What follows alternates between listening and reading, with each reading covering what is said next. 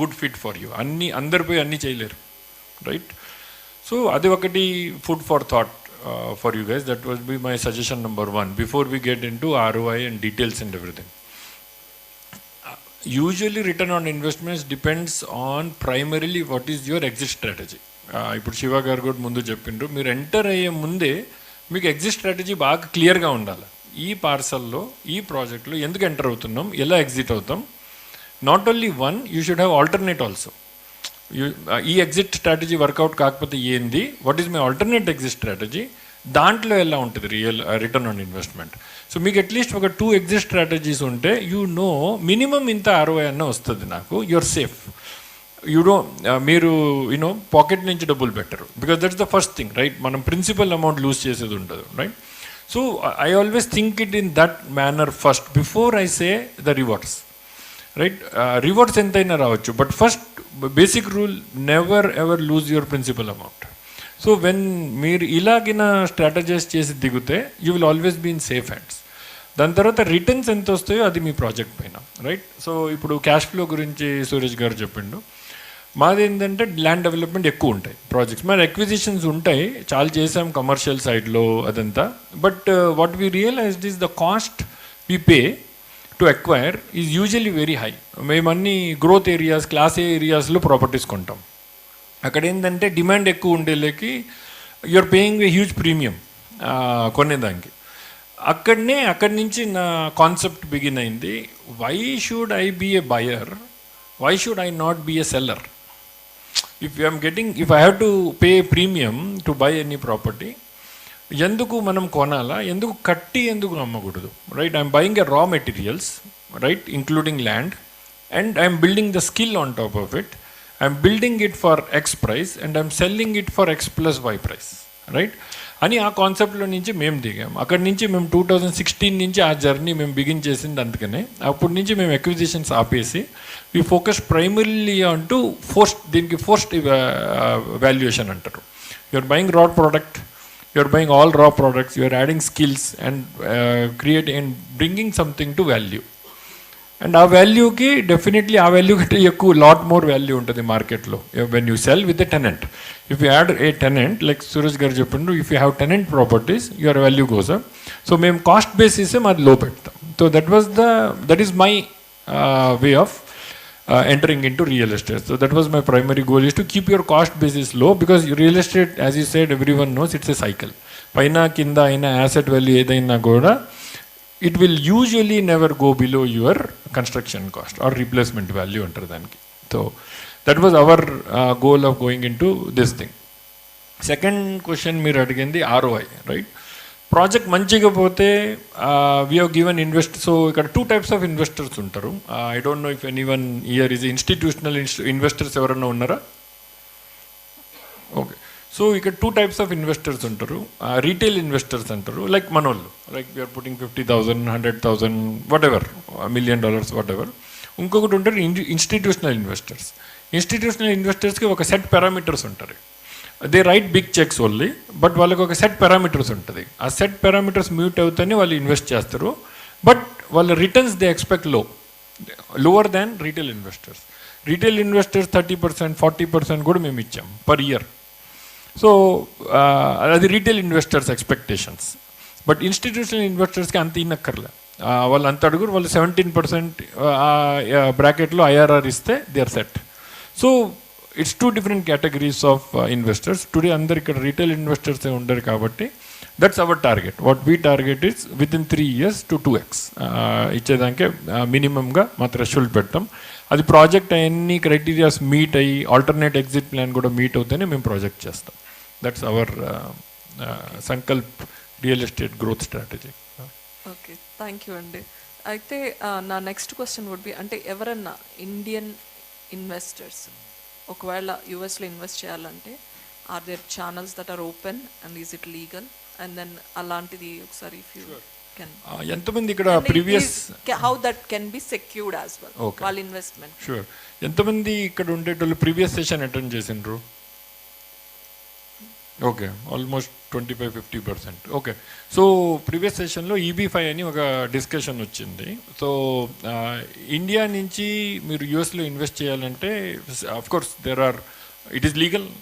You have to form a small entity or your something of a holding company, which is very simple process, as the CPA Mr. Tej garu could mentioned earlier. So అది form అయిపోయినాక you can invest through that entity, and then tax regulations, మీ capital gains అన్నీ అక్కడి నుంచి follow అవుతాయి. Second opportunity ఏంటంటే invest for immigration purposes. So you can invest to get your green card అక్కడ. అలాంటి ప్రాజెక్ట్స్లో కూడా రియల్ ఎస్టేట్ ప్రాజెక్ట్స్లో ఇన్వెస్ట్ చేయొచ్చు. సో బట్ అది it has to generate jobs. So most of the projects that we do qualify for, because we are generating construction jobs. Because we are taking raw materials of land and skill and labor and we are putting it, construction jobs create చేస్తున్నాం కాబట్టి ఆ project qualify అవుతాయి EB5కి. So మేము అలా ఒక apartment project కట్టాం 160 యూనిట్స్ది డెంటల్లో, సక్సెస్ఫుల్గా EB5 వాళ్ళకి వచ్చింది. అలాగే we're doing now another project. So if anyone interested to do invest and get green card, that is your best approach, simple and best approach for investment into real estate. First 2 categories ఉంటాయి. REA అని ఒక TEA అని ఒక organisation ఉంది అక్కడ.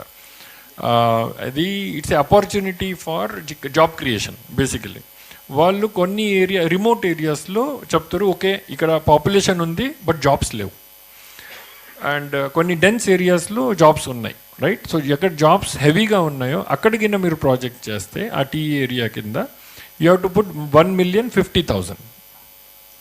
That is almost 9 crores Indian rupees. Yeah.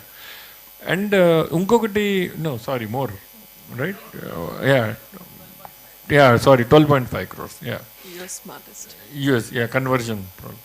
ఇంకొక option ఏంటంటే మీరు కొంచెం రిమోట్ లొకేషన్లో ప్రాజెక్ట్ చేస్తే, ఎప్పుడెప్పుడు ఆ రిమోట్ లొకేషన్స్ కూడా లక్కీగా you might get very close to high growth areas. So ఆ TE రీజన్స్ ఏం సర్కిల్ లాగా ఉండవు, it's very odd shape. It based on it, they have a census code, అవి ఎవ్రీ ఇయర్ మారుతూ ఉంటాయి, కొంచెం కాంప్లెక్సిటీ ఉంటాయి. But if you can figure that math out, there are opportunities following in good areas also.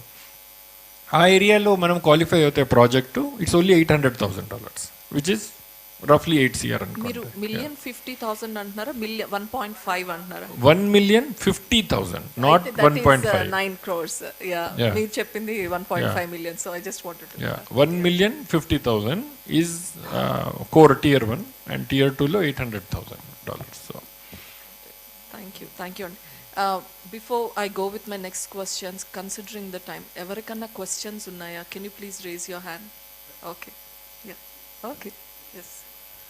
ఒకసారి ఎవరైనా ఒకసారి help చేస్తారు, please mic. Yeah, take this.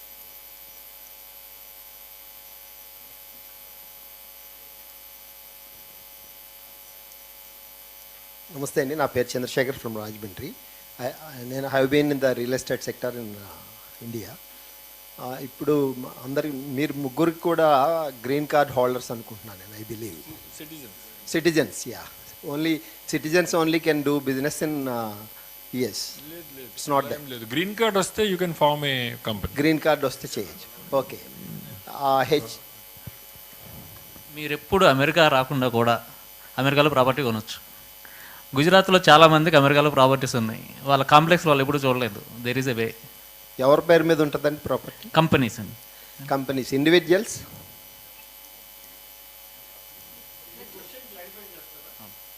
My question is B1 B2 visa holders కానీ, H1B స్టేటస్లో ఉన్నటువంటి visa holders కానీ యుఎస్లో business చేసేటువంటి, రియల్ ఎస్టేట్ బిజినెస్ చేసేటువంటి అవకాశం ఏమైనా ఉందా? కొని అమ్మి, ఎస్, ట్రేడింగ్. చేయొచ్చండి విత్ ఎ కంపెనీ. బేసికల్గా ఏంటంటే చాలా మనీ, ఇండియా మనీ యూఎస్లో ఉంది బేసికల్గా. Especially Mumbai based, Delhi and Gujarat side నుంచి చాలామంది ఇన్వెస్ట్ చేస్తారు. వాళ్ళు ఇప్పుడు వరకు జరిగింది ఏంటంటే లీగల్గా చేయొచ్చు అంటే చేయొచ్చు. మీరు ఇక్కడుండి కూడా ఇండియాలో మన యూఎస్లో కంపెనీ ఫామ్ చేయొచ్చు మీ పేరు మీద. అలాగా? అవును, you can form a company in US. మీరు ఇక్కడ ఉండి మీకేం వీసా లేకపోయినా కానీ. సో మీ ముగ్గురు అడ్రస్ తీసుకుని afterwards I will be in touch with you Sure. To find out those things. ఎందుకంటే ఈ గ్రూప్లో చాలా అదర్స్ కూడా చాలా క్వశ్చన్స్ వస్తాయి కాబట్టి దీని మీద ఎక్కువ టైం కాకుండా. యా, అమెరికాలో ఒక కనీసం 100 కంట్రీల డబ్బులు ఉన్నాయి, అందుకనే వాళ్ళ ఇన్ఫ్రాస్ట్రక్చర్ అంత గొప్పగా చేయగలుగుతున్నారు. కంపెనీస్ ఏమైనా సైట్ అవుట్ చేయగలరా మీరు? ఇప్పుడు ఒకటి రెండు కంపెనీస్ నేమ్స్ ఏమైనా చెప్పగలరా? అలాగా 100 కంపెనీలు, 100 ఉన్నాయి. ఓకే, వెరీ గుడ్, మేబీ వేలు. Thank you. తర్వాత యుఎస్లో ఉన్నటువంటి ప్రాపర్టీస్ ఏవైతే ఉన్నాయో మీరు అక్కడ వాళ్ళకి మార్కెట్ చేస్తూ ఉన్నారు కదా, ఇండియన్స్ చాలామంది ఇక్కడ రియల్ ఎస్టేట్ చేస్తున్న వాళ్ళు కూడా చాలామంది ఉన్నారు కాబట్టి వాళ్ళు ఇక్కడ ఏదైనా దాన్ని మార్కెట్ చేయగలిగేటువంటి ఛాన్సెస్ ఏమన్నా ఉంటే వాటిని కూడా కొంచెం మీరు ఎక్స్ప్లెయిన్ చేస్తే బాగుంటుంది. ఇప్పుడు యుఎస్లో అమెరికన్స్ యుఎస్ రియల్ ఎస్టేట్కి ఐ వుడ్ సే 3 టైప్స్ అండి. If you want invest in American real estate, just being ఇప్పుడు మీరు ఇక్కడ అపార్ట్మెంట్లు కొంటున్నారు, అలా కొనాలనుకుంటే ఇట్స్ వెరీ సింపుల్. మీరు అమెరికాలో ఒక కంపెనీ రిజిస్టర్ చేస్తారు, ఒక బ్యాంక్ అకౌంట్ ఓపెన్ చేస్తారు, ఈ బ్యాంక్ అకౌంట్ నుంచి ఆ బ్యాంక్ అకౌంట్కి మనీ పంపిస్తారు, ఇన్వెస్ట్ చేస్తారు. మీకు లాభం మళ్ళీ వెనక్కి వచ్చిన తర్వాత అక్కడ 15% ట్యాక్స్ ఉంటుంది. ఆ 15% ట్యాక్స్ కట్టి మిగతా 85% ఇక్కడ తెచ్చుకుంటారు. ఇక్కడ ట్యాక్స్ కట్టాలి కదా, ఇక్కడ ట్యాక్స్ కట్టినప్పుడు నేను ఆల్రెడీ అక్కడ 15 కట్టాను, whatever the tax you're paying here ఆ 15% తీసేసి మిగతాది కడతాను. నేను లేమన్ టర్మ్స్లో చెప్తున్నాను. That's very simple, it's like any other investment. Next వచ్చి యూఎస్లో మీరు బిజినెస్ చేయాలనుకుంటున్నారు, సో మీరు సేమ్ మళ్ళీ ఒక కంపెనీ రిజిస్టర్ చేస్తారు. ఇప్పుడు మీరు ఫిజికల్గా అక్కడ కావాలి, ఫిజికల్గా అక్కడ కావాలంటే దానికి సపరేట్ వీసా ఉంది. మీరు బిజినెస్ వీసా తీసుకోవచ్చు, అది కాకుండా కూడా ఈ మధ్యన H1B ఒక వీసా ఉంది. B1B2లోనే బిజినెస్ వీసా కూడా ఇన్వాల్వ్ అయ్యింది. B1B2లో చేసుకోవచ్చు, లేదంటే వేరే వీసా ఉంది బిజినెస్కి. అది ఆ వీసా తీసుకుని మీరు అక్కడికి వచ్చి మీరు బిజినెస్ రన్ చేసుకోవచ్చు. మళ్ళీ ట్యాక్సెస్ వచ్చి సేమ్ థింగ్, ట్యాక్సెస్ ఇందాక స్టోరీనే. థర్డ్ది వచ్చి ముఖేష్ గారు చెప్పినట్టు మీరు పర్మనెంట్గా అక్కడికి మూవ్ అయిపోవాలనుకుంటే, ఇక అక్కడికి వెళ్ళిపోయి నేను అక్కడే ఉంటా, అక్కడికి వెళ్ళటం కోసం ఒక ఆపర్చునిటీ ఉంది. మీరు ఒక మిలియన్ యావరేజ్గా $1 million ఇన్వెస్ట్ చేస్తే 8 to 10 crores మీరు ఇన్వెస్ట్ చేస్తే మీరు అక్కడికి వచ్చి బిజినెస్ చేసుకోవచ్చు. అది third option. So first 2 options కూడా ఉన్నాయి. మీరు ఈ కంట్రీలో సెటిల్ అయిపోయి మీకు ఎక్కడ ఆస్తి ఎక్కువ ఉంది, ఓ 20% అమెరికాలో పెడతా, something like it's diversification. First 2 you expand your already established real estate person here. మీరు అక్కడికి మూవ్ అయిపోవాల్సిన అవసరం లేదు. మీరు ఎక్కడుండి కూడా ఒక కంపెనీ రిజిస్టర్ చేసి మీరు బిజినెస్ వీసా తీసుకుని ఆన్ అండ్ ఆఫ్ ట్రావెల్ చేసి మీరు బిజినెస్ చేసుకోవచ్చు. లేదు మీరు ఇక్కడ ఇన్వెస్ట్ చేశారు, 20% అమెరికాలో ఇన్వెస్ట్ చేద్దాం అనుకున్నారు, మీరు రావాల్సిన అవసరం లేదు, అక్కడ ఒక LLC రిజిస్టర్ చేసి మీరు రిజిస్టర్ చేసుకోవచ్చు. మై లాస్ట్ క్వశ్చన్ ఈస్, ఇండియాలో మీకు తెలిసినట్టుగా land development, constructions, commercial, rental, villas, different sectors ఉన్నాయి. అదేవిధంగా హయ్యెస్ట్ బిజినెస్ మీరు యుఎస్లో దేని నుంచి మీరు తెచ్చుకుంటూ ఉంటారు? Thank you. బిజినెస్ అంటారా రిటర్న్స్ అంటారా?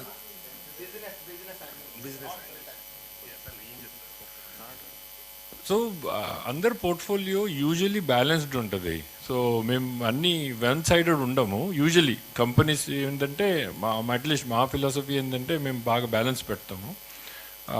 కొన్ని కమర్షియల్ పెడతాం టు స్టేబుల్ మార్కెట్కి, కొన్ని రెసిడెన్షియల్ పెడతాం. If you have that opportunity you always keep both. But అవన్నీ రెండు ఒకటే ఫండ్లో ఉండవు. You typically they are different funds. So within the fund balance ఉండదు మీకు, but outside the fund your portfolio is balanced. That is the ideal approach. కొన్ని cash flow ఉంటాయి, కొన్ని డెవలప్మెంట్ ప్రాజెక్ట్స్ ఉంటాయి, కొన్ని రెసిడెన్షియల్ ఉంటాయి, కొన్ని commercial ఉంటాయి. That is the typical way to balance that. Did I answer your question? Okay.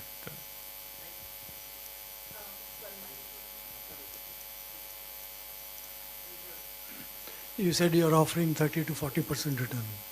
What is the minimum investment you are looking at? మాది 50,000 తోటి స్టార్ట్ అవుతాయి కొన్ని ప్రాజెక్ట్స్లో. కొన్ని ప్రాజెక్ట్స్లో మినిమం 100 పెడతాం మేము. దానికి క్లాస్ ABCD లెవెల్స్ ఉంటాయి మాకు. Class A investor is $1 million minimum, B is $500,000, C is 250,000, D is 50 or 100. Different ఉంటాయి. 30 and just let me clarify, 30 to 40% return ఇస్తారంటే దానికి ఏం గ్యారంటీ ఉండదు. But typically when you take high risk, there is high reward. And when you go with low risk, cash flowing property, decent rewards ఉంటాయి. Yes, yeah. Company మేము 14 projects చేసాం ఇప్పుడు దాకా. 1 project, only project. We don't have a generic fund across. Every ప్రాజెక్ట్కి మేము ఒక కొత్త fund పెడతాం, and that fund you will have a class A right share అలా. సో ఇంకా yeah summon had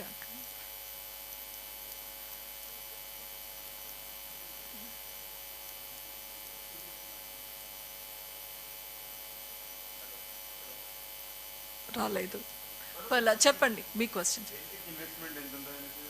hello, what about taxation అండి? అంటే like ఇప్పుడు దుబాయ్లో ఇన్వెస్ట్ చేస్తే 0% ట్యాక్స్తోని వస్తుంది. లైక్ షేర్స్లో ఇన్వెస్ట్ చేసామనుకోండి, మనకు ఒక ఐపీఓ కానీ లైక్ ఇన్వెస్ట్ చేస్తే, మనకు ఒక కంపెనీ ఉండి ఇన్వెస్ట్ చేస్తే 1 crore సంపాదిస్తే 40 లక్షలు గవర్నమెంట్ లాక్కుంటుంది. సో అమెరికాలో ఎట్లుంటుంది సిస్టమ్? దుబాయ్లో అయితే 0% ట్యాక్స్ కట్టేషన్. మరి అమెరికాలో ఎట్లుంటుంది? డెఫినెట్గా ఇండియా సిస్టమ్ అమెరికా సిస్టమ్ చాలా క్లోజ్గా ఉంటుంది. ప్లస్ ఈ రెండు కంట్రీల మధ్య ట్యాక్స్ ట్రీటీ కూడా ఉంది. ఎట్లా అంటే మీరు ఒక 100,000 అక్కడ ఎర్న్ చేశారనుకోండి, దాని మీద మీరు లెట్స్ సే మీరు ఒక $30,000 ట్యాక్స్ కట్టారు. మీరు ఇక్కడ ఫైల్ చేయాలి యాజ్ అన్ ఇండియన్. ఫైల్ చేసినప్పుడు మీకు ఆ 30,000 ట్యాక్స్ ఎగ్జంప్షన్ ఇస్తారు. ఆల్రెడీ పే ట్రీటీ అనమాట, బైలేటరల్ ట్రీటీ అంటారు. అంటే ట్యాక్స్ కంట్రీస్, రెండు కంట్రీస్ ఆనర్ చేస్తుంది. అక్కడ ఇక్కడ పే చేసింది టోటల్ మీద మనం చూస్తామన్నమాట. సో ఇక్కడ రెండు రకాల ట్యాక్స్ రిటర్న్స్ ఉంటాయి, short term gains, long term gains. Okay, short term gains అంటే లెస్ దెన్ 1 year. ఇప్పుడు మీరు ఏదైనా ప్రాపర్టీ కొని ఇమీడియట్గా 6 monthsలో అమ్మారనుకోండి, అది షార్ట్ టర్మ్ గెయిన్ అవుతుంది. దానికి ప్రతి మచ్ ఎక్కువ ట్యాక్సే పడుతుంది. మీ పర్సనల్ రిటర్న్ బ్రాకెట్ 40లో ఉంటే 40 పడుతుంది. వెరాజ్ లాంగ్ టర్మ్ అనుకోండి, లాంగ్ టర్మ్ అనే వాటికి more than 1 year, దాని మీద వచ్చిన ప్రాపర్టీ కంపెనీ స్ట్రక్చర్ని బట్టి that will become as like so capital gain అంటారు దాన్ని. దానికి ఫ్లాట్గా 20% ట్యాక్స్ పడుతుందండి. Hope I answered your question. So ఆ 20%కి కూడా మీరు ఇక్కడ ఉన్నారు కాబట్టి మీకు ఆ ఎగ్జంప్షన్ వస్తుంది ఇక్కడ మీరు ఫైల్ చేసిన. అవునండి, these are US right. Almost India అంటే ఎట్లా అంటే మనకి క్యాష్ ఎక్కడ జనరేట్ అయింది, మనకి ప్రాఫిట్ ఎక్కడ జనరేట్ అయింది, యూఎస్లో జనరేట్ అయింది. ఓకే, యూఎస్లో జనరేట్ అయింది కాబట్టి అక్కడ ట్యాక్స్ ఫైల్ చేయాలి మస్ట్. అక్కడ ఫైల్ చేయగా మిగిలిన ఏదన్నా ఉంటే మీరు ఇక్కడ ఫైల్ చేస్తారు. అంతేగాని ఫస్ట్ ఎక్కడైతే మనీ జనరేట్ అయిందో అక్కడే సోర్స్ ఆఫ్ ఇన్కమ్ అక్కడే కాబట్టి మీరు అక్కడ ట్యాక్స్ ఫైల్ చేయాలి. వేరేస్ అక్కడ ఎవరైనా అన్నారు లెట్స్ సే నేను ఉన్నాను, నేను ఇక్కడ ప్రాపర్టీ కొన్నాను అనుకో, నాకు ఒక 10 lakhs 20 lakhs ప్రాఫిట్ వచ్చింది, నేను ఇక్కడ ట్యాక్స్ ఫైల్ చేయాలి ఫస్ట్. దీన్ని నేను అక్కడ చూపించుకోవాలి. సో ఆ గ్యాప్ ఏదైనా ఉంటే పే చేయాలి, లేదంటే ఒక్కొక్కసారి రిటర్న్స్ వచ్చిన ఇది కూడా ఉంటుంది. So hope I answered your question. అమెరికాలో రియల్ ఎస్టేట్ కాకుండా అగ్రికల్చర్ ల్యాండ్స్ మీద ఏమైనా డెవలప్మెంట్ చేస్తున్నారా? అలాగే ఇక్కడ ఇండియాలో అగ్రికల్చర్ ల్యాండ్స్ మీద వచ్చిన ఇన్కమ్కి ట్యాక్స్ ఉండదు, అలాగే అక్కడ ఏదైనా ట్యాక్స్ ఎగ్జామ్స్ ఉంటుందా, దానికి కూడా ట్యాక్స్ కడతారా? సో అక్కడ అగ్రికల్చర్ ఇన్కమ్ అంటే మనకి ఇక్కట్లాగా కదండి, కొంచెం హ్యూజ్గా చేస్తారు వాళ్ళు. 5,000 acres 10,000 acres అట్లా. ఎందుకంటే మిషనరీస్ మీద చేయాలి, మ్యాన్ పవర్ మీద పెడితే మనకి అది వర్కౌట్ అవ్వదు, అంత ప్రాఫిటబుల్ బిజినెస్ కాదు అది. 5,000 acres 25,000 acres ఆ కైండ్ ఆఫ్ మొత్తం మిషనరీస్ మీద ఎక్కువ చేస్తుంటారు. ఎస్ అండి, అగ్రికల్చర్ ఇన్కమ్ మీద అక్కడ కూడా చాలా ఎగ్జామ్షన్స్ ఉన్నాయి. అగ్రికల్చర్ ల్యాండ్ మీద కూడా ఇప్పుడు సిటీలో ఉన్నా కానీ, ఇప్పుడు లెట్స్ సే ముఖేష్ గారు ఒక 50 acres ల్యాండ్ ఉందనుకోండి, మనకి సిటీలో ఉన్నా కానీ దానికి అగ్రికల్చర్ ఎక్సెప్షన్ ఉంటాయి, యాగ్ ఎగ్జంప్షన్ అంటారు. అది ఉంటే చాలా తక్కువ ట్యాక్స్ పడుతుంది, మేబీ $50 ముఖేష్. యా సో అగ్రికల్చర్కి ఈ కంట్రీ అలాగో ఆ కంట్రీ కూడా చాలా agriculture friendly and farmer friendly. ఎందుకంటే మనం పొద్దున్న లేస్తే సాయంత్రం వరకు తినాలంటే ఫస్ట్ ఎక్కడి నుంచి రావాలి, ఫార్మర్, అగ్రికల్చర్. సో మనం దానికి ఎట్టి పరిస్థితుల్లోనూ, ఇది ఆఫ్ ద టాపిక్ అయినా కానీ 2 points చెప్తాను ఆప్తా గురించి. ఆప్తా పూర్ స్టూడెంట్స్కి బాగా హెల్ప్ చేస్తుంది, అలాగే ఫార్మర్స్ కూడా బాగా హెల్ప్ చేస్తాను. So just want to add is a side topic. స్వర్ణ గారు, with your permission. Thank you. Yeah, last and final question. My name is Shambabu Gandham. I'm founder of IZPL group of companies. I'm running ఇక్కడ నేను కూడా real estate, construction real ఎస్టేట్లోనే ఉన్నాను sir. So యాక్చువల్గా ఇక్కడ మనం అంటే real estate తీసుకుంటే 70-30 80-20 పారామీటర్స్లో బ్లాక్ అండ్ వైట్ కాంపోనెంట్స్ ఉంటాయి. సో ఇక్కడ చాలామంది ఇన్వెస్టర్స్ లైక్ ఆ బ్లాక్ అమౌంట్ని కన్వర్ట్ చేసుకోవడానికి agriculture land or something other పారామీటర్లో ఇన్వెస్ట్ చేస్తారు. సో అటువంటప్పుడు అక్కడ మనకి ఏదైనా బ్లాక్ అండ్ ఇది చేసుకోవడానికి ఏదైనా ఆపర్చునిటీ ఉంటుంది? లేదండి, అక్కడ అంతా వైటే, సింపుల్గా complete white. Just so let's brother అడిగారు సమ్ దుబాయ్ ఈజ్ 0 అని. దే ఆఫరింగ్ లైక్ ఎంత 1 CR ఉన్నా కానీ దే యాక్సెప్ట్. దుబాయ్, సింగపూర్ కొంచెం ట్యాక్స్ ఫ్రెండ్లీ కంట్రీస్ అండి. Yeah. సో అది డెఫినెట్గా అవసరం థింగ్. ఇక్కడ లేదండి. సో మన యుఎస్ కానీ, యూకే కానీ, ఇండియా కానీ very close in the taxation systems. Okay. ఇక్కడ బ్లాక్ మీరు కోట్ ఇస్తే అక్కడ ఇన్వెస్ట్ చేస్తారా? యా, ఇట్స్ అంటే అఫ్ కోర్స్ ఇక్కడ జనరల్గా అంటే మా దగ్గర ఇన్వెస్ట్ చేస్తుంది లైక్ ఓకే, యా, సింపుల్గా ఇట్స్ మనీ లాండరింగ్. ఈవెన్ ఇండియాలో జరుగుతుందంతా 80-20%. లైక్ ఇక్కడ గవర్నమెంట్ కార్డ్ వాల్యూ 2-3 lakhs ఉంటుంది. Just it is white to white, just it is white to white. Okay, that's it. Thank you. బేసికల్గా ఏంటంటే మనకి ఓవర్ ద చెప్పండి ఒక 2 minutes అండి. ఓవర్ ద పీరియడ్ ట్రాన్స్ఫర్మేషన్స్ అవుతున్నాయి మనకి. ఎట్లా అంటే మనకి మోర్ ఆటోమేషన్ అవుతుంది. ఇక్కడ కూడా క్యాష్ ట్రాన్సాక్షన్స్ తగ్గిపోతున్నాయి. ఓకే, సో అన్నీ ఆన్లైన్ బ్యాంక్ ట్రాన్సాక్షన్స్ పెరుగుతున్నాయి. ఇప్పుడు కొద్దిగా గొప్ప రియల్ ఎస్టేట్లోనే కొంచెం అది కూడా నాట్ కాస్మోపాలిటన్ అపార్ట్మెంట్స్, విల్లాసు అక్కడ అంతా వైట్గానే ఉంది. ఓన్లీ అగ్రికల్చరు, సిటీ బయట ల్యాండ్స్లోనూ కొంచెం ఇంకా క్యాష్ పార్ట్ ఉంది. బట్ ఓవర్ ద పీరియడ్ ఏమవుతుందంటే షిఫ్ట్ అవుతుంది. మనకి యూఎస్లో ఎలా ఉంటుందంటే రిజిస్ట్రేషన్ ఛార్జెస్, క్లోజింగ్ కాస్ట్ అంటారు అక్కడ, అవి మ్యాక్సిమం 2% పడుతుంది. కొన్ని ఏరియాస్ని బట్టి 1% కూడా ఉండొచ్చు. ఇక్కడ వేరేజ్ 8.5% అండి registration cost, 7.5. So okay, so ఏమవుతుందంటే మనకి ఓవర్ ద పీరియడ్ అంటే ఓవర్ నైట్ అవ్వకపోయినా కానీ స్లోగా ఇలా షిఫ్ట్ అయితే ఆ ప్రాబ్లం తప్పుతుంది. ఎట్లా అంటే మనకి ఆ రిజిస్ట్రేషన్ కాస్ట్ తగ్గించి 2% తీసుకెళ్ళి వాల్యుయేషన్ పెంచేస్తే రిజిస్ట్రేషన్ కాస్ట్ ఏముంటుంది, వైట్ కాంపోనెంట్ పెరుగుతూ ఉంటుంది. అలాగని ఓవర్ నైట్ తీసుకునే డెసిషన్స్ కాదు అవన్నీ. Over the period government and policy so many things. Okay, so yeah, so that's the difference. Yeah,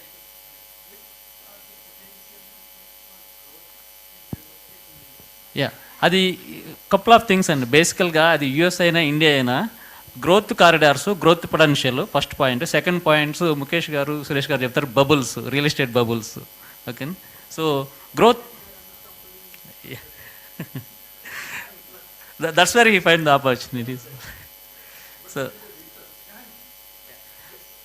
ఇప్పుడు మనకి హైదరాబాద్ ఎలా డెవలప్ అయిందో మీరు అందరూ చూసారు లాస్ట్ 5 yearsలో. కోవిడ్లో ఏదో అయిపోతుంది అన్నారు. కోవిడ్ తర్వాత ఎంత అయిందని రేట్లు డబుల్ అయినాయా? Same across, I mean same as like you know. So యుఎస్లో yeah, my answer also same. Dallas is growing city. So yeah yeah yeah, so Dallas, Austin, తర్వాత అంటే I mean there are so many pockets అండి. మనం ఇట్లా చెప్పలేము, ఒక state ఒక city అని రిస్ట్రిక్ట్ చేయలేము.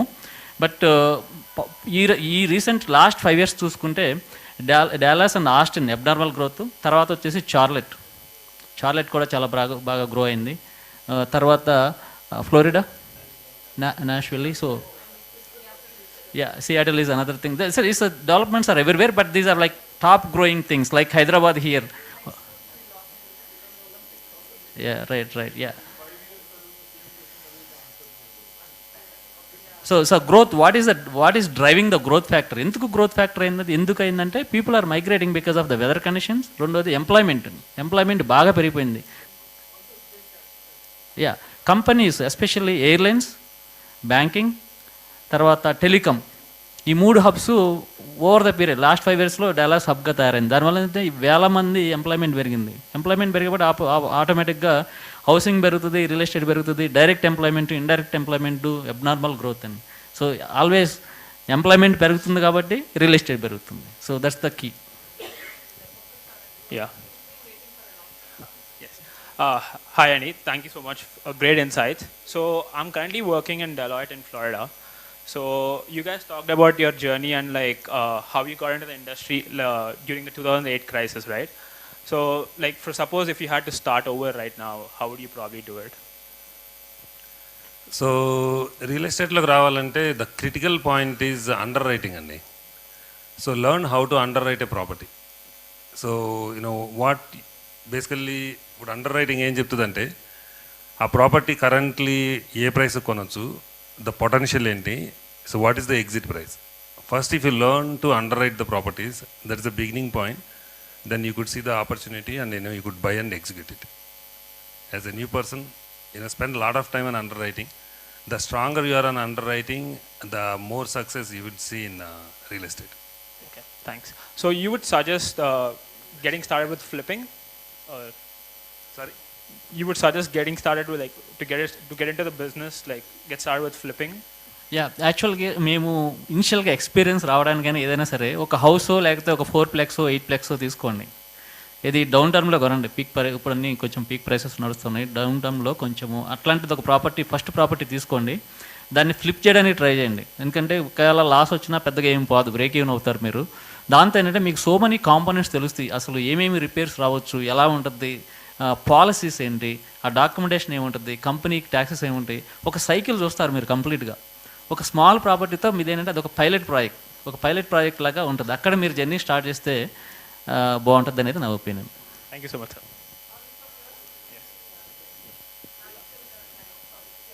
Last question. ఓకే, హలో అండి, నా పేరు Rajendra Prasad Vaddi. I have a consulting firm. Okay, I'm not into the construction part of real estate, but we're in engineering. I have a company in Dubai, Qatar, and in India also, in Hyderabad, with almost 200 people. అది ఇక్కడ నాకు question ఏంటంటే, now you are taking the services, engineering services మీరు తీసుకుంటారు కదా జనరల్గానే. Okay, I'm not talking about selling and buying of any real estate, but my question here is whether any of our associates related to APTA having the company where they are doing these engineering services, like, you know, tech class, you must be having requirement of all shop drawings and BIM services and Revit and other things. Whether any such companies are there, you know, where we can associate from India and we can provide the services to them, you know, where we can associate together. Sure. So I'll take this because it's related to construction kindaga vastadi kabatti. Yeah, not directly real estate, but engineering services, you know, required for I mean, it's a asset that is not built. Yeah. Pre-construction antam, Absolutely. basically design engineering antam. So yes, 100%. My company, definitely we have more than 60% of our portfolio is design built. So we can definitely use your services. I have my business cards. I'll keep it right here. Anyone, not just him, anyone who wants to connect with us later also, we'll keep our business cards right here. So మీ కేసులో if you provide the engineering services, we can use that. In some instances, especially in US, the engineering stamps అని ఉంటాయి దానికి. You have to be a certified licensed US engineer stamp. So అది ఉంటే we can use officially. లేదంటే కొన్ని కంట్రీస్లో it is not required. It can be local are India stamp. So ఇప్పుడు like మేము ఒక ప్రాజెక్ట్ చేస్తున్నాం సౌత్ అమెరికాలో, అక్కడ మాకు లోకల్ ఇంజనీరింగ్ స్టాంపు ఓవర్సీల్ అవుతుంది, but we can still get the drawings done in any country. So ఆ ప్రాజెక్ట్స్లో కూడా మీకు యూజ్ చేస్తుంది. Again the whole intent of bringing catalyst together is to give the opportunities to our people. So if anyone here is providing any services, ఎవరైనా ఏదైనా services provide చేస్తున్నారు which will help any of us or anyone in US, please reach out. We want them to reach out to us so we can work together. That's the whole intent of Catalyst putting together. Thank you very much. Actually Shiva గారితో ఒకసారి నేను ఫోన్లో మాట్లాడాను యాక్చువల్గా. మీకేంటంటే local policies, local laws అండి. ఎట్లా అంటే మీకు లెట్స్ డాలస్ సిటీ తీసుకోండి. డాలస్ సిటీకి కొన్ని రూల్స్ అండ్ రెగ్యులేషన్స్ ఉంటాయి. ఇప్పుడు ఫిజికల్లీ హ్యాండిక్యాప్డ్ ఉన్నాను, ఫిజికల్లీ హ్యాండిక్యాప్డ్ యాక్సెస్ ఎలా ఉండాలి, ఇంక్లూడింగ్ రెస్ట్ రూమ్, ఇక్కడ రెస్ట్ రూమ్స్, బాత్రూమ్స్ దగ్గర నుంచి మొదలవుతుంది. So there are so many rules and regulations, policies and compliances. అవన్నీ మీరు అవన్నీ మీరు కంప్లైంట్ అవుతా అవన్నీ సరిదిద్దుకుంటా మీరు డిజైన్ చేయాల్సి ఉంటుంది అక్కడ. Local rules and regulations, city code అంటారు దాన్ని, సిటీ కోడ్ని ఫాలో అవుతా మీరు చేయాల్సి వస్తుంది. సో అది ఒక opportunity. Second opportunity, interior decorators కూడా చాలా ఆపర్చునిటీ ఉంది. ఎందుకంటే అక్కడ చాలా కాస్ట్లీ అది. ఎవరైనా ఇంటీరియర్ బిజినెస్ డెకరేటర్స్ ఉంటే I mean they can use the same service like you. It's wonderful opportunity. Actually one more opportunity is architecture. మీరు చెప్పింది civil design engineering. We do architectural, civil and structural and MEP services also. Very good. And we provide these BIM services and TECLA, where you have these shop drawings and other things. Very good. So where these local codes may not be required actually. Correct. Okay, we do the engineering where they stop it actually. So అదేలే. So basically 3 opportunities ఉంటాయి దాంట్లో. ఒకటి ground and below అంటారు, దానికి civil engineering అంటారు. Plumb, water, sewer, storm drain, counting and everything, trenching. Second is above the ground, దాంట్లో architecture services, building architecture and MEP. And third once building కట్టినాక interior, Shiva garu చెప్పినాక దాంట్లో అన్ని ఆపర్చునిటీస్ ఓపెన్ ఉంటాయి and we will be happy to look at that. ఇంకొకటి cosmetic ఉంటాయి, దానికి రెండరింగ్స్ అంటారు. We do that a lot and we use lot of Indian companies to do that. So yeah, that is another opportunity. ఎవరికన్నా rendering companies ఉన్నా కూడా we can look at that. Yeah.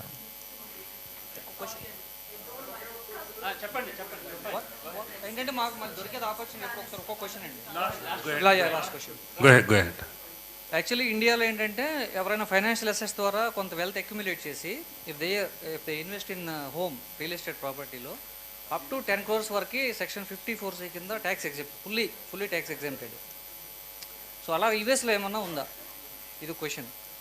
ఇంకొకటి అంటే real estate growth rate ఎంత ఉంది? Let's say ఇండియాలో around 7 to 8% values appreciate అవుతాయి and 3% or 4% rental yields వస్తాయి.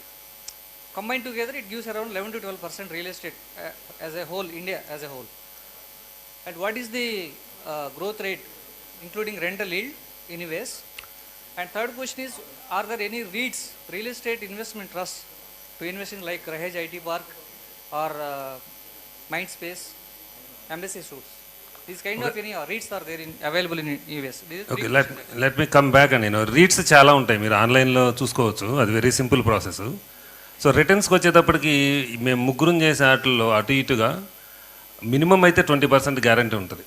ఇప్పుడు నేను మల్టీ ఫ్యామిలీ ఇప్పటికి 4 ప్రాపర్టీస్ యావరేజ్గా 2 yearsలో అమ్మాం కొన్న తర్వాత. So we double the money in 2 years, but I cannot guarantee. జనరల్గా మీరు ఏమనుకోవచ్చు అంటే 20 to 30-40% ఉంటుంది జనరల్గా రిటర్న్స్. ఏది మీరు రెంటల్ మామూలుగా ఆపరేటింగ్ ఇన్కము సేల్ ప్రాఫిట్ కలుపుకుంటే, సో యావరేజ్గా ఆ రేంజ్లో ఉంటుంది.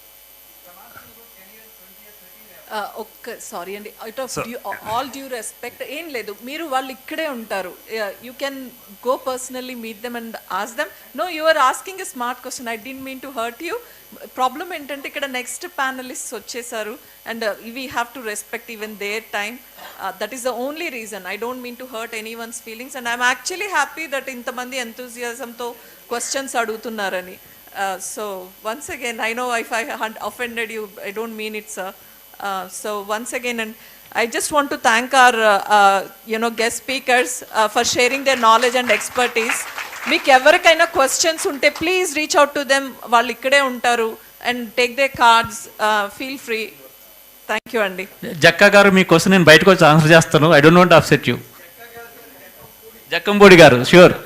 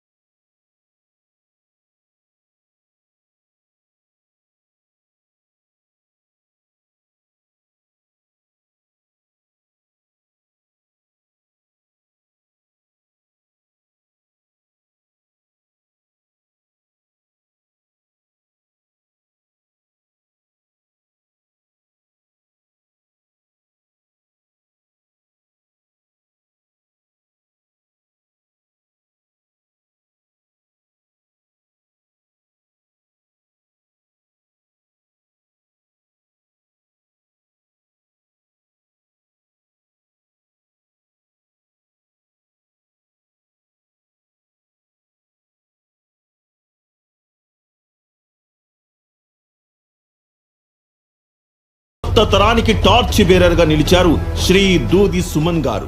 డిజిటల్ మీడియా రంగంలో సుమన్ టీవీని ప్రారంభించి కేవలం దశాబ్ద కాలంలోనే భారతదేశంలో అతిపెద్ద డిజిటల్ నెట్వర్క్గా అభివృద్ధి చేశారు. ప్రపంచంలో ఏ మూల తెలుగువారున్నా వారింట్లో సుమన్ టీవీ మోగాల్సిందే అంటే అతిశయోక్తి కాదు. తెలుగు నేలపై గత 50 ఏళ్లుగా మీడియా ముఖ చిత్రాన్ని మార్చిన వాళ్ళు ఇద్దరే.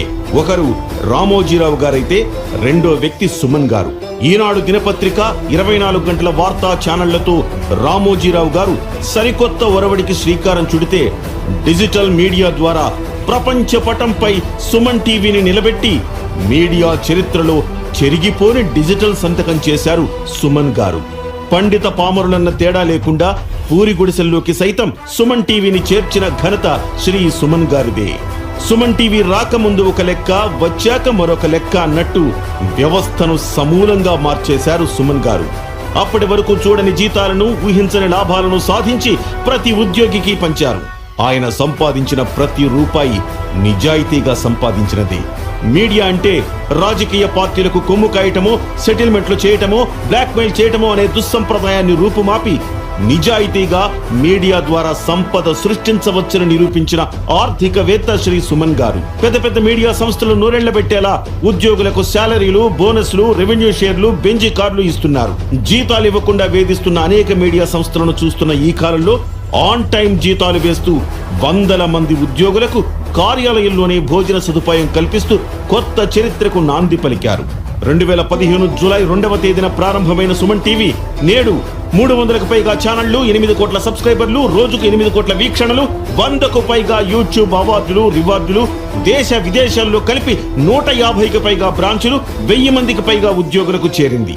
ఈ నెంబర్లే చెబుతాయి సుమన్ గారి అసాధారణ విజయాన్ని. సుమన్ టీవీ అంటే India's largest digital media network మాత్రమే కాదు, అనేక సంస్థల బిజినెస్ స్వరూపాన్ని ఆశాంతం మార్చేసిన leading business brand building network. Nellore జిల్లాలోని మారుమూల గ్రామంలో జన్మించిన దూది సుమన్ గారు సన్ నెట్వర్క్ లో వీడియో ఎడిటర్ గా జీవితాన్ని ప్రారంభించి నేడు దేశంలోనే అతిపెద్ద leading business brand building network ను స్థాపించే స్థాయికి ఎదగటం అనేది ఒక దశాబ్ద కాలపు యజ్ఞం, ఒక జీవిత కాలపు స్వప్నం, కొన్ని కోట్ల మందికి మార్గనిర్దేశనం.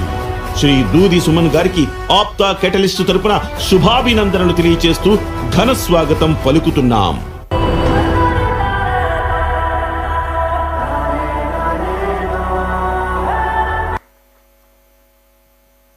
సుమన్ గారు కొన్ని కారణాల వల్ల రాలేకపోయారు.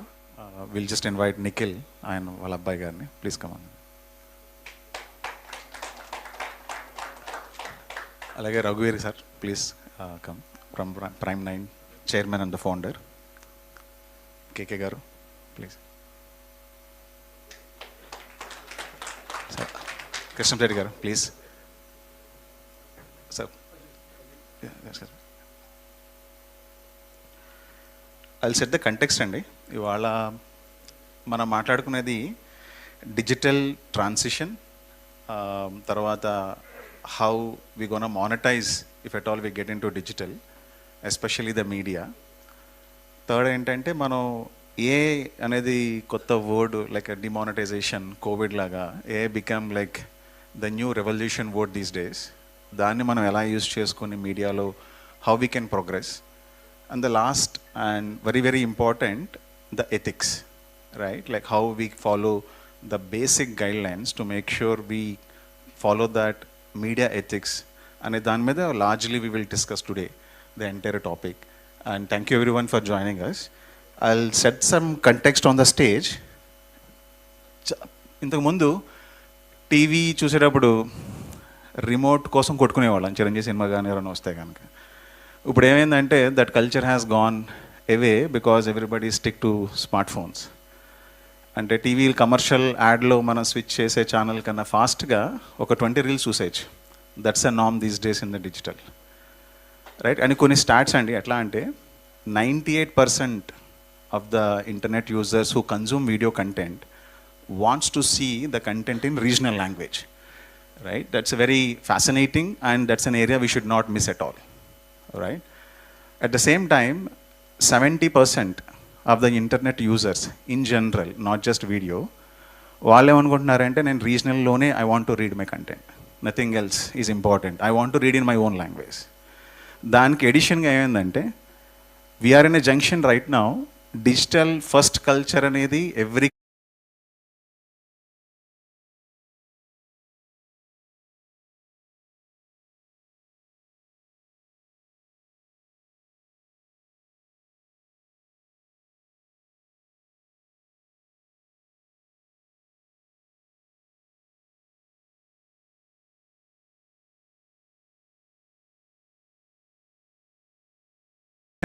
ఇంతకుముందు 2000లో ఒక సర్వే జరిగిందండి. అప్పట్లో average engagement in a video 12 seconds ఉండేదండి. 12 సెకండ్స్ ఉండేది మొత్తం.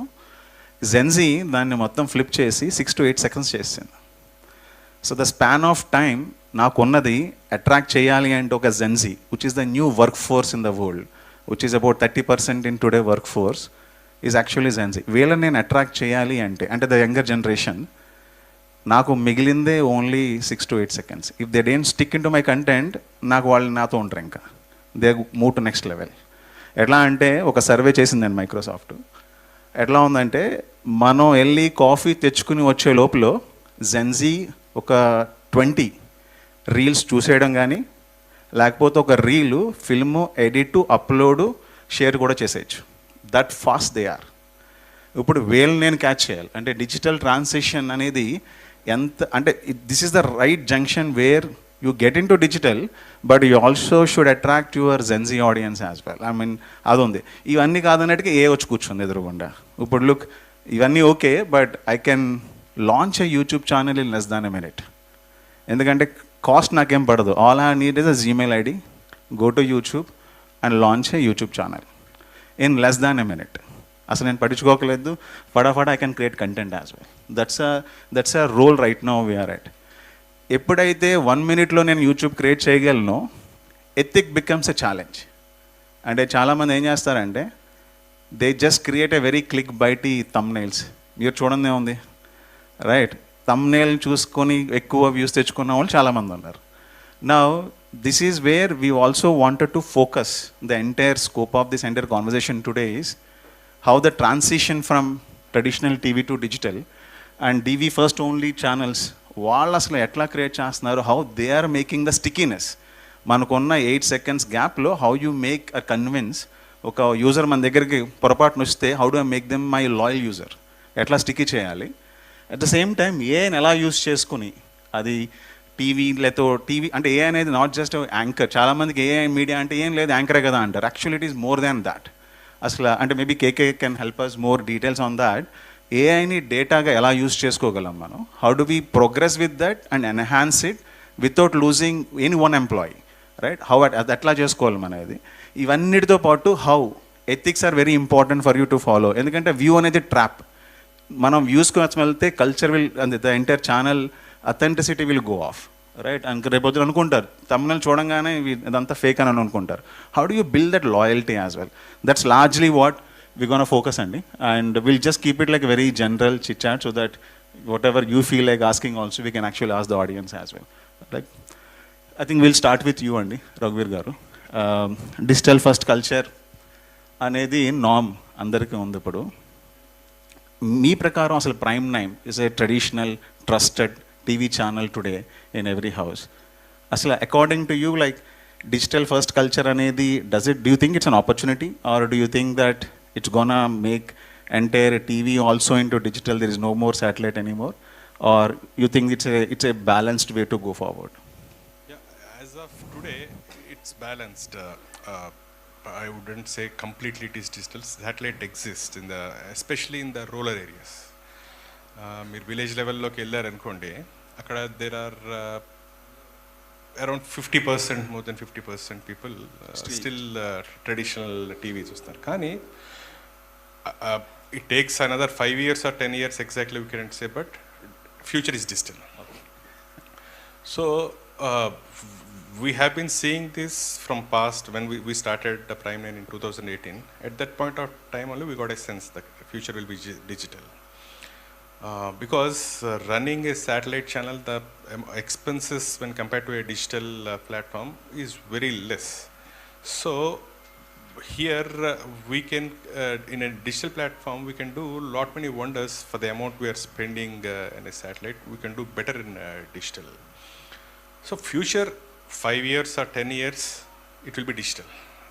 Satellite maybe will become around 20% or 25% of. Previously it was digital started with 5%, 10%. Now I would say it is 50-50. All the younger generations, the Gen Z, what you're saying. So it will be digital future. So we have been preparing digital from the beginning itself. Okay.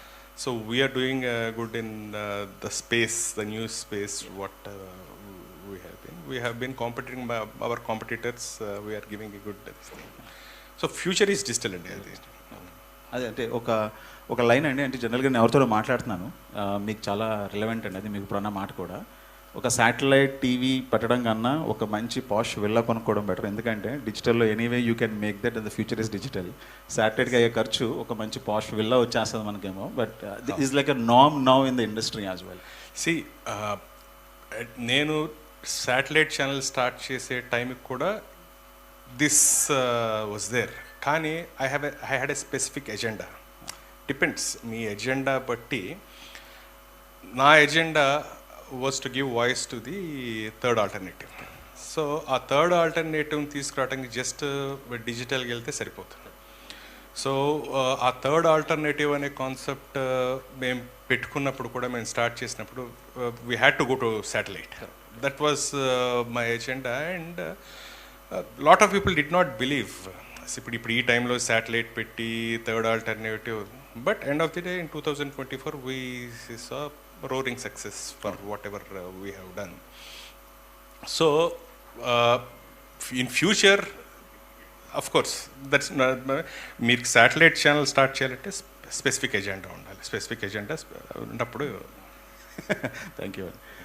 అంటే మీరు చెప్పిన ప్రకారం ఏంటంటే users are not disappearing, they are just still transitioning transition. And KK garu, I mean, of course, you are spot on in many success factors with the data so far, and you are digital first as well. మీ ప్రకారం అంటే జనరల్గా అసలు consumption of the content in digital, what is that users are actually looking at? ఎందుకంటే మీరు thought process డిజిటల్తో start చేశారు, right? Is that a specific సెగ్మెంటా, లేకపోతే it's a wider window shopping users, ఎట్లా అనుకుంటారు? అంటే ఒకటండి, మనమైతే వర్క్ చేసుకుంటూ వెళ్తున్న వాళ్ళం, బట్ డిజిటల్ వల్ల నాకున్న అడ్వాంటేజ్ ఏంటంటే ఎక్కడైతే తెలుగు ప్రజలు ఉన్నారో అక్కడ అందరికీ రీచ్ అవ్వగలిగాం. ఆల్మోస్ట్ ప్రతి ఆల్టర్నేటివ్ హౌస్లో కేకే అనే బ్రాండ్ రీచ్ అవ్వగలిగిందంటే అది డిజిటల్ వల్లే. శాటిలైట్ కూడా దానికి ఎక్స్ట్రా క్యాప్ అనమాట. అంటే ఏదైనా శాటిలైట్ ఛానల్స్లో ఇంటర్వ్యూస్ కానీ వాటి కానీ దాని అథారిటీని పెంచుద్ది. But when comes to media topic కాబట్టి ఐ స్ట్రాంగ్లీ బిలీవ్ అండి, మీడియా అనే పర్స్పెక్టివ్ ఏంటంటే ఇప్పుడు మన కంట్రీ ఒక 4 పిల్లర్స్ మీద నడుస్తుంది కదండి.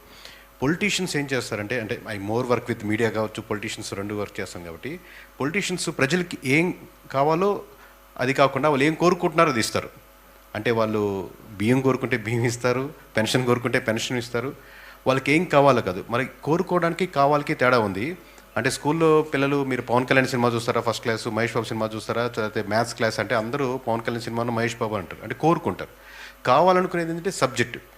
సో మీడియాకున్న అడ్వాంటేజ్ ఏంటంటే ఇప్పుడు బ్యూరోక్రసీ ఉంది, వాళ్ళకున్న ఆర్డర్ ప్రకారం నడుచుకోవాల్సి వస్తుంది, లేదా లా అండ్ ఆర్డర్ ఉంది, ఆల్రెడీ వాళ్ళకున్న సెట్ ఆఫ్ రూల్స్ ప్రకారం వాళ్ళకి ఇవ్వాల్సి వస్తుంది దాని మీద ఆర్డర్.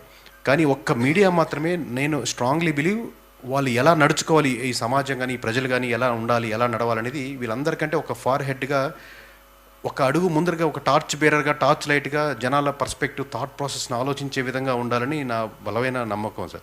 అలా ఉన్న trends and understand the market ఎలా ఉండాలి, ఎనీథింగ్, అది ఫార్మర్స్ కంటే ఎలాంటి విత్తనాలు వేయాలి, లేదా పొలిటీషియన్స్ అంటే ఎలా నడుచుకోవాలి, లేదా ప్రజలు ఓట్లు వేసినప్పుడు ఎలాంటి వాటిలో వాళ్ళకి ఓట్లు వేయాలి కావచ్చు. మీరు ఏ ట్రెండ్ తీసుకున్నా కానీ, సినిమాలు మనం ఎంతవరకు ఆదరించాలి, సినిమా హీరోస్ని ఎంతవరకే మనం ఉంటే బాగుంటుంది, ఏ రకంగా సరే ఒక ఫార్ హెడ్గా అంటే వాళ్ళకి ఒక దిక్సూచిగా ఉండేది మీడియాని నేను స్ట్రాంగ్గా బిలీవ్ చేస్తాను సార్. అంటే జనరల్ బేసికల్గా మీరు what you summarised is like understand the user, understand the person who wants to create the content as well, and create a bridge between these two.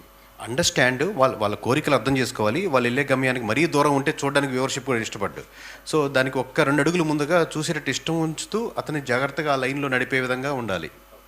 Thank you sir. మీ what is your view on the entire digital transition Yeah, I come from cinema background అండి. నాది as you know మినుగురులో and 24 Kisses తీస్తున్నప్పుడు అసలు there was no OTT at all. I was ahead in the game. మినుగురులో అప్పుడైతే there was no OTT at all. అప్పుడు 16లో వచ్చినప్పుడు Netflix first Telugu film they offered was మినుగురులో అనమాట. వాళ్ళు ఆఫర్ చేసినా నాకు రియలైజేషన్ రాలేదు. నేను అప్పుడు I don't take it. There was a third party vendor from Mumbai and we were negotiating. For some reason they backed out and I didn't bother. Netflix ante coming from US also, and I didn't realize like Netflix inta gigantic అయిపోద్ది ఇండియాలో అని. So that's the one of the classic examples అనమాట. Even 24 Kisses తీస్తున్నప్పుడు కూడా there was not much. But ఇప్పుడు ఏంటంటే which is good, OTT చాలా far ahead in India also. And it's a part of digital filmmaking. And even OTT కూడా కాదు, ఇప్పుడు we are talking about even YouTube, films in YouTube, like 21, it's 30, almost 2 crore subscribers watched it. And imagine like the very low budget film, grabbing like 2 crores views, and that tells itself what's how we are transitioning into digital filmmaking. ఇందులో స్పెసిఫిక్గా మీకు regional content and OTT, can you speak like 1 minute about that also, like how that entire consumption is happening? Because Netflix everybody is craze about కొన్ని English movies అని, Korean movies అని, this is what everybody has done during the covid. But in జనరల్గా OTT and the regional content consumption, what do you see that as like a transition that is happening? Exactly. And ఇప్పుడు Netflix వాళ్ళు కూడా ఇప్పుడు for example I have a script which is international script like Slumdog Millionaire. But if I pitch it here, they are asking like, no, we don't want international script or language in English. We want local scripts. That tells the answer, like they want local. Even Netflix, I think they have very specific, like coming from South India, we want commercial films, out and out commercial. That's exactly the answer I got. And out and out commercial film from South India. So వాళ్ళకి local regional they set the bar అనమాట. If though it's an international company Netflix లాగా, but they want local films. That explains it. 98% of the YouTube users or video users want regional content is what even the data says. Exactly. Right. And Suman TV, what I've at least understood when I spoke to Suman Garu also, since he's not there, I just want to add some more points and then he can add to that as well. Suman TV approach in digital is very intent driven than just putting a lot of content on the YouTube. And if you look at when I asked Suman Garu also, like there are 300 plus channels, like why is that? It's like every search query they make in YouTube, we wanted to give them the content that is more relevant. So he divided that into 4 formats. One is informative. Anybody is looking for any information, naku oka user వచ్చి ఏదైనా information కొట్టినప్పుడు I want to be the first one to give him the information and even motivate him as well. And what is motivation here is like there are so many things that నేను చాలా చెప్తున్నాను, అంటే just I don't want to make it very vague, but when Sandhya Theatre is trending in Google, the people were actually asking what is balcony seat in Sandhya Theatre, because చాలా మందికి తెలియదు. This is how the users in Google, this is what they search for, right? And ఈ intent driven ఎప్పుడైతే catch చేసామో, like you'll actually have the loyalty that comes back to us. That is something what Suman TV informative educate, like he has a new channel that he said that Rudra, I don't want to build like a Byju's, but there are people who looks for a lot of education. They wanted to understand what it means. All I'm doing is explaining the basics. At least I wanted to send to the market certain set of users who are actually legal ayi undochu, nursing undochu, edanna information kavali anukunte intent driven tho elte ganaka you will actually build a lot. And that is what drives a lot of loyalty as well. And that's what I've seen it, right? And Nikhil, you want to add anything to that? Hi, this is Nikhil from Suman TV.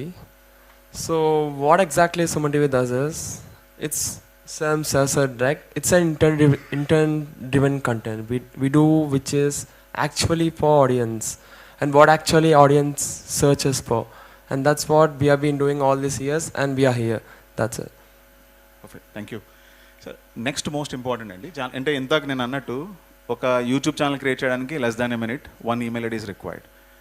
But are people really making money? అసలు ఏమైనా డబ్బులు వస్తాయి ఇందులో? I'm surprised. ఎందుకంటే 2 parts to it అండి. ఎందుకంటే ఇంతకుముందు 10 advertisers 100 YouTube channels ఉన్నాయంటే all the money goes to those 100 YouTube channels. నాకు అడ్వర్టైజర్స్ 10 ఉన్నారు ఇప్పుడు, బట్ యూట్యూబ్ ఛానల్స్ 10,000 ఉన్నాయి ఇప్పుడు. All that happening is the distribution of the money which I use to make 100 rupees earlier, నా making only 10 rupees.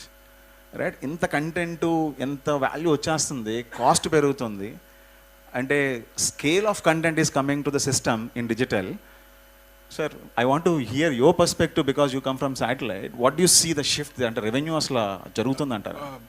ఇది వరకు previously YouTube revenues బాగా ఇచ్చేది. So that revenues they have slashed very bit. Exactly.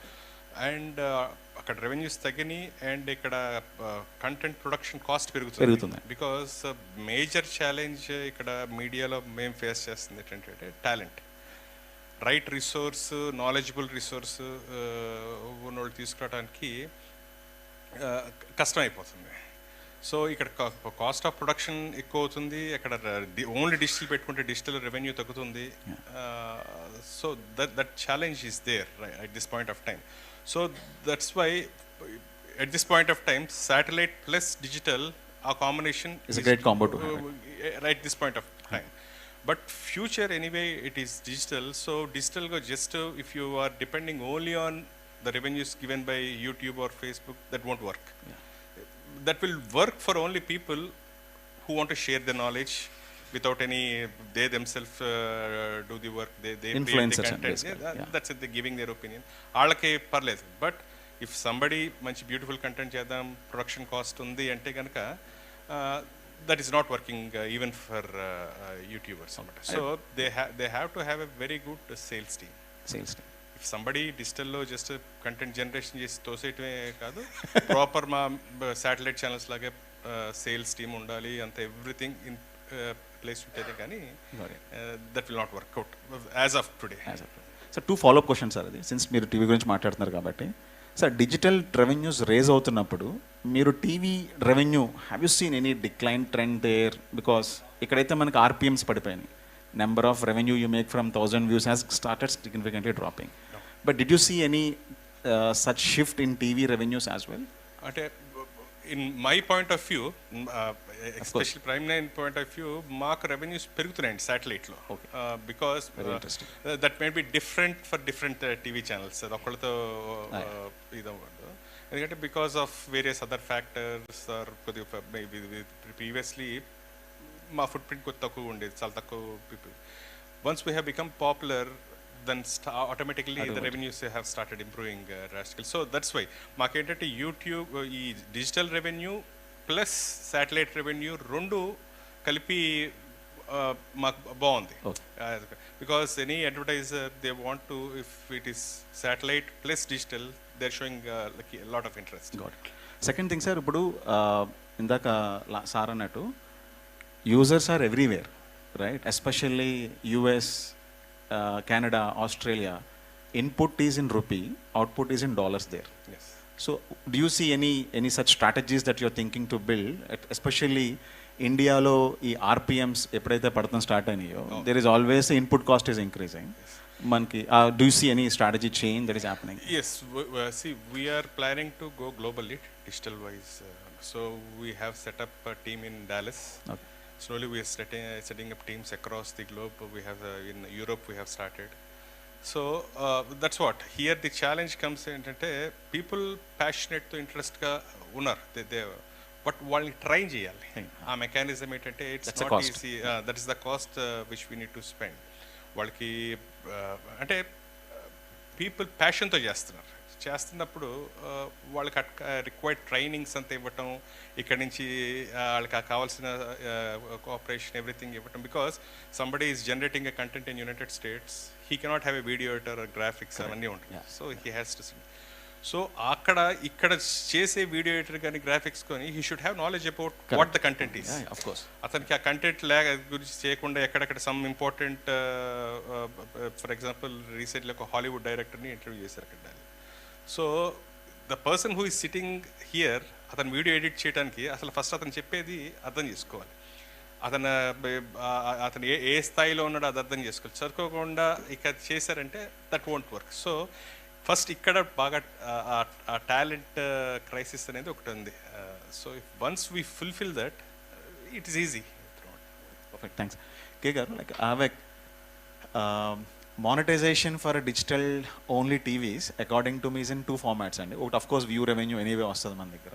రెండు, మీరు do you really think users కంటెంట్కి డబ్బులు pay చేస్తారా మన యూట్యూబ్ ఛానల్స్లో? డూ యూ సీ లైక్ మీరు డేటా క్రంచింగ్ చేస్తారు, చాలా ఇన్ఫర్మేటివ్ ఇస్తారు, అంతా చాలా యునిక్. మీకు వచ్చే ఇన్పుట్స్ కానీ మీరు ఇచ్చే ఇన్పుట్స్ కానీ యూజర్స్కి మీరు ఇచ్చే అనాలిసిస్ కానీ సర్వేస్ కానీ చాలా వెరీ యునిక్. అంటే ఐఎమ్ స్పెసిఫిక్గా మీ ఛానల్ గురించి మాట్లాడుతున్నాను. మీరు do you think users will pay money for such content? అంటే are we moving in to such subscribed content based model in the YouTube channels or in the digital overall?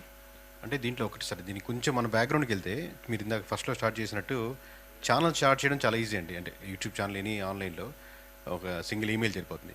But content మీద నిజాయితీగా నేను work చేసుకోవాలి. Any content, అది maybe numbers మీద కావచ్చు, visual మీద కావచ్చు, లేదా రైతుల సమస్యల మీద కావచ్చు, ఎనీ కంటెంట్ మీద నేను ఆ నిజాయితీగా చేసే కంటెంట్ ఇంత సార్ చెప్పినట్టుగా 90% మిస్ అయిపోతారు. మిగతా ఓన్లీ 10% మాత్రమే చూడాలి ఆ వీడియో, ఇది చాలా జెన్యున్గా ఉంది, ఇది మోర్ ఇన్ఫర్మేటివ్గా ఉంది, లేదా మోర్ ఎంటర్టైనింగ్గా ఉంది అనేది మిస్ అవుతుంది. వీళ్ళు స్టార్ట్ చేస్తున్నప్పుడు ఏంటంటే ఈ 90%కి యాక్చువల్లీ వాళ్ళు సక్సెస్ అవ్వడానికి వేరియస్ మార్గాలు ఎంచుకున్నప్పటికీ కూడా అది లాంగ్ రన్గా ఉండదు. ఒక వీడియో క్లిక్ అవుతుంది, 2 వీడియోలు క్లిక్ అవుతున్నాయి, తర్వాత ఆ వీడియోకి 500, 300, 200 వ్యూవర్షిప్ ఉంటుంది. కానీ ఫస్ట్లో ఏదో ఒక వీడియో క్లిక్ అయిన తర్వాత అది కంటిన్యూటీ ఉండదు. కంటిన్యూటీ ఉండాలంటే మీరు ఏదైతే సబ్జెక్ట్ ఎంచుకున్నారో దాంట్లో ఆ నిజాయితీగా కంటిన్యూగా ఉండడం ఉంటే మీరు సబ్స్క్రిప్షన్ తీసుకుంటారా తీసుకోకుండా మీరు జనరల్గానే వెళ్ళిపోతూ ఉంటుంది ఓవరాల్గా. ఇంకా మీకు ఆ ఈక్వల్ బ్రీమ్ ఫాలో అవుతూ ఉంటుంది. లాయల్టీ బిల్డింగ్ వచ్చేసి ఒకసారి లాయల్టీ బిల్డింగ్ వచ్చింది అనుకోండి, కేకే అనోడు కరెక్ట్గా చెప్తాడు, కేకే అనోడు ఒక పార్టీకి ఉన్నాడు, కేకే అనోడు ఇట్లా ఒక లాయల్టీ మీరు బేస్ వచ్చింది అనుకోండి, మీరు ఎక్కడ మాట్లాడినా చూస్తారు. మీ అటెన్షన్ అంటే నిజాయితీగా చేయగలిగితే ఆ దమ్ము మీకుంటే. సార్ ఒక చిన్న డీవియేషన్, మీరు సబ్స్క్రిప్షన్కి వెళ్తే do you see do you foresee, because it's a data mine, right? Data is gold. Do you believe subscription can work? I mean చాలా అంటే మీరు సర్వేస్ చాలామంది maybe who are watching maybe doing some expertized analysis or they invest lot of their experience to create such channels. Alanti experience to valla channel lo maatladam anukunna vallaki, do you see the future is something called subscription can work in India? ఉంటుంది sir. అదే నేను దానికి ఆన్సరే అది చెప్పాను. Subscription ఎప్పుడు ఉంటుంది అంటే మీ దాంట్లో నేను అందరికంటే కూడా ఒక 100 రూపీస్, 200, 500, 1000 నేను పెట్టి ఇతన్ని ఒక సబ్జెక్ట్ నాకు షేర్ చేస్తుంది, నేనే ఫస్ట్ వినాలి, నేనే ఫస్ట్ చూడాలి, నేను ఇంట్రెస్ట్ చూపించే ఉండాలంటే ఫస్ట్ మీ దగ్గర అంత సబ్జెక్ట్ నాలెడ్జ్ పెంచుకుంటే, ఆ లాయల్టీగా ఆడియన్స్ ఉంటే దాంట్లో ఆబ్వియస్గా మీకు వస్తారు అంటున్నాను. గోయింగ్ ఫార్వర్డ్ ఉంటుంది. బట్ మీ దగ్గర ఆధారపడుతుంది, వాళ్ళు రెడీగా ఉన్నారు. బట్ మీరు దానికి ఉందా లేదా అనేది మీరు నిర్ణయించుకోవాలి.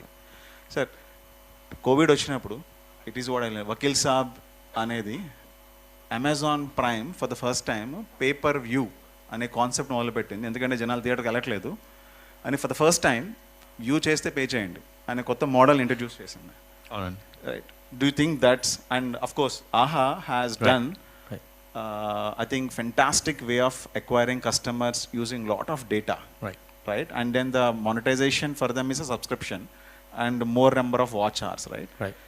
In OTT platform monetization lo itla view gaani ante different approaches ani, endukante there is no direct approach, everything is plan A plan B, right? Views revenue raakapothe I need to say pay per view. Amazon has started first in the market, which is surprised anybody.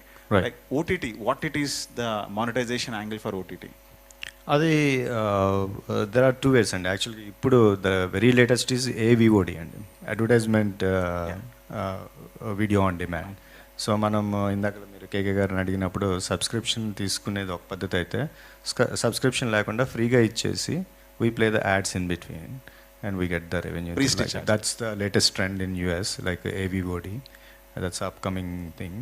So ఇప్పుడు మీరు అన్నట్టు pay per view first start చేస్తారు, but after certain time they have to first start చేస్తారు కానీ ఎక్కువ రోజులు ఉంచరు. అది it's only for like benefit show, right? So కొన్ని రోజులు అయిన తర్వాత వాట్ వీ హ్యావ్ ఏదైతే they have to give it for free or ఇప్పుడు నేను చెప్పినట్టు AVOD చేసి. So it depends on like అందులో పవర్ స్టార్ గారు ఉన్నారు, అండ్ ఆ తర్వాత it depends on the stars ఉన్నప్పుడు will watch it. Allu Arjun garu కానీ లేకపోతే మహేష్ బాబు కానీ పవర్ స్టార్ కానీ స్టార్స్ ఉన్నప్పుడు we're like okay let's pay చేసైనా వాచ్ చేద్దామని. ఆర్ సూపర్ హిట్ అయింది అనుకోండి, సూపర్ హిట్ అయిన ఫిలింకి ఇప్పుడు నేను ఎత్తుక్కొని మరీ ఇప్పుడు అమెజాన్లోనే అది హాలీవుడ్ సినిమా వచ్చి ఏదన్నా వచ్చి నాకు ఎక్కడ దొరకకపోతే I will pay $3 and I will watch it. That's pay per view. అది ఎన్నాళ్ళైనా పర్వాలేదు, అది 20 years బ్యాక్ సినిమా అయినా if I want to watch it, if it's really good film I will watch it by paying. So depends on the content and how we model it. ఇప్పుడు for example ఇప్పుడు ఆహా వాళ్ళు నా సినిమా కొనలేదనుకోండి, so all I have is like నా option ఏంటి అక్కడ view sharing ఉంటుంది, షేర్ బేస్డ్ ఇస్తారు. సో ఒకసారి యాక్చువల్గా అయితే షేర్ బేస్డే అంటే really if it goes well share based that's a different topic, but దాంట్లోనే ఎక్కువ డబ్బులు వస్తాయి. అదేనండి, there is no fixed model right now. డిజిటల్లో it's very confusing at times కి what is the right model. It all depends on your content, but అది గనక యూజర్కి నచ్చితే you will actually buy 10 villas here. If it is not, you don't know, right? But you have to do that experiment. Exactly. For example, AVOD that's the latest, but for some people that might be irritating. Like I don't want ads in between watching, right? So they want to pay more, but I don't want ads for some users, right? But lot of users okay నాకు తక్కువకి వస్తుంది పర్లేదు advertisement pay అయినా much. There is a joke అండి, YouTube ఏమో ads పెట్టని నా దాంట్లో యాడ్స్ పెట్టని యూట్యూబ్ రమ్మంటుంది, యూట్యూబ్ ఏమో మళ్ళీ యూజర్స్ చెప్పొద్దు యాడ్స్ అవుతే అయితే డబ్బులు పే చేయంటుంది, right? It's like I don't know what's happening, right? Exactly. ఇంకోటి అంటే just for the everybody's reference, YouTube shorts per day 60 billion వరకు వెళ్తాయి only views, but the beauty of it is nobody makes money. ఎందుకంటే shorts doesn't give you any money, it's only the video or the live like this, ఇవే మనకు డబ్బులు ఇస్తాయి. Shorts is just time pass, which is where the engagement rate of the short is less than 3 seconds అండి. ఒక video అయితే about 10 seconds. So we should choose wisely when you really want to monetize your channels in digital. Like Keke garu annattu the content volume, Raghuveer garu annattu the sales pitch should be right, but ఇవన్నిటికన్నా the user consumption కనుక మనం ప్రాపర్గా plan చేసుకుంటే you will create the stickiness. Otherwise అంటే 6 to 8 secondsలోనే I will be fighting should I stick him, should I not stick him అనేది. Just for your inference I'm just sharing it అండి. Is it more than 30 3 minutes up to 3 minutes దాకా చేశారండి, but the consumption still sticks 3 minutes.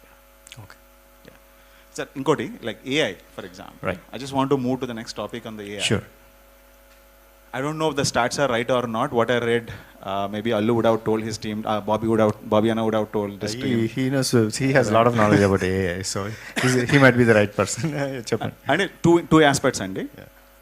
యూట్యూబ్లో ఇవాళ మనం చూసే recommendations, మనకు వచ్చే రికమెండేషన్స్ ఏదైతే ఉన్నాయో, I don't know how many of you know, 80% of them are AI recommended based on your data read చేసి రికమెండ్ చేసేస్తుంది. జెన్జీకి ఉన్న సోషల్ మీడియాలో ప్రజెంట్ కన్జంప్షన్ జరిగేది మొత్తం 90% of them they are more stick, అంటే వాళ్ళ click rate on those AI recommend is 90%. అంటే they are like happy with those AI recommendations completely, right? Aha case స్టడీలో నేను చూసింది ఏంటంటే they have use the data better way, okay, and they increase that subscription by 30% by just started reading the data, right? I just want to understand అసలు AI and OTT with the data, what's the future, like how someone should think through the entire data. Atla idantha it looks like very entante everybody knows AI, right? But nobody knows how to use AI, right? I mean that's like you look at today everybody knows AI, but what is the right way to look at it? It's as a film makers ga kuda ipudu of course he knows AI pretty well, so algorithms anni tan chesi what kind of films we might generate more and AI as a makers kuda ipudu maaku what kind of films we have to make for audience, elanti సినిమాలు చేయాలి. For example like for some reason తెలుగులోని thrillers నడుస్తున్నాయి థియేటర్లో కానీ ఓటీటీలో కానీ. So as a మేకర్గా కూడా already I have a sense like okay thriller తీస్తే నాకు కొంచెం డబ్బులు మిగులుతాయేమో. So AI will suggest the same, right?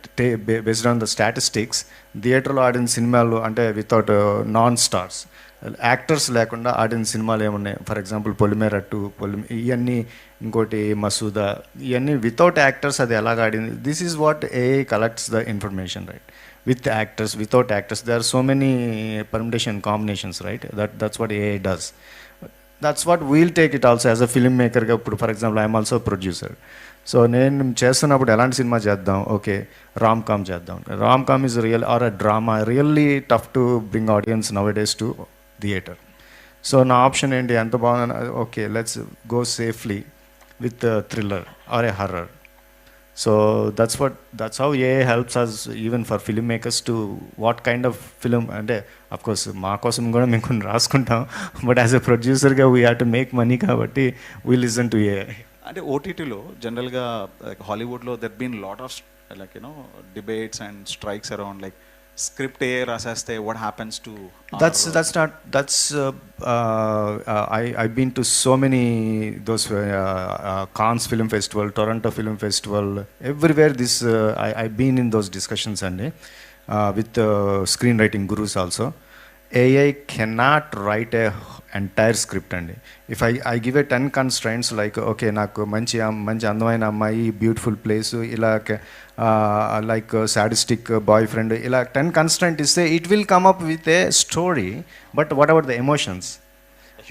I don't no ఎప్పటికీ ఏఐ నెక్స్ట్ లెవెల్కి ఎప్పటికి వెళ్తుందో, కానీ those emotion I have to put it in a screen play. That's the challenge for AI, not for me. I mean as a screen writer I can put some emotion, but for AI that's the challenge. So it's not going to be 100% screenplay at this point of time. And just to summarize, AI to input తీసుకోండి, but human touch is important to build that emotion. For me, for example, like for some people it's film is all about entertainment.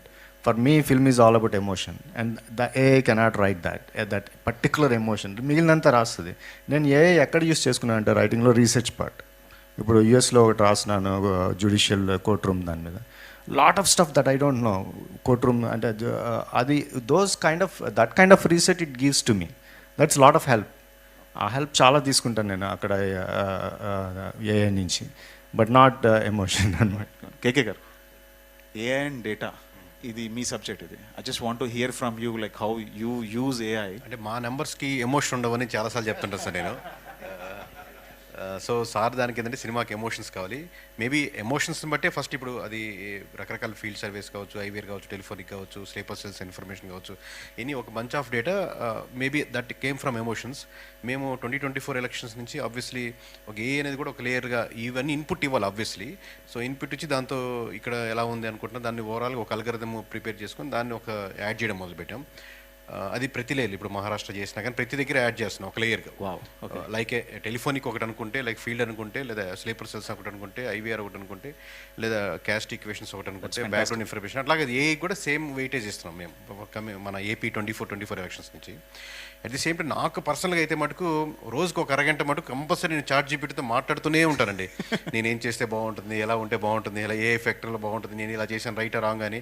ఎందుకంటే మా తల్లిదండ్రులు, మా భార్య వాళ్ళు అయితే నా best friends, నేను సలహా ఇచ్చే వాళ్ళు కూడా ఎక్కడో దగ్గర నేను మిస్టేక్ అవుతానా, లేదా ప్రెజర్ ఫీల్ అవుతానా, ఈ ఫీల్డ్ మీకు వద్దు, ఈ ఫీల్డ్ వద్దని, లేదా మీడియాకి వద్దనో, లేదా మీడియాకి ఉండాలనో, లేదా ఇన్ఫ్రాకి వెళ్ళాలో, లేదా కేకే అనే బ్రాండ్ని ఎలా మనం బిల్డ్ చేయాలి, మన 2030కి ఎలా ప్లాన్ చేసుకోవాలి అని అడుగుతున్నప్పుడు ఎటువంటి ఎమోషన్ లేకుండా ఓన్లీ ఆ బ్రాండ్ని లేదా ఎంతమందికి రీచ్ చేయము, నువ్వు ఎలా వెళ్ళాలని పడుకునే ముందు మటుకు 40 minutes మినిమం దాంతో మాట్లాడి, నా వైఫ్తో మాట్లాడతాను లేదు కానీ తనతో మాట్లాడే పడుకుంటాను. Hope you won't get depress at times. బాగా ఇన్స్పిరేషన్ ఉంటుంది. లోగా ఉన్నా హైగా ఉన్నా తను not every ChatGPT conversation is a great conversation. Okay perfect. Yeah okay perfect. So for you like a is day in day out, you breathe AI to make sure everything fantastic. అంటే ఏదైనా use case ఉందండి? అంటే you don't have to tell the stats, but ఈ data నేను చదివినప్పుడు I understand 10%, 15%, but నేను ఇదే data ఏఐకి ఇచ్చినప్పుడు it actually told me something different that which I don't no. అలాంటి యూస్ కేసు ఏమో ఉన్నాయండి? బికాజ్ యూ రీడ్ డేటా ఎలా. రెండు రకాలు సార్. నేను వ్యక్తిగతంగా వచ్చినప్పుడు బాగా ఇస్తుంటుంది నాకు, but when come to survey numbers ఇప్పుడు నిడద వల్ల ఎవరు గెలుస్తారని అట్లా అడగకూడదు కదా. సో అలాంటి కాదు, డేటా అన్నప్పుడు ఈ మొత్తం డేటా బంచ్ చేసినప్పుడు దాన్ని కన్సాలిడేట్ చేయడం మటుకు బాగా చేస్తుంది ఓవరాల్గా. అలాగే క్వశ్చన్ టు ఆన్సర్ కదా, మనం ఎంత పర్ఫెక్ట్గా సార్ చెప్పినట్టు ఎంత ఇన్పుట్స్ బాగా ఇస్తున్నామో దానికి అంత మంచిగా రిజల్ట్స్ అల్గరిథమ్ ప్లే చేస్తుంటుంది. When it comes to personal level, ఇప్పుడు నాకు 2030కి ప్లానింగ్ అనుకున్నదంతా నేను ఏ నుంచి తీసుకున్న, నాకు మెయిన్ మాస్టర్ ఏ అనమాట. మేము కేకే అనే బ్రాండ్ 2030కి ఎక్కడ ఉండాలనుకుంటున్నామో ఆ ప్రిపరేషన్ మటుకు పర్సనల్ లెవెల్ పర్ఫెక్ట్గా ఉంటుంది. నెంబర్స్ పరంగా మటుకు we have to give more inputs. Okay perfect, thanks sir. టీవీలో అంటే I come from national media background, so so I'll tell you like last time. So sorry sir, I think while inviting panelists I forgot. I'm Rudra Kasturi. I've been in digital world for about 20 years now, and I'll finish probably 21st in this Jan 17. I work for India Today right now, and I've been in the media industry for about 14 years. India Today mundu Times Group lo chesanu about 10 years. Anta mundu Yahoo lo kuda chesanu, Amazon, and I've been like a founder and investor in multiple places. And I mean, AI, I've been a professor in practice as well now. I teach students also on AI. Gen AI is something where every time నేను ఇంకా అయిపోయింది ఇంకా let's pack and go home అనుకున్నప్పుడు కొత్తది ఏదో వస్తూ ఉంటుంది. The last one I heard is AI, and చాట్‌జీపీటీని చూడంగానే I was like very happy. This is exactly what is missing in my life. Like KK garu అన్నట్టు ఆయన 45 minutes మాట్లాడతారు, మేము డే అంతా మాట్లాడుతాం దాంతో, right? That is what our day in day out నాకు. I mean my website rudrakasturi.com is all talks about that only. ఈ search అంటే ఏంటి, అసలు ఏం చేయాలి ఏంటి అని, that's what my background quickly and all that. Thank you.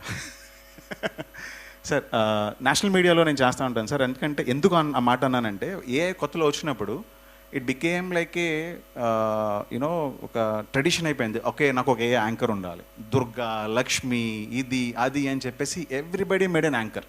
A anchor build చేసేసారు.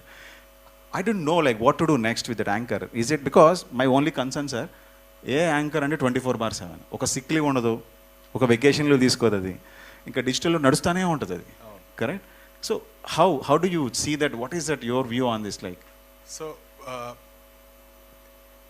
very soon you will be seeing AI anchors. You cannot differentiate between a human or the AI agent. You're just scaring us. Definitely, we are very close to it. Maybe 6 months, 1 year down the line. But ఒకటి ఏఐతో scary పార్టే చూడక్కర్లేదండి. ఏఐతో ఏంటంటే human intervention లేకుండా AI work అవ్వదు. Human efficiency increase చేయడానికి ఒక మనిషి 10 పనులు చేయడానికి ఉపయోగపడదు తప్ప, without human intervention AI is not working. We can maybe 10 people can be replaced with 3 people, that kind of thing. Now మీడియాలో కాదు, మాకున్న ఇదేంటంటే ఐదర్ ఒక జర్నలిస్ట్ని ఏఐ ఎక్స్పర్ట్ చేయటం మంచిదా, లేకపోతే ఒక ఏ ఎక్స్పర్ట్ని తీసుకొచ్చి జర్నలిస్ట్ కింద ట్రైన్ చేయటం, ఇదా? అది fantastic topic. I'll add to that later. అవును, ఆ కాంబినేషన్ ఎట్లా చేస్తే బాగుంటుంది అనేది మేము వర్క్ చేస్తున్నాం ఇప్పుడు. వెరీ గుడ్ అండి, very good initiative. So things will be easy. Human intervention is mandatory. So how you are going to utilise your resources, that's where. Perfect. I think you made very good two statements అండి. ఒకటి ఏంటంటే R&D. Like నేను I have seen many companies, అది not just only media అండి, non media as well, there entire research team ఇంతకుముందు 10 days చేసే జాబ్ని now there finishing in a day with a proper output. It's not that ఈ day తర్వాత రేపు అవుట్పుట్ కాదు కదా, they will have the entire plan then and there, right? And one of the best అండి. Second thing, like I said, I'm professor in practice and teaching some students. My own personal ambition, I want to launch journalist with AI background, and I call my tagline AI journalist. It's very very important. అంటే ఒక చిన్న సామెత నేను మా father చెప్పేది నేర్చుకున్నాను. నువ్వు rickshaw తొక్కావని నీ కింద వాళ్ళు కూడా రిక్షా తొక్కి రావాల్సిన అవసరం లేదు. They can start from bench, right? The technology is evolving every 10 years. So if you learn something, give it back. That's what exactly what you mention, and it's very close to my heart as well that point, and you rightly said it is very very important, right? And నాకు ఒక చిన్న experiment and before I go to Suman, AI గురించి, thumbnail గురించి కేకే గారు, it's very interesting experiment. I have done it యూట్యూబ్లో. I don't know how many of you know, thumbnail కూడా మీరు a experiment చేయొచ్చు every time when you upload it, right? అదేంటో YouTube experiment never give me the right option. అదే నేను thumbnailని నేను చాలా AI టూల్స్లో work out చేసి కనుక తెచ్చుకుంటే, because the prompt is so clear there, నా ఆ thumbnail works better than my actual creative thumbnail, right? It all depends on, like you mentioned, the prompting, what you want to ask, how you want to ask, and is what we should look at it. And I think that's what at least I feel is the right metric. And me, if you didn't try thumbnails, if at all you have YouTube and you want to try thumbnails, try A/B testing in YouTube and do one of your own intervention. You will actually see a lot of data difference. The CTR can vary from 3 to 10 also if you do it right. And that's what I've seen it in my own channel that I've run it, right? Please do that experiment. Suman does a lot of like R&D also. ఆయన దగ్గర కూడా విన్నాను నేను. He has a R&D team and they do a lot of work there. A very interesting fact is, like Raghuveer garu annattu, they amplify the output by using AI. It's a very very very interesting conversation as well. Nikhil, you want to add anything for the AI? Yes. So AI has been very efficient, as Sir said. AI cannot replace a person, and it can be a very efficient thing, like 10 to 3. And AI also has been helpful in not only from the anchor side and also from the SEO side. So for a YouTube, it's all about algorithm. It's all about algorithm, and the SEO needs to be perfect.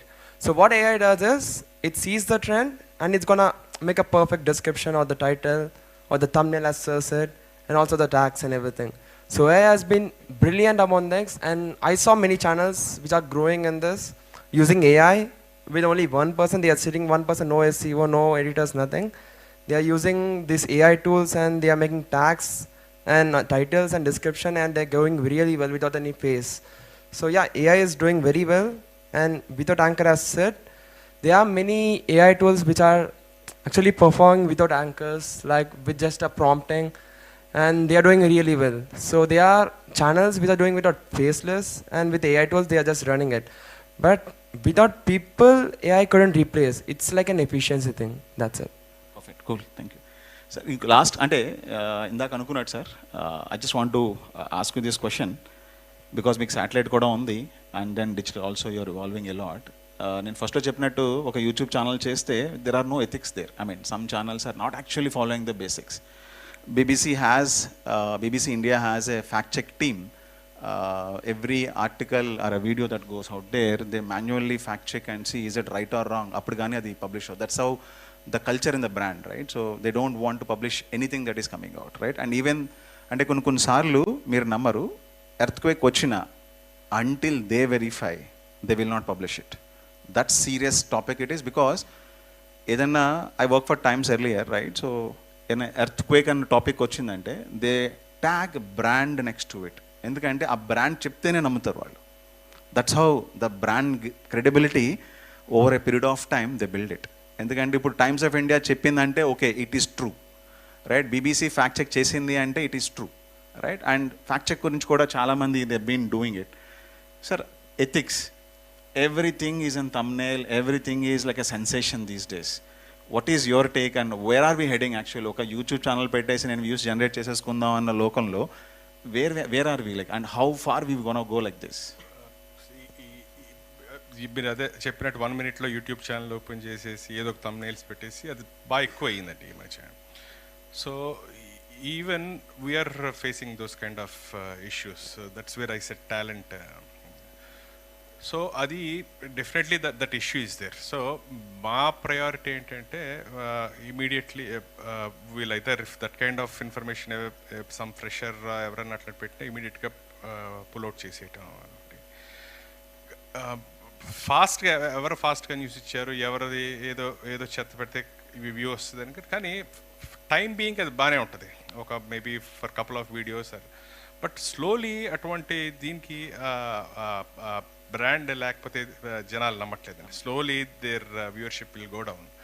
So ఒక్కసారి నాకు major మాకేంటంటే we deal with news content కాబట్టి బాగా check అయితే బాగా చేస్తుంటాం. ఒక 2 నిమిషాలు లేట్ అయినా పర్లా, కొద్దిగా లేట్గా అయినా కంటెంట్ ఇస్తే పడింది అంటే జనాలు నమ్మాలి. అది suppose if you are not sure about any news, don't do it, wait for it. Will wait, or this is the information which we are getting, cover the 2 sides version. అది అవి చెక్ చేస్తున్నాం కాబట్టి ఈ ఇష్యూ మాత్రం చాలా ఎక్కువ ఉందండి. Is it a part of your culture, and like how you recommend any other who is sitting out there and watching us, like what is your recommendation to build this entire ethics in an organization where you have a heavy focused on video content and news especially? Yes. Right? So మేము చెప్పేది ఏంటంటే ఒక YouTube head of the department ఎట్లా అంటే how many views I'm generating. They normally ఆ competition ఉంటుంది. Okay, ఈ particular వీడియోకి వీళ్ళకి ఎంత వ్యూస్ వచ్చింది, వాళ్ళకి ఎంత వ్యూస్ వచ్చింది yesterday. So every minute to minute struggle ఉంటుంది అక్కడ చూసేవాళ్ళకి. సో వాళ్ళు ఏంటంటే to get some additional views కొద్దిగా thumbnail చెత్తగా ఏదో పెట్టేటట్టుకే చేస్తారు. సో వాట్ ఐ రికమెండ్ స్పైసీగా పెట్టండి. యూజర్ వచ్చి చూసేటట్టు స్పైసీ పెట్టండి, కానీ ఇన్ఫర్మేషన్కి పెట్టే thumbnailకి లోపల కంటెంట్కి సంబంధం ఉండాలి. సార్ స్పైసీ అంటే make it more relevant. So that kind of is okay. But కానీ కంటెంట్కి కానీ పెట్టిన thumbnailకి సంబంధం లేకుండా ఒక పర్సనల్ లెవెల్లో వెళ్ళటం కానీ అటువంటివి అవాయిడ్ అండి. సో అంటే ఒక చిన్న example sir, someone I know has reached out to me, very popular figure కోసం ఒక వెరీ పర్సనాలిటీ యాక్చువల్గా he made a video in his channel which is very తోడా నెగటివ్ అబౌట్ హిమ్. ఆయనకి he has lost the followers, so many dislike buttons which you don't see, but you'll actually get that in your report, right? He felt so, in the way my journey is so fantastic, that one video the users didn't like it, has smashed the entire value of it, like, because we see actually manaki a reach padipotam, we can actually see in front of you when someone does like this and doesn't make go well, then they may not like it also, such content, right? Sensational cheyadam kuda chala disadvantage. Here what is అంటే I don't know where it falls under, because you are sure shot so far, right? Last 3 sure shots, right? For మీరు అసలు ఎట్లా ethics అనేది ఈ entire డొమైన్లో అసలు is it a valid? I don't know, maybe if you can educate me as well, it will be happy to learn from you. నాకు ఎథిక్సే first priority అండి. నేను అంటే అది బాయ్స్ సినిమాలో లాస్ట్ సాంగ్ ఉంటుంది చూడండి, నిజాయితీ విజయపు రహస్యం అని. నేను ఈ జెనెటిక్గా నరాల్లో బిలీవ్ చేస్తాను. వర్క్ చేస్తే మటుకు మనం నిజాయితీగా చేయాలి అనేది మా ఆర్గనైజేషన్లో కూడా డే 1 నుంచి మీరు ఏది చేసినా. ఇప్పుడు ఆబ్వియస్లీ మేము ఈ సర్వే ఫీల్డ్ కాబట్టి మా దాంట్లో కూడా కొంచెం లోపల ఎక్కడో పవన్ కళ్యాణ్ అభిమానులు ఉంటారు, జగన్ అభిమానులు ఉంటారు, చంద్రబాబు అభిమానులు ఉంటారు, కానీ లేదా మతం పరంగా ఉంటారు, హిందూ ఉంటారు, ముస్లిమ్స్ ఉంటారు, క్రిస్టియన్స్ ఉంటారు, రకరకాలు ఉంటారు. సో మనం వర్క్ ఏంటంటే మనం ఎంత న్యూట్రల్గా ఎంత జెన్యున్గా చేయగలిగితే అంత బెటర్గా పొజిషన్కి వెళ్తాం. సో మీదన్నీ ఆ ఆఫీస్ బయటే వదిలేస్తారండి. ఇక్కడికి వచ్చాక నంబర్స్ ఏంటంటే ఎటు జెన్యున్గా ఉండాలి, కానీ ఆ జెన్యూనిటీ నమ్ముతాను సార్, జెన్యూనిటీగా నమ్ముతాను. ఇంకోటి ఇప్పుడు ఇంటర్వ్యూస్ చాలా మేము 100 ఆఫ్ 2018 నుంచి ఇస్తున్నాను, అప్పుడు నుంచి. కానీ మీరు చెప్పినట్టు సార్ చెప్పినట్టు స్పైసీనెస్ కోసం నన్ను ఎవరో ఒక నాయకుడిని తిట్టించాలనో, లేకపోతే ఆయన రాడనో, లేకపోతే ఈయన వస్తాడనో, అట్లా ఏదో ట్రై చేస్తూ ఉంటారు. ఇలా ఏదో ఒకటి చెప్పి అసలు నేను మాట్లాడేదానికి దానికి సంబంధం లేకుండా తమ్ముళ్ళు పెట్టుంటారు. So I make sure that uh balance మనం ఈరోజు సార్ చెప్పినట్టు ఒక తమ్ముళ్ళు ఒక రీచ్ అయ్యి ఒకరిని రేపితే కొన్ని రోజులు ఉంటాం. బట్ లాంగ్ టర్మ్ సస్టైన్ అవ్వాలంటే ఒకటి నిజాయితీ, ఆ బ్యాలెన్స్ మెయింటైన్ చేయడం, ఈ 2 మటుకు నేను ఫిలాసఫీ ఖచ్చితంగా బలంగా నమ్ముతానండి. Basically what you saying is don't trade your brand for the views. That's what the culture, that's fantastic and that's a good statement. Yeah, absolutely. And that's what I strongly believe in ethics. I mean, like human values, like my company pair kuda respect creations andi. So the word respect, that's why I kept my company name. So but it's a rare commodity andi. Manu I don't know how much we can stop even the language they use about the heroines and ma field kosam cheptunanu, about the actors. It's very degrading, man. We don't use that kind of language to our family members, right? So it's about your own ethics and your own human values. That's what carries away. Even you are talking about AI lo kuda ee ethics problem undandi. That's the whole big strike in Hollywood, like actors strike ఆపేస్తున్నారు, acting మొత్తం 9 months ఆపేస్తున్నారు. ఎందుకంటే you create background, ఒక తను ఇవాళ use చేసామనుకోండి, same అతని ఇమేజ్ని next సినిమాలో యూజ్ చేసేయచ్చు without his knowledge. So that is there strike about. దానికోసం వాళ్ళు చేస్తున్నారు strike. You can't use my image next time, but at least you have to pay for that. But sir some of అంటే నేను general అడుగుతున్నాను, fantastic points. Even we have ethics problem in AI lo kuda, but let's talk about ee vishayaniki vaste matram ee language in like we are not able to ee websites rasuna languages ni gaani lekapothe YouTube lo vaadutuna language ni gaani lekapothe వాళ్ళు portray చేస్తున్న gaani we are not able to stop it. And at least what we can do from our side is like KK garu cheppinattu honest ga undamu, like at least some try from our side. So నిజాయితీగా వార్తలు ఇచ్చేవాళ్ళు, కేకే గారు లాంటి నిజాయితీగా మాట్లాడేవాళ్ళు, మన prime media రఘువీర్ కానీ ఇట్లా అట్లీస్ట్ కొంతమంది అయినా నిజాయితీగా వర్క్ చేస్తే we did our part. Let's do our part from our side and hope for the best. Perfect అండి, వెరీ గుడ్ సినారియో అండి. సార్ ఇంకొక లాస్ట్ ఎగ్జాంపుల్, నాకు ఇన్ఫ్లుయెన్సర్స్ మార్కెటింగ్ అనేది చాలా హెవీగా రన్ అవుతుంది. And nobody has a control over them. And some are says ki they are fantastic, but I see 90% of them are actually the other side. So what is everybody's opinion? Like, I mean, I just want to make sure the next generation or the generation that is already sitting in digital, especially in the influencer market, especially in our, at least in our region, for example, Telugulo anukunte, what is your one word of suggestion for them? Because influencer is the future. Influencer, inka entrepreneurs aithe startup influencer, chaala mandi vachestunnaru. We need to set at least some some guidance for them, because these are our future tomorrow. What is that one suggestion that all of you want to give to these influencers or influencers? Yeah, just to be genuine and be yourself అండి. That's all about influences అండి. ఇప్పుడు చిన్న చిన్న వాళ్ళు పల్లెటూరులోని ఒక మారుమూల ప్రాంతం నుంచి వాళ్ళని కూడా మనం ఇన్ఫ్లుయెన్సర్ కింద తీసుకుంటున్నాం. The reason being like she is just being her self. ఆవిడ చేస్తున్న వంట కానీ, ఆవిడ చేస్తున్న లేకపోతే వృత్తి కానీ, లేకపోతే ఆవిడ చేస్తున్న పిల్లలు చేస్తున్న డ్యాన్స్ కానీ, వీ సో మచ్ ఇవి నాట్ ఈవెన్ యూట్యూబ్ అండి. We can even talk about TikTok and reels which is like 30 seconds. So some of them are influencers. So just be yourself and be genuine. And sir Raghu గారు, మీరు what is your view? Because నేను TikTok launch అయినప్పుడు India is a shy country, మనం అసలు పెళ్ళికి వెళ్తేనే సరిగ్గా మాట్లాడడం, వీడియోలు చేస్తారా అనుకున్నాను నేను, genuinely. Because I felt that it will be a flop product in India. మనం ఈ కాన్ఫరెన్స్ రూమ్లో క్వశ్చన్లు అడగ సరిగ్గా అడగాం, వీడియో ఎలా తీసేస్తామా అనుకుంటాను నేను. But it's a different story and యాక్చువల్గా, right? It's a different consumption. What's your suggestion sir ఇలాంటి వాళ్ళందరికీ? సో ఇన్ఫ్లుయెన్సర్ మార్కెటింగ్ అయితే చాలా గ్రేట్గా వర్క్ అవుతుందండి. For advertising their products are passing on information ఆ టైప్ ఉంది. సో అక్కడ వాళ్ళని కరెక్ట్గా వాళ్ళు యూటిలైజ్ చేసుకోవటం, వాళ్ళు కరెక్ట్గా ఏది వాళ్ళు అడ్వర్టైజ్ చేస్తున్నారో చూసుకుంటే మాత్రం it has a very great potential అండి influencer.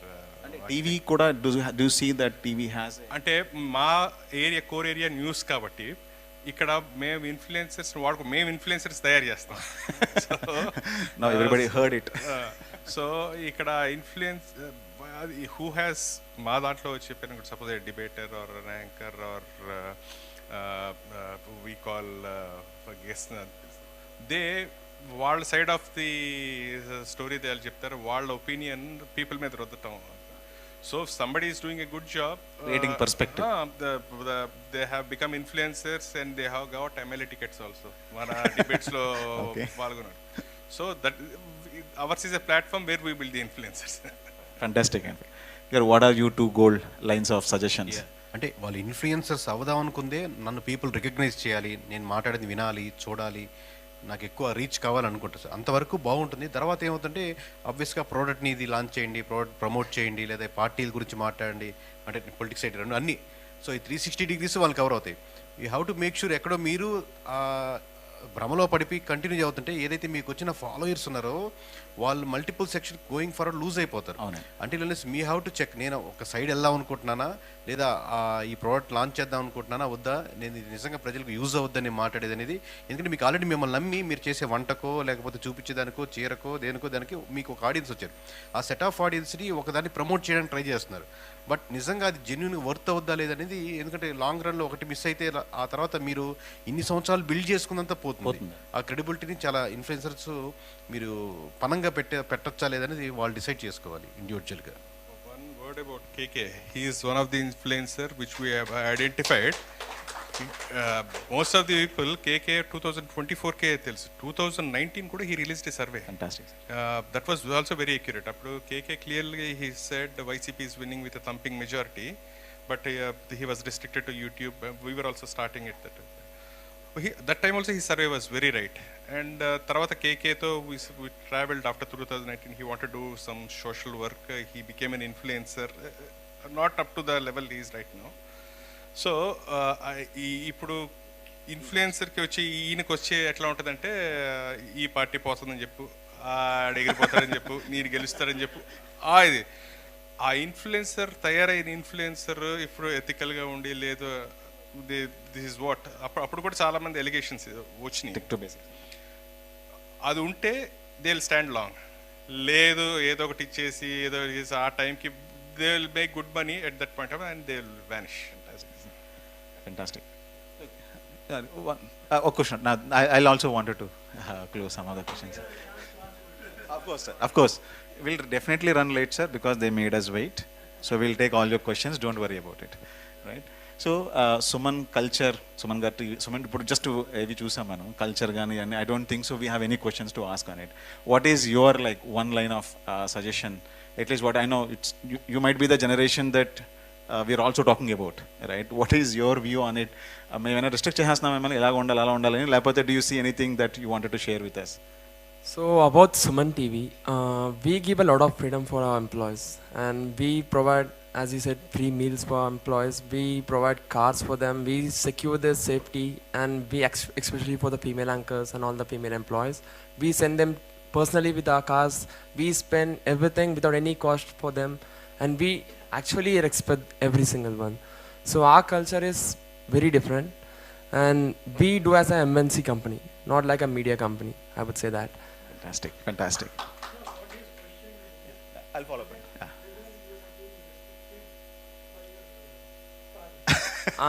Definitely not. Definitely not. Sir made it controversial. That's what I asked.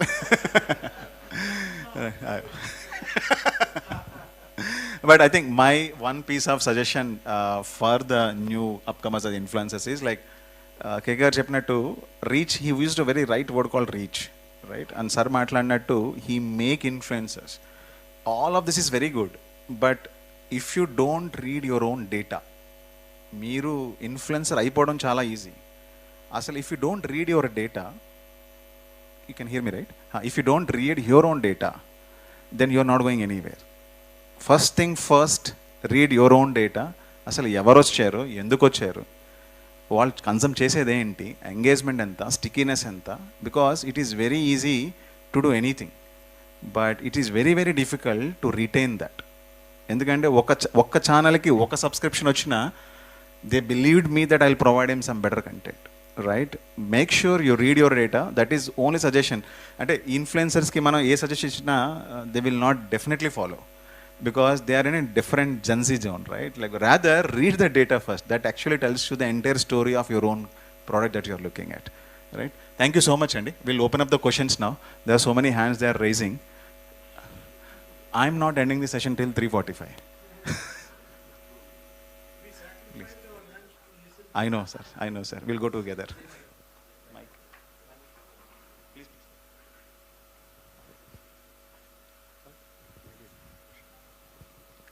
నా పేరు చందు శ్రీనివాస్ అండి.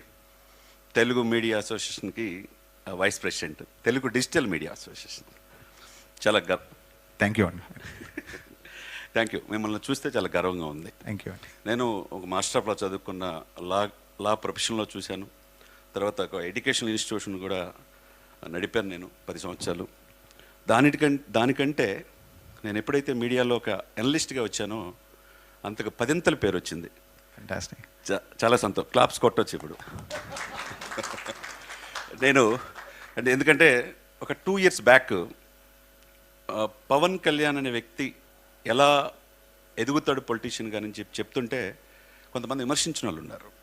ఎక్కడ గెలవని వ్యక్తి దేశ రాజకీయాలు కూడా శాసిస్తాడు, అతను కమిట్మెంటు, డెడికేషన్, డిటర్మినేషన్ ఉందని చాలా ఇంటర్వ్యూలు చెప్పా. అటు ప్రైమ్ 9లో చెప్పా,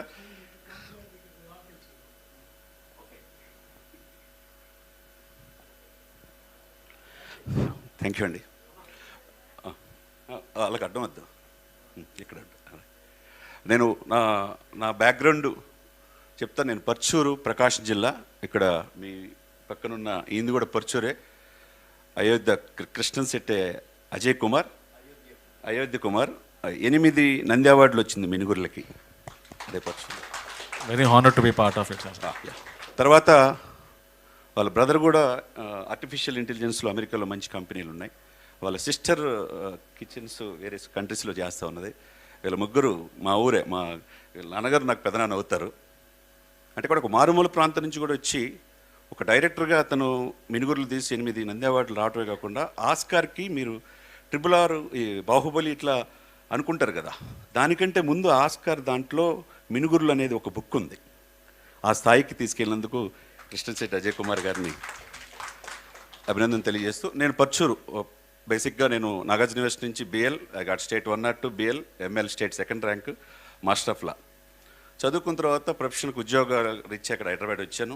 హైదరాబాద్ అందరిని నక్కుని చేర్చుకునేది. నేను చెప్తాను, క్వశ్చన్ వేస్తున్నా. బాబీ గారు అంటే బాబీ గారు అడగొచ్చు, తప్పులేదు. నేనేం చెప్తానంటే, ఓకే, డిజిటల్ మీడియా అంటే మీడియా అనేది ఏ విధంగా ప్రభావితం చేసిందనే దానికి ఎందుకు చెప్తున్నానంటే, బ్యాక్గ్రౌండ్ నుంచి వచ్చిన వ్యక్తి కూడా సమాజానికి ఈ రోజున 2-3 రోజుల నుంచి నేను ఆప్టాలో ఉంటున్నాను, చూస్తున్నా. ఎంతమంది వచ్చి పలకరిస్తున్నారంటే చాలా చక్కని విశ్లేషణ చేస్తున్నారంటే ఒక మంచి ప్లాట్ఫామ్ అనేది మీరు తీసుకున్న టాపిక్ కాబట్టి నేను చెప్పాలనిపించి ఇక్కడికి వచ్చి చెప్తున్నా. ఎందుకు చెప్తున్నానంటే పవన్ కళ్యాణ్ అనే వ్యక్తి రాజకీయాలకు పనికిరాడు, చాలామంది చాలా ఛానల్స్ ఫ్రంట్ లైన్ ఛానల్ కూడా చూపిలా, ఒక డిజిటల్ మీడియాలో one and only prime 9 satellite channel మాత్రమే చూపించింది, అందరూ కూడా క్లాప్స్ కొట్టచ్చు. 2 డిజిటల్ మీడియాలో ఒక సుమన్ టీవీ, ఒక కిరణ్ టీవీ లాంటి ఛానల్స్ 24/TV24 ఇటువంటి ఛానల్ మాత్రమే చూపించింది. ఇవన్నీ ఛానల్లో 10 ఛానళ్ళు తిరిగేవాడిని. ఒక వ్యక్తి ఎదగటానికి ఆ జనరేషన్స్లో ఒక 2 కమ్యూనిటీలు మాత్రమే మేమే ఎదగాలనుకుని 3%, 8% వాళ్ళు పోతే వీళ్ళు పోతే వాళ్ళు ఇంకో వ్యక్తిని ఎదగనీయరు. అటువంటి దాంట్లో ఈ రోజున ఏపీలో పాలిటిక్స్లో చేంజ్ అయింది. ఆ విధంగా చేంజ్ అవుద్దని చెప్పి కేకే గారు కూడా చెప్పినట్టు కొండేటి కిరణ్ గారే కదా చెప్తే అందరూ కూడా చాలా విమర్శించారు. అదేవిధంగా ప్రైమ్ 9 ఓపెన్గా వచ్చినందుకు పవన్ అనే వ్యక్తిని సపోర్ట్ చేసినందుకు అది విమర్శించిన వాళ్ళు, అదేవిధంగా సుమన్ని విమర్శించిన వాళ్ళు ఉంటారు. అట్లనే ఇండియా టుడేలో 25 years నుంచి వస్తున్న కస్తూరి రుద్ర గారిని చేసిన వాళ్ళే. నేనేమంటానంటే ఇక్కడ ఉన్న వాళ్ళందరూ కూడా 25% population of the both 2 states. మనం దేనికి తీసిపోం, దేనికి తక్కువ కాదు. ఒక రెవల్యూషనరీ డిజిటల్ మీడియాలో ఎట్లయితే సుమన్ గారు 9 కోట్ల మంది వ్యూవర్స్లో దీని నుంచి ఇండియాలోనే అక్కడ ఒక బ్రాండ్ బిల్డప్, బిజినెస్ బిల్డప్లో తీసుకొస్తున్నందుకు సుమన్ టీవీ నిఖిల్ని గట్టిగా క్లాప్స్ కొట్టి అభినందనలు చెప్పాలి. అదేవిధంగా ప్రైమ్ 9 రఘువీర్ గారు 2009-10లో అమెరికా నుంచి అనేక కంపెనీల నుండి వచ్చి మీడియాలో అడుగుపెట్టి డబ్బులు పాపం పోగొట్టుకొని చాలా కష్టపడి ఈ ఛానల్లో ముందుకు తీసుకెళ్తున్నందుకు రఘువీర్ గారిని కూడా ప్రత్యేక అభినందించాలి. అదేవిధంగా ఆయన చెప్పితే ఎవరు ఇక్కడని చాలా ఛానళ్ళు కేకే సర్వే ఎవరని చెప్పి విమర్శించిన వాళ్ళు ఉన్నారు. ఈ రోజున మొన్న జరిగిన ఎలక్షన్స్లో కూడా మన మహారాష్ట్రలో మొత్తం చూశారు. ఆయన చెప్పింది రైట్ అయింది. 2019లో సార్ చెప్పినట్టు రన్ అయింది, ఇప్పుడు కూడా రైట్ అయినందుకు ఆయన కూడా అభినందించాలి. అదేవిధంగా మారుమూల ప్రాంతం నుంచి ఈ స్థాయికి ఎదిగినందుకు ఆయన కూడా అభినందించాలి. నేను చెప్పేది ఏంటంటే ఎవరు ఇక్కడ నిర్ణేతలు కాదు, డిక్టేటర్లు కాదు, అందరూ వీఆర్ ఫ్యామిలీ. ఇక్కడికి వచ్చాం చెప్పుకోవడానికి, మన పొజిషన్లో ఉన్నందుకు చాలా సంతోషం. మీ అందరికీ కూడా అభినందనలు చెప్తున్నాం. దాన్ని రిస్ట్రిక్షన్ చేయడం అనేది కరెక్ట్ కాదండి. Okay, right. One more question I can take the last time.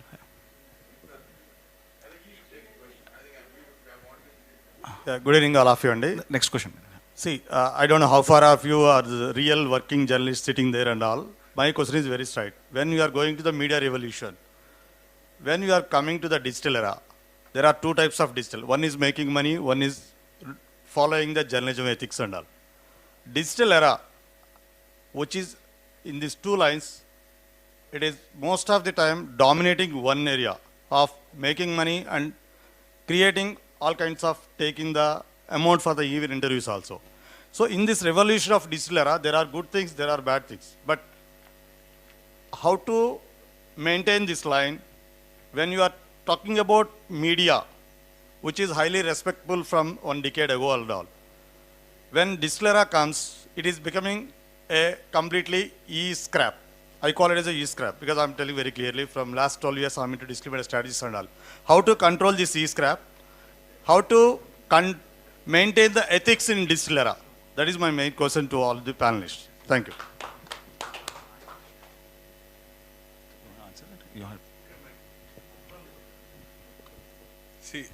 ఇప్పుడు రెవెన్యూ జనరేషన్ ఎథిక్స్ అంటే కంటెంట్ దీంట్లో అంటే it has to go together అండి. రెవెన్యూ జనరేషన్ ఉండాలి అండ్ ఎథిక్స్ అవి మెయింటైన్ చేయటం ఉండాలి. ఇది 2 అటైన్ చేయాల్సింది చాలా ఇంపార్టెంట్. ఓన్లీ ఎథికల్గా అంటే అఫ్కోర్స్ ఎథిక్స్ నేను డివియేట్ అవ్వమని చెప్పట్లేదు, కొద్దిగా రెవెన్యూ జనరేషన్ మూడ్ కూడా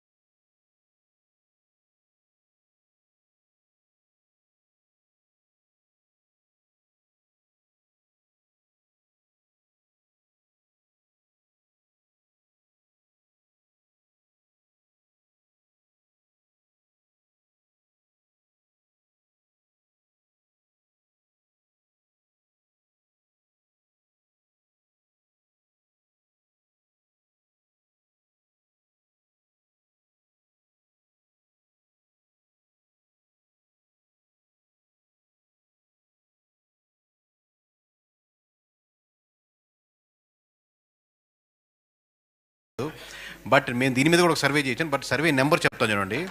పీపుల్ 90% ఆర్ ఎక్స్పెక్టింగ్ జెన్యూన్ న్యూసే ఎక్స్పెక్ట్ చేస్తున్నారు. మేము దీని మీద కూడా ఒక సర్వే చేయడం జరిగింది. బట్ మీరు నా నెంబర్స్ నమ్ముతారు కాబట్టి 90% జెన్యూన్గా ఒక కొంచెం చెప్పినట్టు ఒకప్పుడు ఒక హైప్ వస్తుంది కొన్నిసార్లు ఆ న్యూస్ని. పొద్దున్న సాయంత్రం దాకా వాళ్ళ ఫ్యామిలీలో జరిగింది, ఎవరు అరెస్ట్ చేశారు, ఏం జరిగింది చూస్తారు. బట్ చూసి సాయంత్రం పాటు నలుగురు కలుసుకుని పొద్దున్న నుంచి ఇదే న్యూస్, ఇంకో న్యూస్ లేదా అది రాష్ట్రంలో అని తిట్టుకుంటారు. సో వాళ్ళు గుర్తుపెట్టుకొని మంచి న్యూస్ చూసామని ఎవాల్వ్ అవుతారా, తిట్టుకునే పొజిషన్లో ఉంటారనేది నడిపే ఆ సంస్థ ఎలా డిసైడ్ చేసుకుంటుందని అన్నాను. అందుకే యథా రాజా తదా ప్రజ అన్నాను. Thank you sir. కొంచెం డేటా అండి ఇక్కడ. 57% of the total news today are actually fake. No it depends on you where you want be. If you are in 57%, సార్లు అందరూ చెప్పినట్టు 2 days దుకాణం, లేదంటే it is forever. If you ask me, should digital be this side or that side? Build brand, build loyal users, money just flows. If you start with the money, then you can never achieve it. Sir, my question. Sir, question for you, sir. Between fact check and ethics, isn't your news getting delayed, whereas other channels are already making splashing headlines? So are you not losing on your TRP? Are you not losing on your credibility? ఇప్పుడు అదే అండి, అక్కడ brand దీని మీద depend అయి ఉంటుంది. ఇప్పుడు ఒక 2 నిమిషాలు లేట్ అయినా నేను ఆ వార్తను ఆపుతున్నా, నేను చెక్ చేసుకోకుండా చెయ్యొద్దు అనేది మై స్ట్రిక్ట్ ఇన్స్ట్రక్షన్స్. కొన్నిసార్లు లేట్ అవ్వచ్చు, ఎందుకంటే మాకు ఒక బ్రాండింగ్ వచ్చింది. So if anything false news కానీ పెడితే నాకు we get calls from intelligence also. మీరు ఈ వార్త ప్రచురించారు, ఇది కరెక్టేనా? I have to answer them. కొన్ని సీఎం పార్టీల నుంచి కాల్స్ వస్తాయి. సో మాకు ఆ ఇది ఉంటుంది, ఆ ప్రెషర్ ఉంటుంది కాబట్టి కొద్దిగా చెక్ చేస్తాం. కొన్ని సంస్థలు ఇంటెన్షనల్గా చేస్తాయి, టార్గెట్ వాళ్ళ ఈ క్యారెక్టర్ని దెబ్బతిద్దామని, ఇది చేద్దామని ఇంటెన్షనల్గా. ఎస్పెషలీ మొన్న చూసాం అల్లు అర్జున్ గారి ఇష్యూ చూసాం. ఆ ఇంటెన్షనల్గా they have something against him, so ఎట్లాగన్నా చేద్దామని ఒక ఆ ఇది కూడా ఉంటాయి. సో నా దగ్గరికి వచ్చేపాటికి పర్సనల్గా ఎవరిని టార్గెట్ చేయం. ఒక 2 నిమిషాలు లేట్ అయినా పర్లేదు, కానీ నాకు అథెంటికేటెడే కావాలి. ఎందుకంటే ఈ రోజుకి వ్యూస్ వచ్చినాయి డిజిటల్, మాకు అంత ఇది కాదు. నేను I have to answer to some people. అక్కడ మమ్మల్ని బ్లాక్ లిస్ట్ చేసే ఇది కూడా ఉంటుంది, కొద్దిగా వీళ్ళన్నీ తప్పుడు వార్తలు.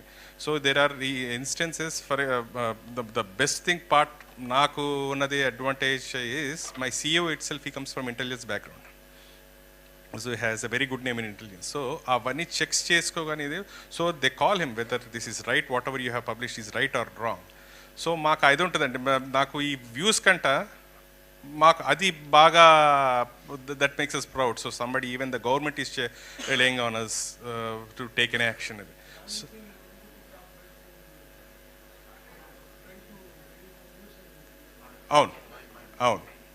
that is there, that is the fact check time. That's what I feel.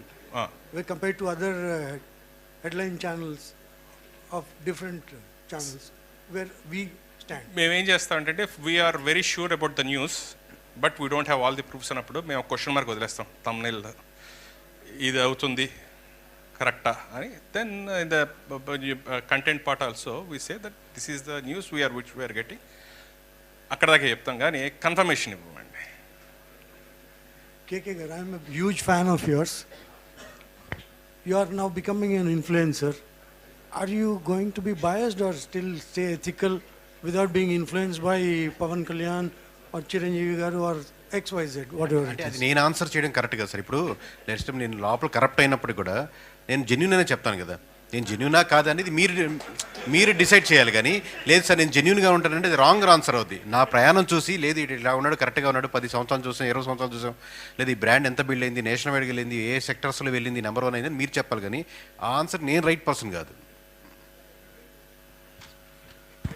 ఈ పర్టికులర్ పాయింట్లో అండి, fact versus fastness. Build fact first. Fastness doesn't matter to you right now. I know, అందుకే I just giving a good example. ఇంత మీకు Times of India example చెప్పినప్పుడు, earthquake వచ్చినప్పుడు Times of India కొట్టారు అంటే that's a royalty you need to build first. That doesn't come with the fastest, that comes with the fact. I know digital is very challenging and there are a lot of ups and downs there, plus and minuses, but I think day one you should focus only on the facts, and otherwise it doesn't make sense at all in the long run for you. That's what it should be. And if you don't do it now, 57% becomes 90% and we all stop the channels, we don't know what to believe ourselves. right? Okay. And any more questions leave anukunte? See, I have, and see, I was told to wrap up the session. So if you say, if they can do a closing remarks, that will be more helpful to people. yeah, okay, perfect, cool. Chalo then, there's an AV that we wanted to play first, and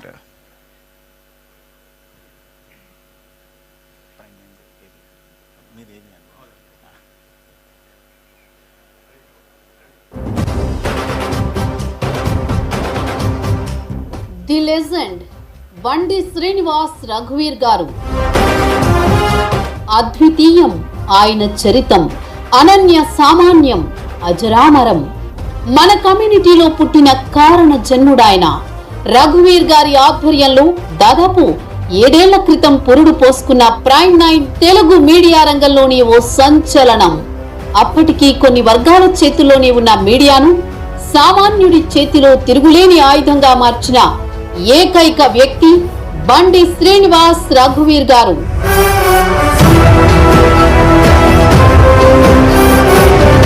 Janasena పార్టీని స్థాపించి వ్యవస్థలో మార్పునకు శ్రీకారం చుట్టిన పవన్ కళ్యాణ్ గారికి అండగా నిలబడ్డారు మన రఘువీర్ గారు.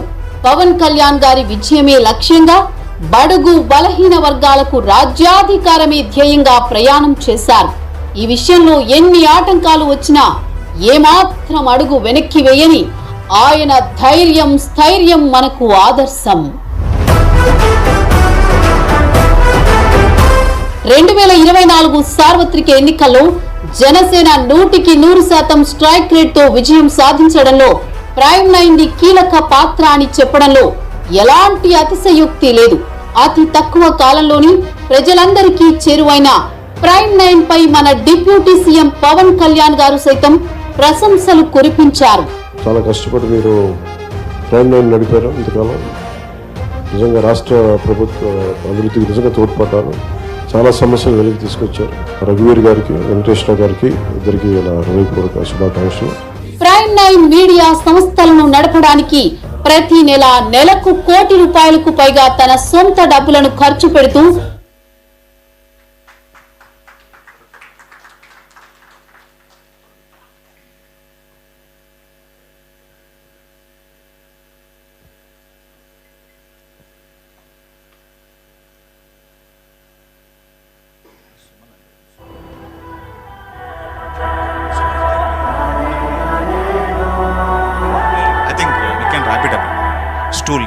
Suman the torch bearer.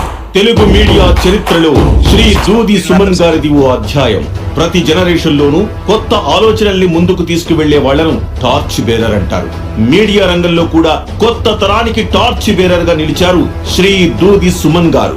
Digital media రంగంలో సుమన్ టీవీని ప్రారంభించి కేవలం దశాబ్ద కాలంలోనే భారతదేశంలో అతిపెద్ద డిజిటల్ నెట్వర్క్ గా అభివృద్ధి చేశారు. ప్రపంచంలో ఏ మూల తెలుగు వారున్నా వారింట్లో సుమన్ టీవీ మోగాల్సిందే అంటే అతిశయోక్తి కాదు. తెలుగు నేలపై గత 50 ఏళ్లుగా మీడియా ముఖ చిత్రాన్ని మార్చిన వాళ్ళు ఇద్దరే. ఒకరు రామోజీరావు గారైతే రెండో వ్యక్తి సుమన్ గారు. ఈనాడు దినపత్రిక 24 గంటల వార్తా ఛానళ్లతో రామోజీరావు గారు సరికొత్త ఒరవడికి శ్రీకారం చుడితే డిజిటల్ మీడియా ద్వారా ప్రపంచ పటంపై సుమన్ టీవీని నిలబెట్టి మీడియా చరిత్రలో చెరిగిపోని డిజిటల్ సంతకం చేశారు సుమన్ గారు. పండిత పామరులన్న తేడా లేకుండా పూరి గుడిసెల్లోకి సైతం సుమన్ టీవీని చేర్చిన ఘనత శ్రీ సుమన్ గారిదే. సుమన్ టీవీ రాకముందు ఒక లెక్క, వచ్చాక మరొక లెక్క అన్నట్టు వ్యవస్థను సమూలంగా మార్చేశారు సుమన్ గారు. అప్పటి వరకు చూడని జీతాలను, ఊహించని లాభాలను సాధించి ప్రతి ఉద్యోగికి పంచారు. ఆయన సంపాదించిన ప్రతి రూపాయి నిజాయితీగా సంపాదించినది. మీడియా అంటే రాజకీయ పార్టీలకు కొమ్ము కాయటమో, సెటిల్మెంట్లు చేయటమో, బ్లాక్ మెయిల్ చేయటమో అనే దుస్సంప్రదాయాన్ని రూపుమాపి నిజాయితీగా మీడియా ద్వారా సంపద సృష్టించవచ్చని నిరూపించిన ఆర్థికవేత్త శ్రీ సుమన్ గారు. పెద్ద పెద్ద మీడియా సంస్థలు నూరెళ్లబెట్టేలా ఉద్యోగులకు శాలరీలు, బోనస్లు, రెవెన్యూ షేర్లు, బెంజీ కార్డులు ఇస్తున్నారు.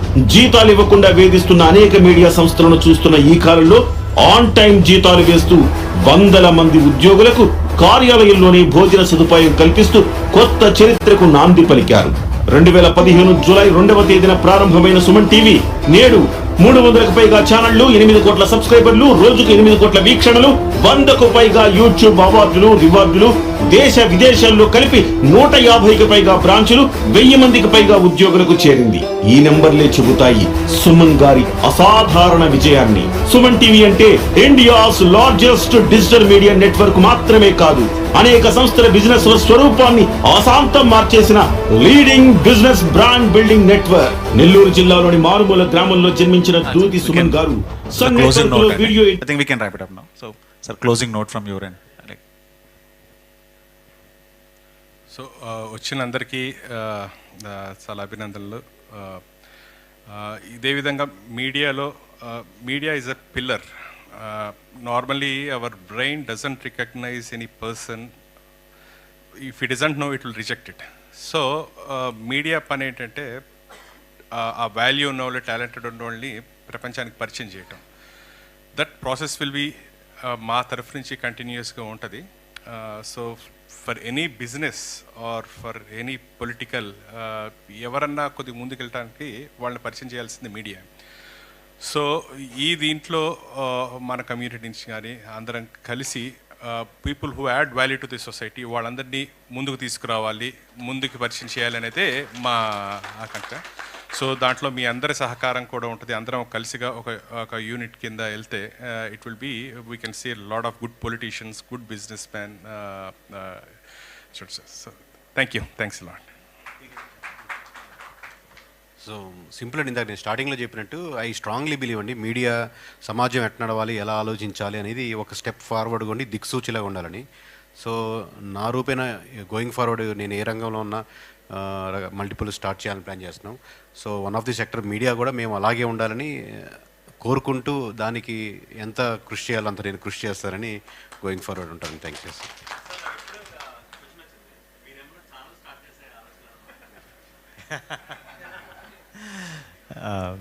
సో నేను ఎప్పుడు చెప్తూ ఉంటానండి, ఇప్పుడు మన ఫిలిం మీడియా, ఇప్పుడు ఓటీటీ, యూట్యూబ్ ఆర్ డిజిటల్ అన్నీ కలుపుకొని it will be a very strong vertical అండి, మన కమ్యూనిటీ అయినా ఎక్కడైనా కూడా. సో వీ హ్యావ్ టు, అందులో మన పిల్లర్స్, దిగ్గజాలు చాలామంది ఉన్నారు. So let's bring it together and let's take it forward అండి. And thanks for giving me this opportunity. One thing అండి, 4 o'clockకి నా ఈవెంట్ ఉంది, please come. It's only 1 film event we have. So మీరు రండి. అండ్ విల్ ఐ థింక్ 4 అండి, room number 4లోని we can continue the discussion. Thank you. Thank you everyone for your time. Thank you.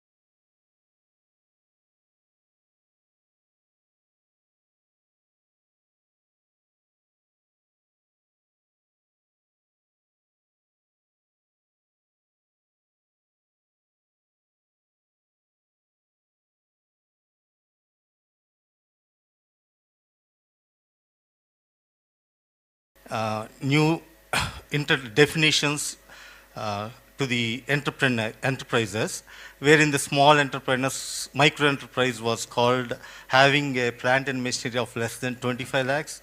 Then medium, small it is called for less than 1 crore of plant and machinery installation. Then medium, thereafter large.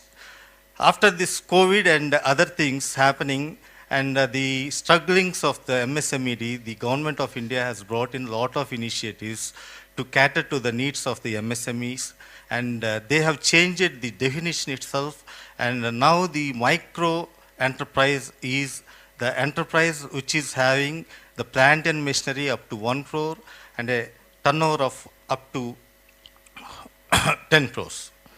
And further, the small enterprises has been defined that the plant and machinery which does not exceed a maximum of 10 crores and the turnover of 50 crores.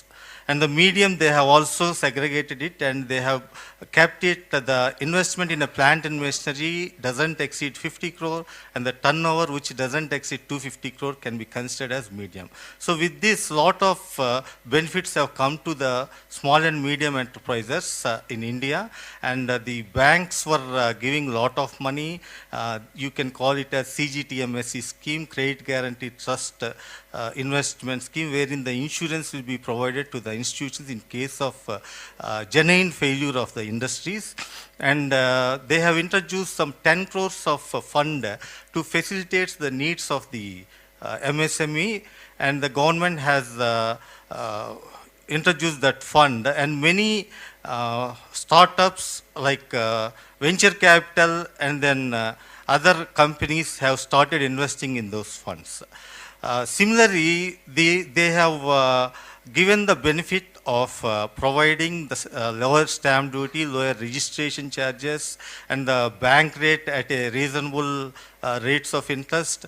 And apart from that, the government has taken an initiative of procuring the materials from the MSMEs to an extent of 25% of what all they are going to procure. So the government corporations, government entities, and government supported units have to definitely procure 25% of their raw materials from this MSME units only. This has brought in a big change, and you can now see a lot of MSMEs coming into SME IPOs, what we call, and they are being oversubscribed 100 times, more than 100 times also.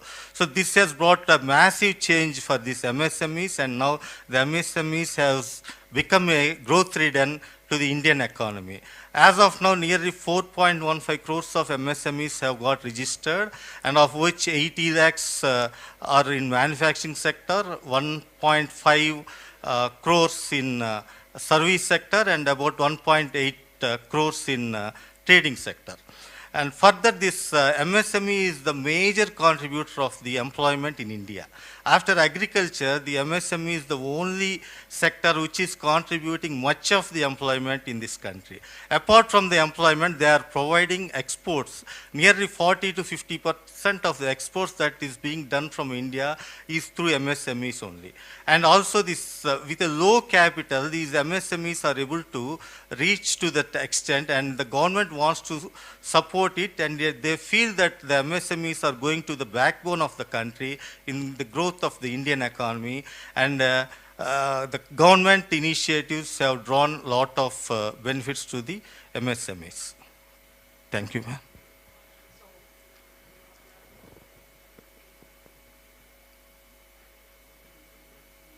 Okay. So that was indeed very informative, sir. So the MSME sector looks very bright.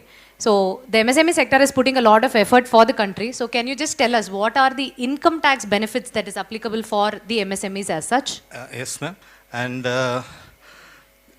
considering all these factors, the government of India had recently reduced the tax rates of the companies which are going to be registered, or newly registered companies who are into the manufacturing sector, and the rate of tax is a very minimal of 15%. After the surcharge and the education cess, the effective rate is about 17%.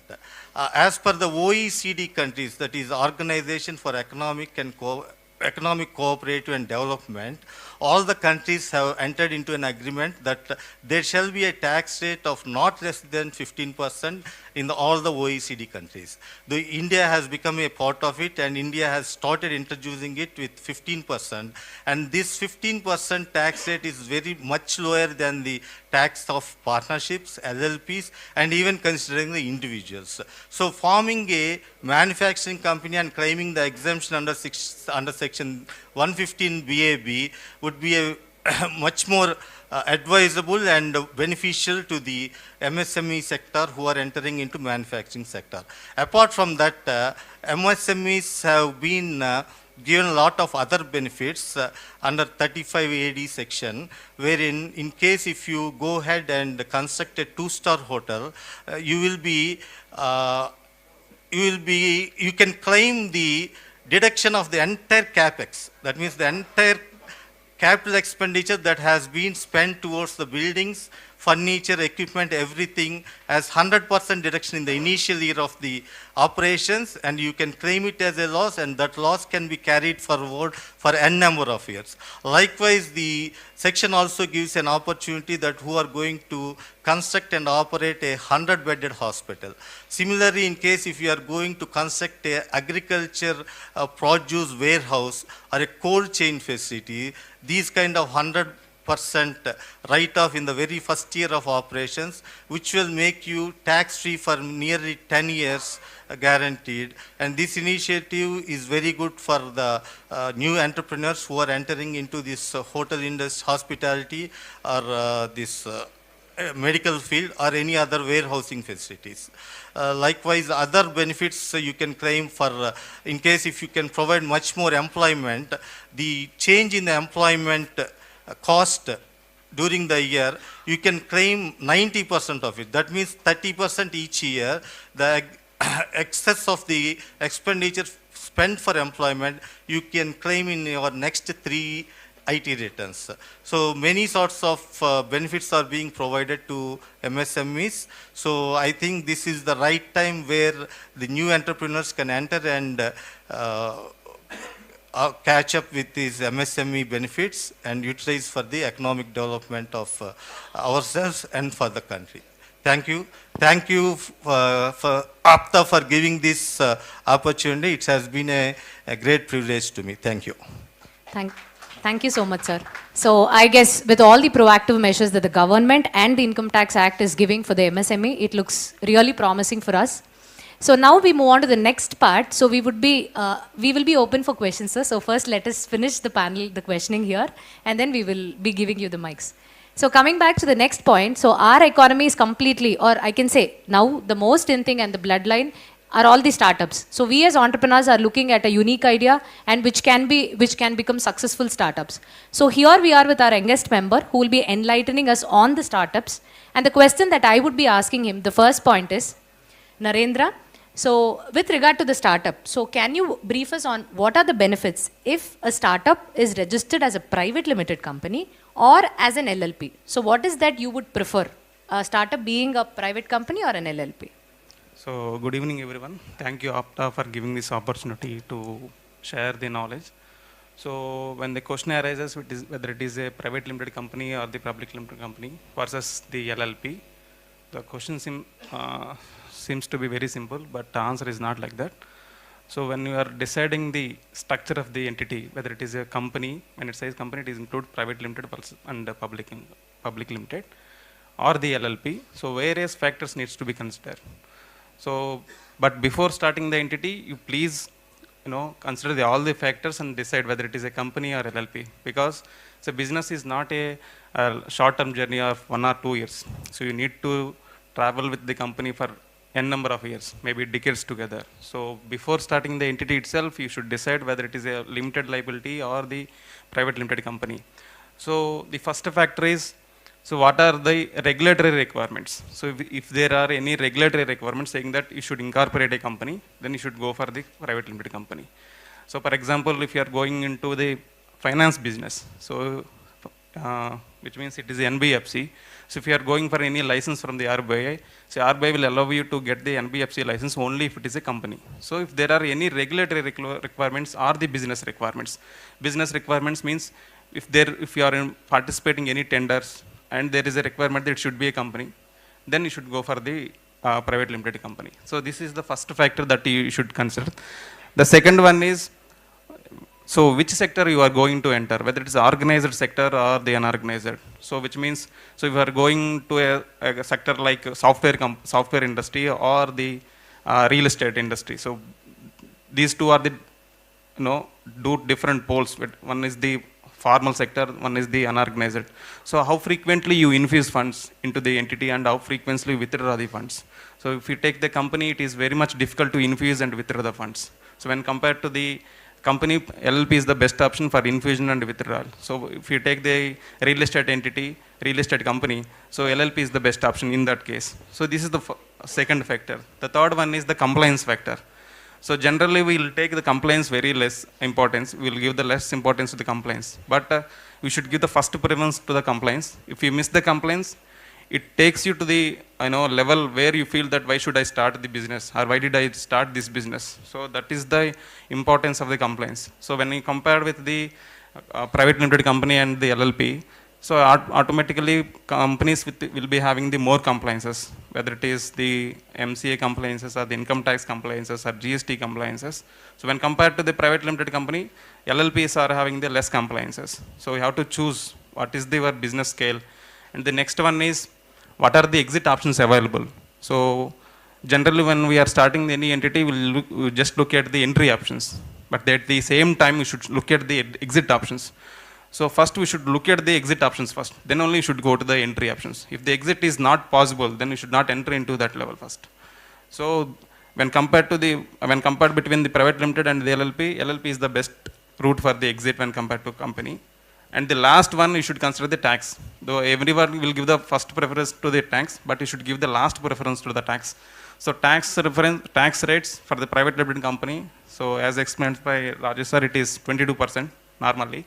So unless you are not claiming any deductions, it is 22% plus surcharge and all. And it comes with the condition that when you are distributing the profits to the shareholders again, so shareholders has to pay the tax again. So however, it is a LLP, it is straight away 30% and no other taxes are imposed on that LLP, even if the profits are shared with the partners. So these are the various parameters which needs to be considered when incorporating a company and LLP. And when it comes to the startup, the one more requirement is, so many startups will try to give ESOPs to the employees. So that option is available only if it is a company and it is not available in LLPs.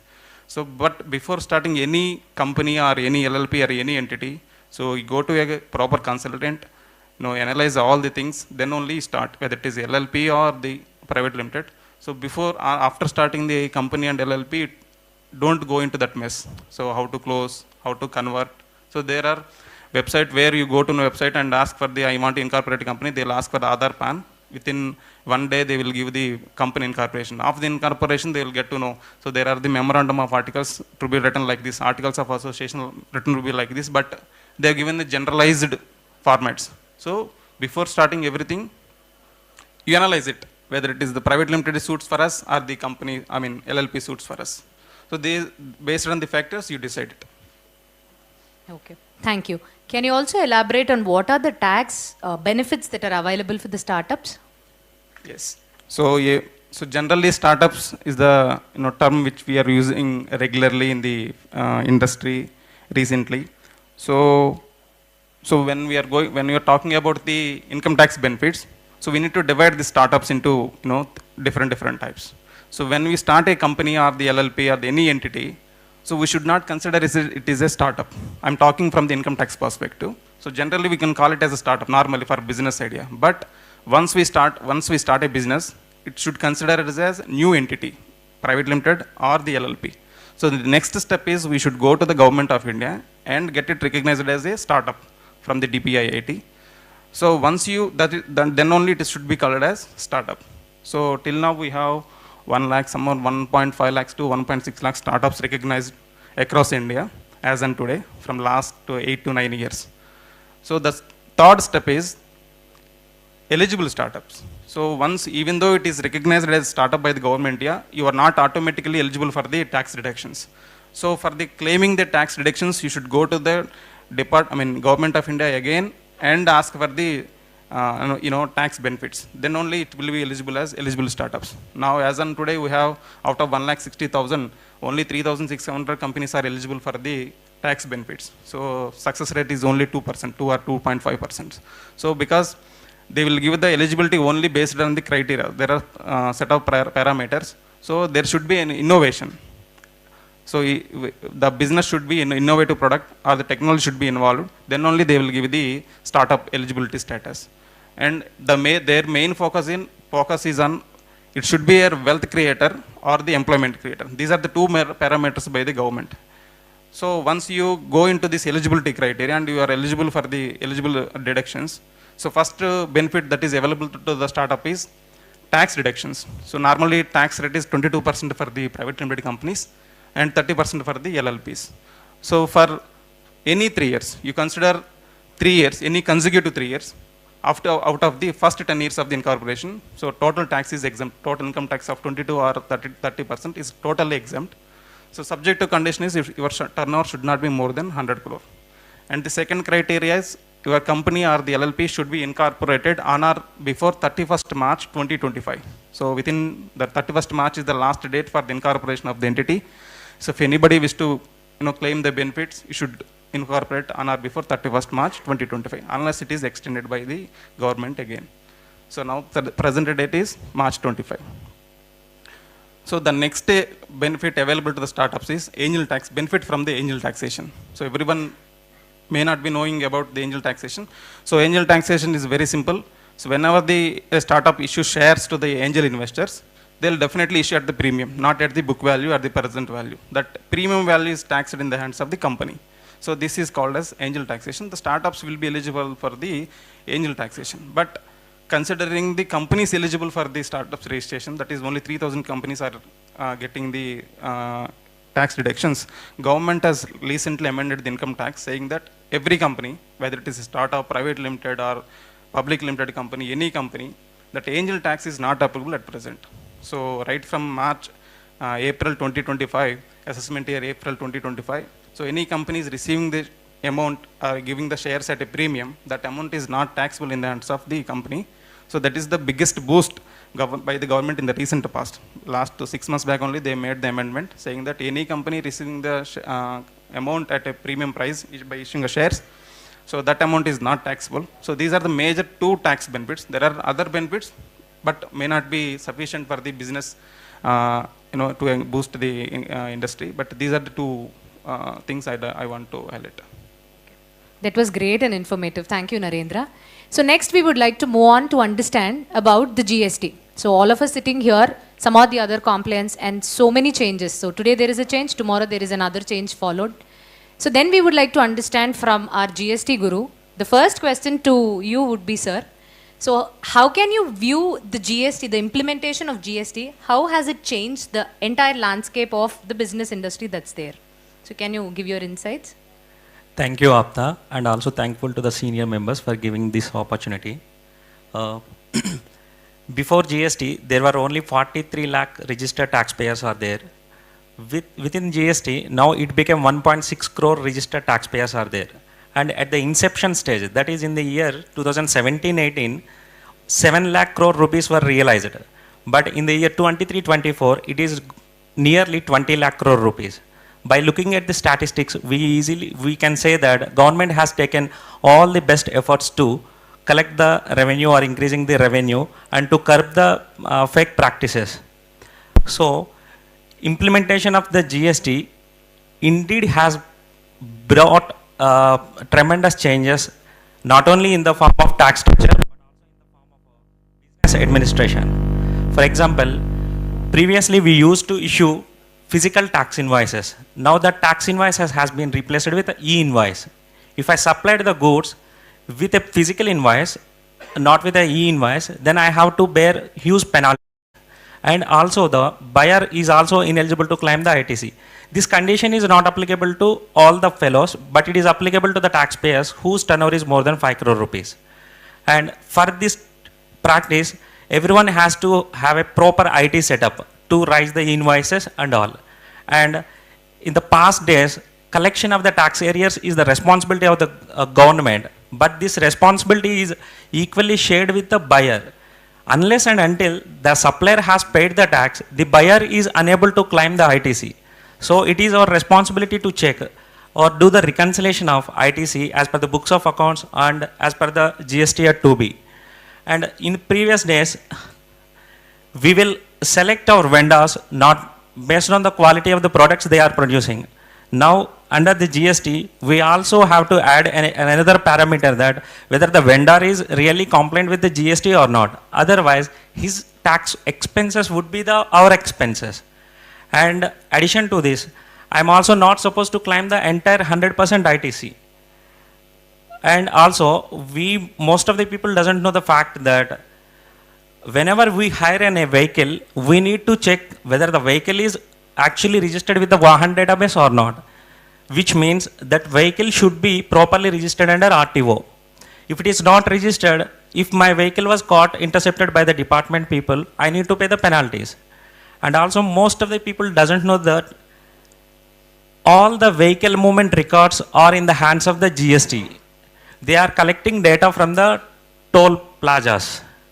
When we are going for the audit, they will check our tax invoices by using our e-way bill. Then when they are entering the e-way bill, they came to know whether this vehicle is actually moved or not, whether the supply has been taken place or not. If it is not found, then it deems to be that it is a fake invoice. And in previous days, in the VAT system, all the branch supplies are not subject to tax. We usually claim the tax exemption by filing the Form F. Now when it comes to the GST, all the branch supplies are also subject to GST, and every taxpayer has to be cautioned about the valuation rules, and also it will slightly impact the working capital needs of the taxpayer also. These are the few compliances which will restrict the taxpayer. In a general terms, we have to be very practical, and some cases we need to deviate business process. But under the GST, if we deviate any compliance, it is very costly. Non-compliance is very costly. Then compliance, these GST, it is very fine. Thank you, Srinivas Garu. So the next question would be, what are the benefits that are available to MSMEs under the GST? With respect to the MSME, when it comes to the registration, all the business people are not required to be registered. The registration is based on the turnover limit. Suppose in Telangana, if my turnover is less than 20 lakh rupees, I am a supplier of services, I need not require to be registered. And when it comes to the Andhra, it is 20 lakh for the supply of services and 40 lakh for the supply of goods. So everybody is not required to register under the GST. Further, the reduced rate of tax is the another advantage. If I am a registered taxpayer, I am registered as a composition dealer, then my tax rate would be 1% in case of traders, 5% in case of restaurant services, and it is 6% for the supply of services. So this is the advantage that is given to the small taxpayers. And also the composition taxpayers are not required to pay the tax on monthly basis. They have the option to pay the tax on quarterly basis.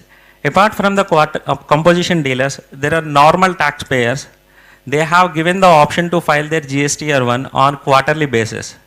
Further, in addition to that, they have given some relaxation to filing of annual returns 9 and 9C. If my turnover is less than 2 crore rupees, I need not require to file GST R9.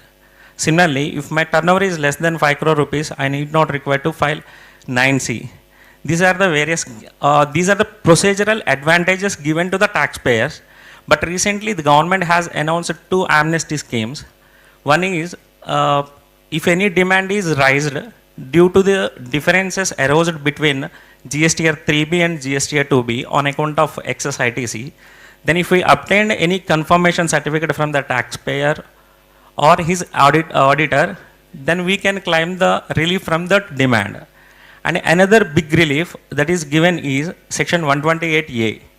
By filing an application, we can claim we can claim the waiver of interest or penalty for the first 3 financial years, starting from the 17-18 to 19-20. These are the few benefits that are given by the government to the MSME sector. Thank you, Srinivas Garu. So that was informative.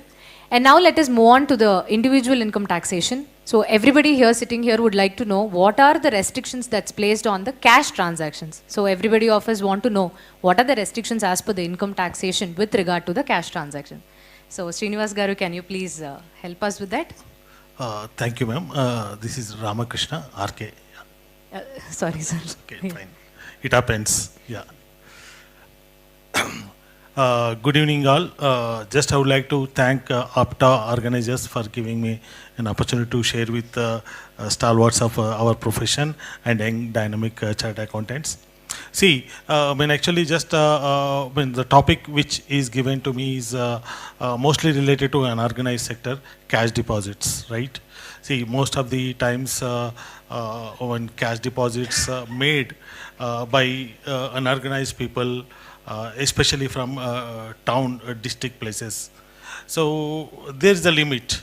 Suppose if you deposit substantial portion of cash into the bank account, definitely there's a fair chance of getting notices from the department.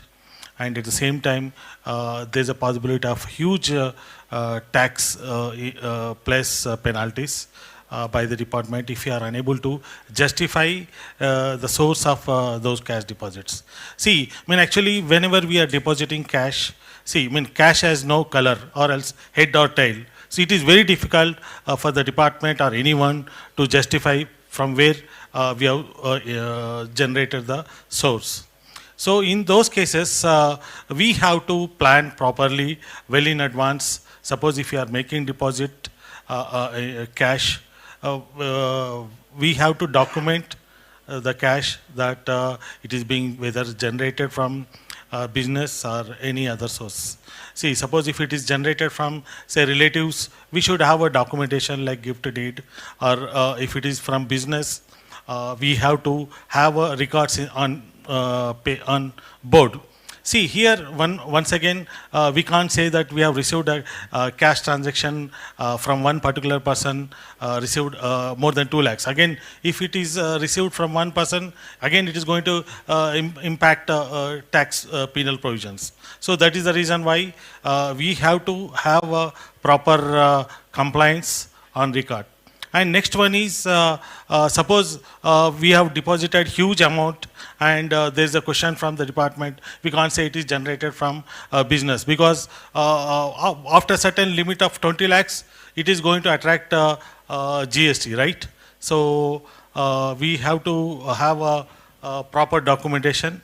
And suppose if cash deposits are substantial, like more than 10 lakhs in a financial year, in case of a savings bank account, and if it is more than 50 lakhs in case of a current account, it is going to, we are going to receive notice for that. It is, suppose if it is proved, there is no source for this cash generation, penalty will be around 82%. Plus, there is a possibility of understatement and misreporting from 50% to 200%. Can you also brief us on the cash withdrawals part, sir? So, do we have any particular compliance issues? Yeah, same way what we were discussing about cash deposits, the same penal provisions applicable even for cash withdrawal. See, department, income tax department always focuses on the source of generation of revenue or cash, right?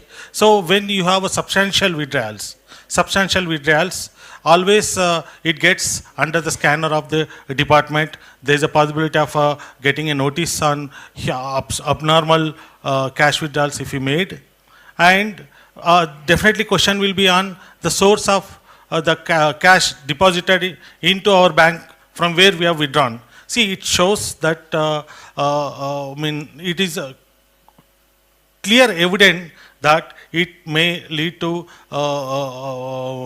money laundering cases or maybe black money. Okay, so we have to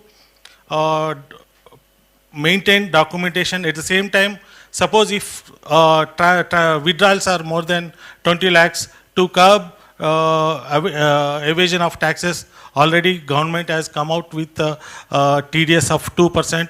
If in case of assessees who are not filing tax returns for more than 3 years at 2% in 20 lakhs, and in case of regular assessees, it is more than 1 crore, 2% TDS is applicable. Yeah, thank you very much. Thank you, sir. So the last panelist, so we would like to ask you a few questions, sir, with the same topic of the individual income taxation. So the first question is, how about a cash deposit for the purchase of an immobile property? So what are the chances of scrutiny? What are the consequences? And if you could brief us about the same. First of all, congratulations, you are planning to buy a property by depositing huge amount of cash and generating some business for fellow chartered accountants. Friends, it was said by Kautilya that the king should collect taxes like how a bee collects honey from a flower without damaging the flower. But unfortunately, now there is no king, we are governments. So governments are crushing the flowers and making the honey. And Benjamin Franklin said, whether it is famously or infamously, death and taxes are certain.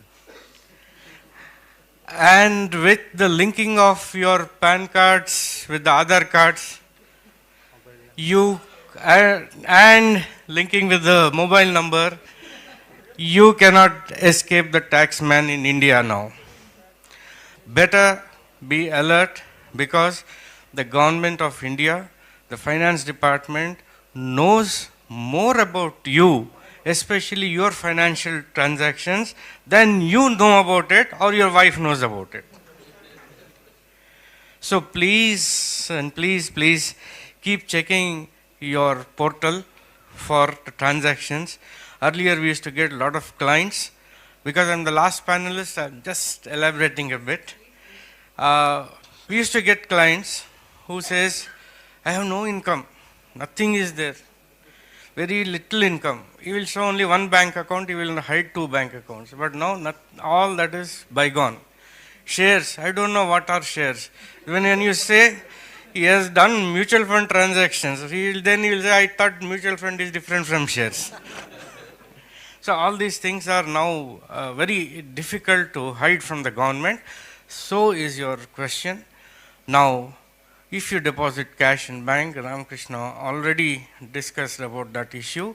If it is above a limit of 10 lakhs in a savings account and a higher limit in current account, the department has made it mandatory for the banks to report the transactions to the income tax department. That is called SFT transaction, specified financial transactions. And what the bank fellow will do, he will report it 2 or 3 times. Above 2 lakhs, suppose you deposited 50 lakhs, example. He will say, Hiranmayi deposited 50 lakhs under more than 2 lakhs category. He will say, about 10 lakhs category, you deposit 50 lakhs. Suppose you make an FD, he will say under the FD category, 50 lakhs. So, government will have an impression that you have 1 crore 50 lakhs transaction in that year when you actually deposited 50. So avoid cash transactions when you are buying immobile property. More so, under section 269 SS, with effect from 1st May 2015, no specified transaction can be made if the value is 20,000 or more. Now, what is a specified transaction? Is purchase of immovable property is a specified transaction.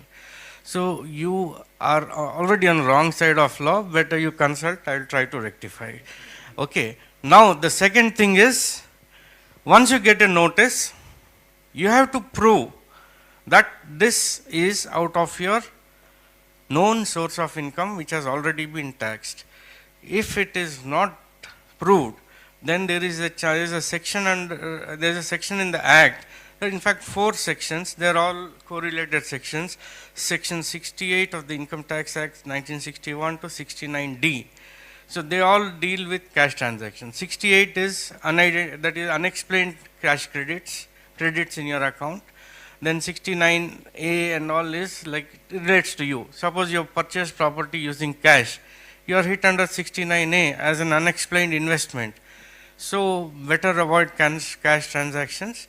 And only one saving grace is if you record the full value in a registered sale deed, though you pay in cash, though you are liable for penalty, you can escape from penalty saying that this has been disclosed in a government registered document, because the intention of the department in providing all these restrictions on cash is to prevent black money, unaccounted money.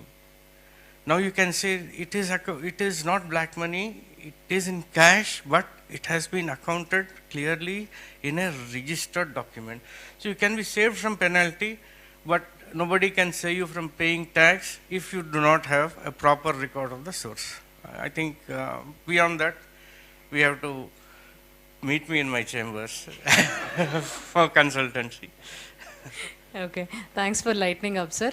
And the second thing would be, since most of us here sittings are from the NRI category, so what are the responsibilities of the NRIs, and what is with regard to the filing of their IT returns? Suppose they have an income here, so how do we go about with it? So what is the entire thing about the NRIs? Can you just brief about the same?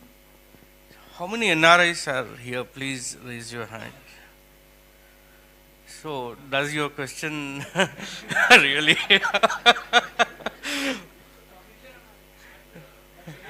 The choice of questions. Fine, sir.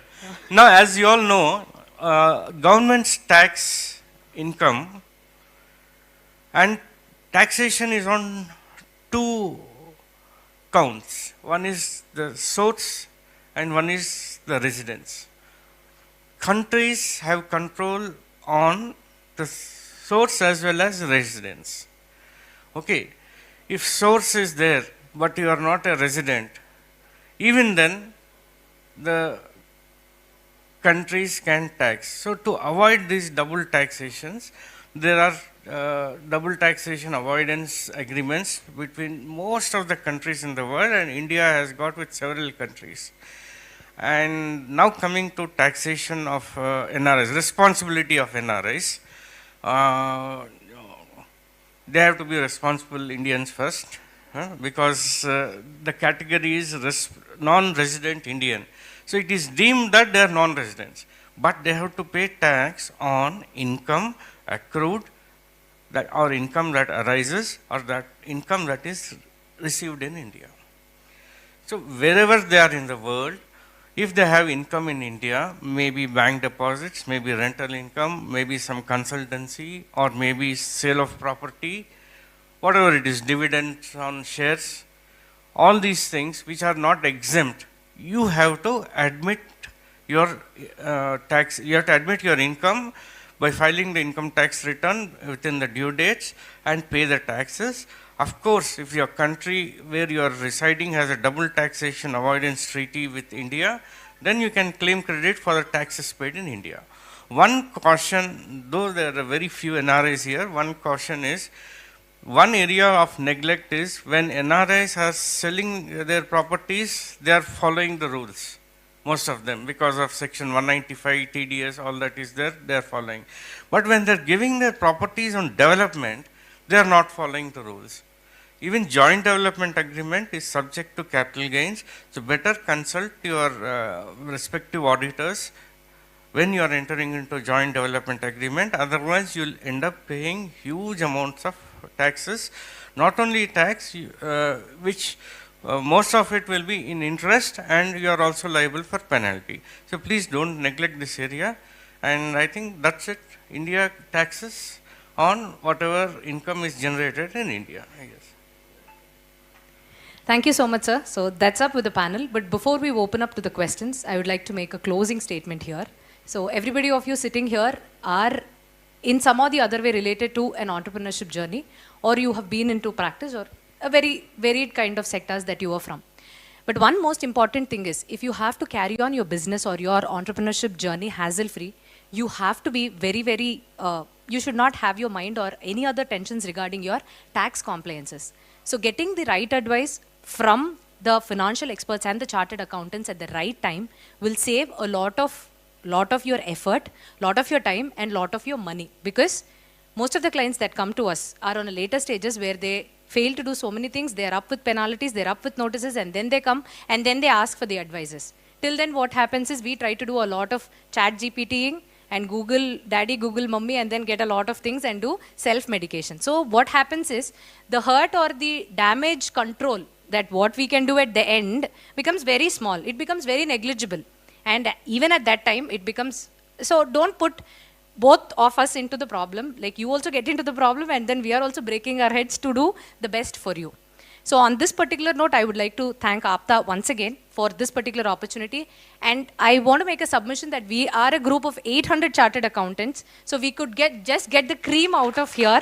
And I would like to thank Mr. A.V. Ratnam, who is the head of all the chartered accountant group here, because he has arranged for the exclusive session that we have to represent, because there is no entrepreneurship journey without a chartered accountant giving their insights sitting here. So out of the 800 people, we have selected the cream because we can't bring everybody of them here, right?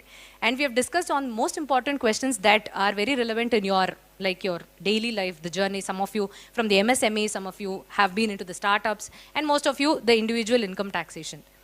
So yeah, we would like to thank you. And the other things is, please consider us as financial doctors and please take the right advice at the right time so that you will be saved from a lot of other things. So yeah, are falling on the same day, 1st of July. So we are the financial doctors. And of course, everybody of you into the business would have already known it. So it's just my side of the advice. So now the floor is open for questions. Yes, first question. Yes, please.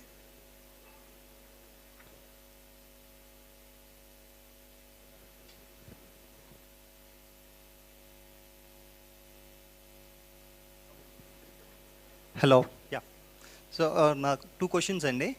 ఒకటి like ఎక్కువగా ఒకటి వింటూ ఉంటాము.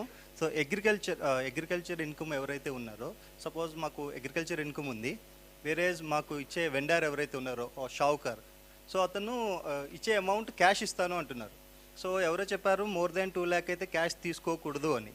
So as a agriculturist మేము ఆ డబ్బులు తీసుకోవచ్చా తీసుకోకూడదా?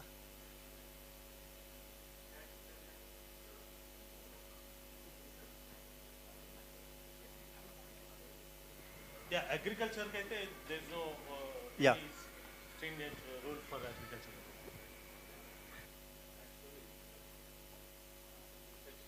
For taking the cash, it falls under the section 269 ST that has been recently introduced. I think it is with effective from 1st of July 2015. I hope so, if I am correct.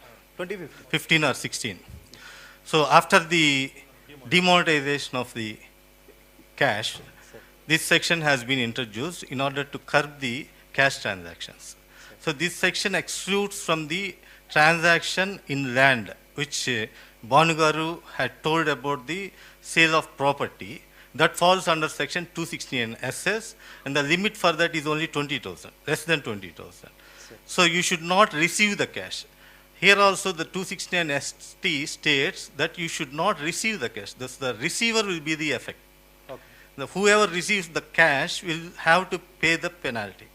So the penalty is equal sum of the amount that you have received. That is 100% of the cash amount which you have received in excess of 2 lakhs that you need to pay as penalty. For agriculturists, in the bill it has been mentioned the agriculturists will be exempt.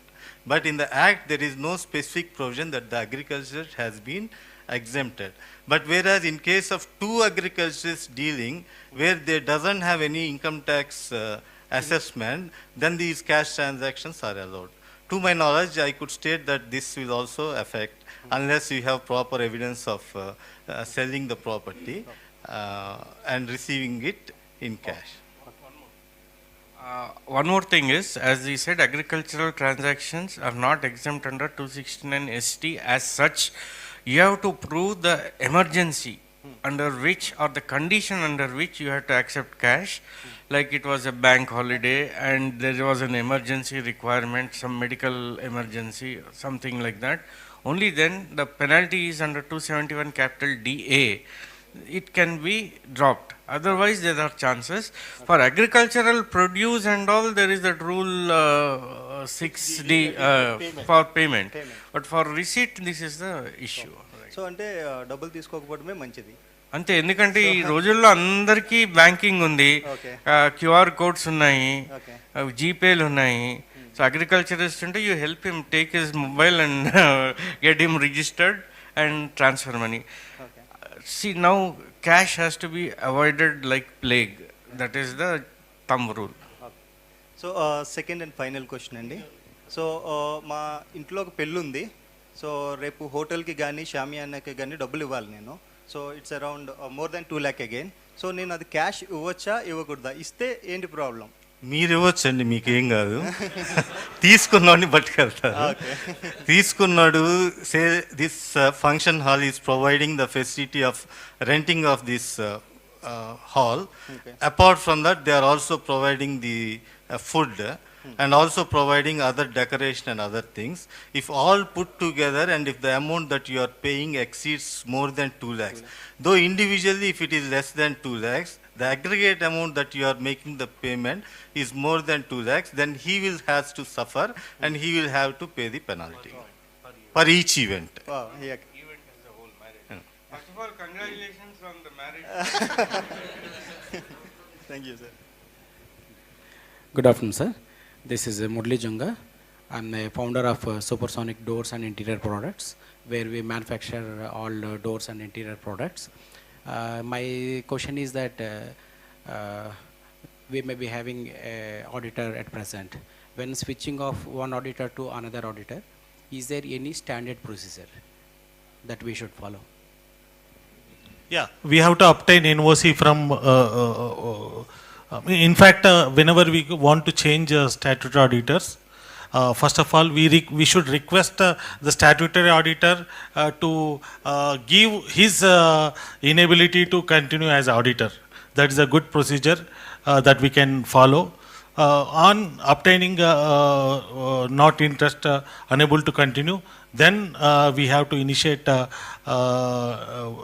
fill casual vacancy, and we can invite others, other auditor, and to fill that casual vacancy.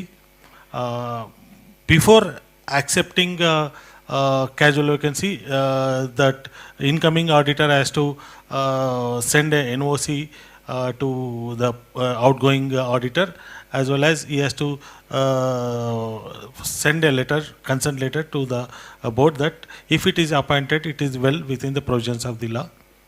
So with that, we can just fill the casual vacancy. అంటే ఈ procedure ఎలా ఉంటుందంటే అండి, company కంటే సీఏకి ఎక్కువ procedure. For new started accountant who is taking the audit, he has to follow the procedure than the company.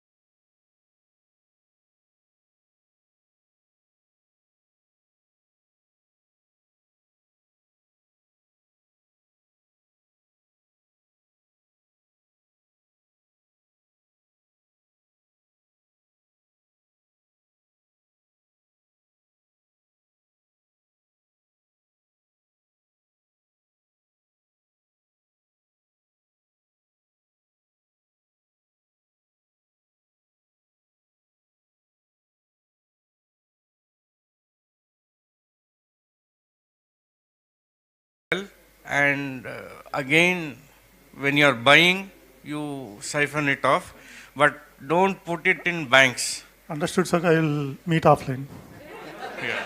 Sir, I would like to supplement this question. Actually, there are two things happening here. One is the seller and the other is the buyer. The seller who is selling it at lesser value has to pay the tax of capital gains on the guideline value. But there is a rule which prescribes 10% upward revision from the sale value, not the guideline value. Question is not that. He has understood that. Now he wants only buyer is coming. Sir, I will. 9% is exempt, sir. They may say the document writers will generally state that there is 10% rule, but actually it is 9% on the guideline value. Within that limit, if you can sell, that value can be considered. Similarly, with respect to the buyer. But there is another provision where there is certain issue. You have some lines, electrical lines passing over the land, or some sort of vastu problems. There is a very deep, you have to fill in, land filling is there. If such kind of problems are there, you can reject, you can claim that the value is not the guideline value. Then the registered valuer of the income tax department will come and value it. That will be the value that will be adopted by the assessing officer, but it will not be more than the guideline value. It may be in between the guideline value and your purchase value or your purchase value itself. Good evening all. My name is Anil Kumar Majji. I am a GST accountant. Sir, Ramakrishna garu meeru indaka e-way bills gurinchi cheppinappudu vehicle movement will be tracked in toll gates ani chepparu. Okay, I am a recipient. 1 lakh goods naaku vachindi. E-way bill vachindi. Bill undi, e-way bill undi. Nenu em pattinchukoledu. In case auditing lo aa vachina vehicle toll lo record avaledu ani ante how it will impact me? Parameter. Not. To support that I have taken the goods, నేను goods అన్ని తీసుకున్నాను అని prove చేయాలంటే ఈ web toll గేట్ల ద్వారా pass అయ్యేది అనేది వన్ ఆఫ్ ద పారామీటర్ మాత్రమే. సో అక్కడ మనకి రాలేదు అని అంటే కనుక టెక్నికల్లీ ఏదో జరిగిందని చెప్పవచ్చు. So that in order to prove that transaction you may have the వేమెంట్ slips. If you are in the pharma industry, you can produce QC certificates. All other certificates you can provide, then they will leave it. And oka sector ani kaadu, I am a GST accountant. Naaku oka 50 clients unnaru, different sectors. Vallaki eppudanna audit padinappudu nene kada akkada responsible. So that meeru munde yes sir, consignment notes.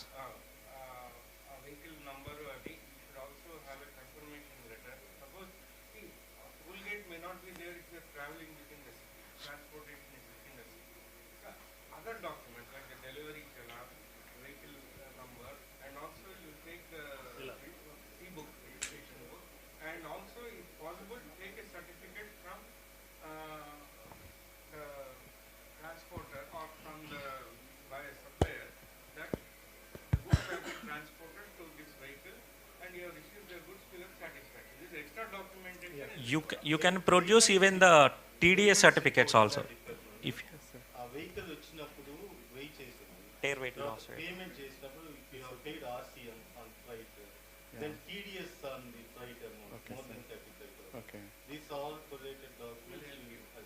But even then adjudication they will not allow your input, only in appellate authority you have to satisfy the they are not. Okay sir, thank you. That is also another document. Good afternoon, sir. This is Shiva Kasa, scientist from Digital Kerala Technology. Most of the my question is everybody individual question. Credit card. So this is a case study. One of my friend is there. At the time of Corona, he drawed around 8 lakhs rupees. But finally, అతను pay చేయని సిచ్యువేషన్లో ఉన్నాడు. So కార్డ్స్ని rotate చేయడం మొదలెట్టాడు. ఈ కార్డులో తీసి ఆ కార్డులో, ఆ కార్డులో తీసి కార్డులో. సో దీనికి అతను ఎంచుకున్న ప్రాసెస్ ఏంటంటే బయట 1.8 rupees either 2 rupees కి స్వైప్ చేయడం. పెట్రోల్ బంక్లో స్వైప్ చేస్తారు సార్ 2%కి తీసుకెళ్ళి డిపాజిట్ చేస్తారు, క్రెడిట్ కార్డ్ పేమెంట్ చేస్తారు. But after 3 years you will receive the notice from the income tax department for reassessment under section 147. So next procedure ఏమవుతుందంటే you cannot explain the sources of deposits automatically. So even if you say that it is the with swiping at the petrol bunks and deposited into the bank account, then making the credit card payment, they will not listen. Because unless you prove with the documentary evidence, you have to get the confirmation statement to petrol bunk saying that I have withdrawn this amount and I deposit the same slips. So there is a process which needs to be followed. So otherwise, that what will happen, sir? That amount will be taxed at 60% tax rate with 25% surcharge, and the 2% interest rate is applicable from the first day of April, because you have not filed the income tax rate generally. So 2% interest rate is applicable. In addition to that, 10% penalty is also applicable. So you will be ending up paying for 100 rupees of deposit, you have to pay 200 rupees of taxes. So recently ITAT has given a decision that credit card payments without proper source are taxable under 69. Me same case I am now dealing andi. Same corona period. One person staying in US. అతను వాళ్ళ friend కని card ఇచ్చాడు. He is running a hostel. He could not collect the monies from the students. So he started rotating బ్రీసా అట్లాంటి కొన్నిటికెళ్ళి cash తీసుకొచ్చాడు, rotate చేశాడు. Is paying. His cash credit limit is only 3 lakhs per month. So the entire rotation what he done in the year is 38 lakhs or something. So మన sir చెప్పినట్టుగా 38 lakhs he wanted to tax at 60% rate. There are 2 theories in income tax. One is peak credit theory, the second one is telescoping theory. So peak credit theory ఏంటంటే peak credit, మీ credit కార్డులో highest credit limit ఎంతో అంతే tax చేయగలడు, మొత్తం aggregate tax చేయడానికి లేదు. That you have to consult one of our 800 members. Consult అయితే they can solve your problem very easily. Similarly, there is a telescoping theory. ఇక్కడ ఎలా కట్టావు అని అడిగితే నేను ఇక్కడ క్యాష్ వేసిన దాంతో కట్టానని చెప్పాను. ఈ క్యాష్ కూడా యాడ్ చేస్తాను బట్ అంటే not only the 36 lakhs, 36 lakhs cash deposits ఇది పే చేయడానికి వేసింది కూడా మళ్ళీ యాడ్ చేస్తున్నాడు. అంటే he had done the rotation with 3 lakhs and he wants to make an addition of 72 lakhs. So that cannot be done. But ప్రాపర్గా నరేంద్ర గారు చెప్పినట్టు if you can provide proper documentation and these theories before them, I think they may do difficult, but sometimes if you can prove it, they may do it. If not at appellate stage, you can get it. Actually,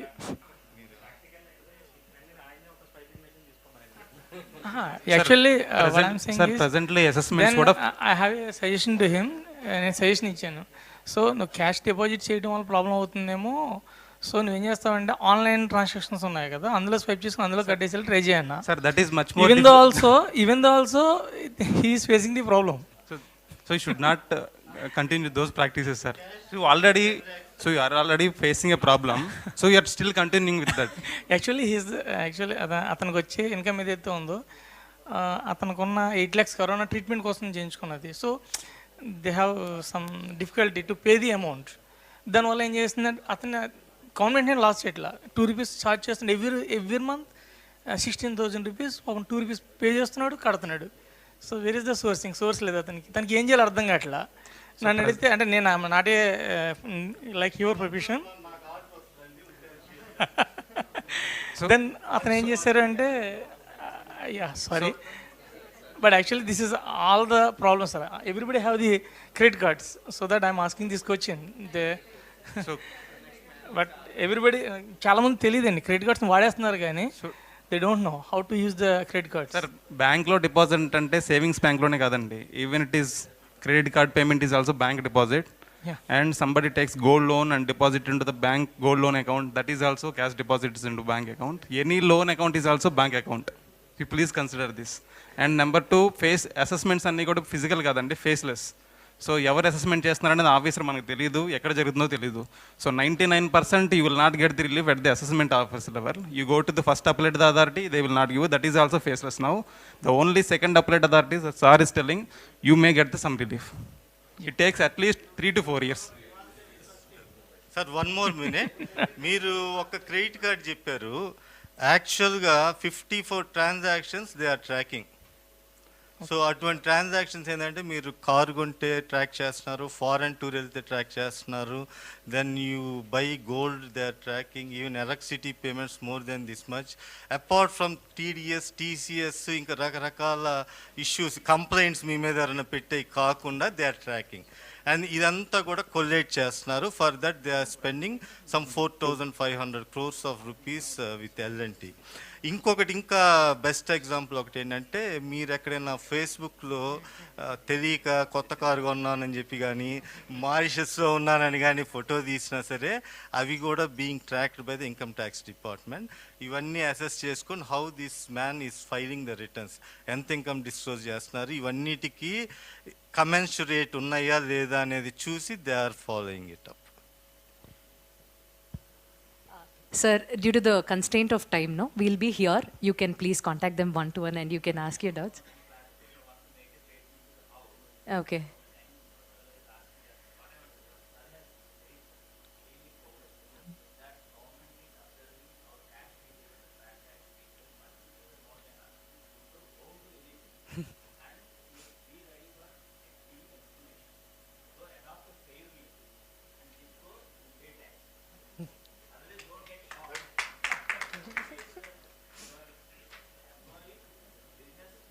Everybody. That's true. So అందులో ఒక advantage ఏంటంటే మన transaction మనం record చేసుకోము, but government also record చేసి మనకు పెడుతుంది రైట్గా.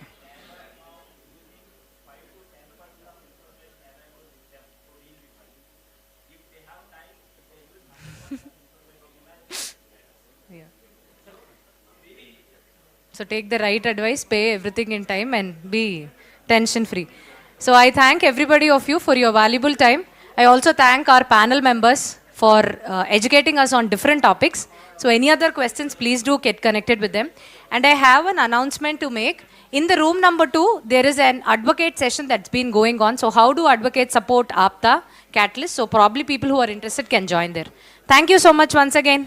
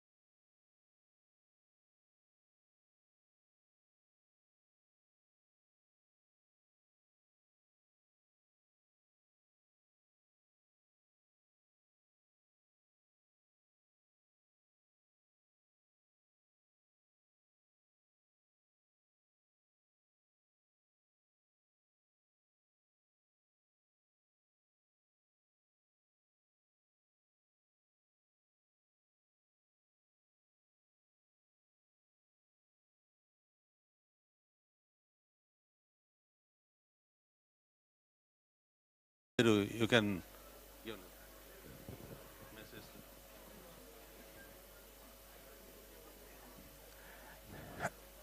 Good afternoon, everybody. My name is Ragam Kishore. We are basically into ports, port-related logistics, and healthcare. More than anything else, I would make one request upfront. I have to leave a little early at 6 o'clock, so please bear with me. There is a small gathering. I would respond to mostly your questions that would be based on logistics and ports and the opportunities available. And of course, our moderator is here to ensure that this whole event takes place in a purposeful event and a meaningful manner. Thank you. Sir, Madam Chandrakala Madam Garu, you can give message. First of all, thank you so much, Mamali, for the invitation for this panel discussion. I'm Chandrakala from Boba Group from Bangalore. We are into aviation, cargo, logistics. We've also been into power projects, and we handled ground and ramp handling Hyderabad Airport lo, as well as cargo terminal handling Bangalore Airport. So madanta aviation, cargo, logistics, warehousing related scopes. So we are one of the first companies who have brought in Lufthansa cargo into India, started by my father, and then we ventured into micro warehousing, and we are one of the first of the micro warehouses in South India as well. So we are launching our phase 2 this year. In a short, that's what we do. Thank you.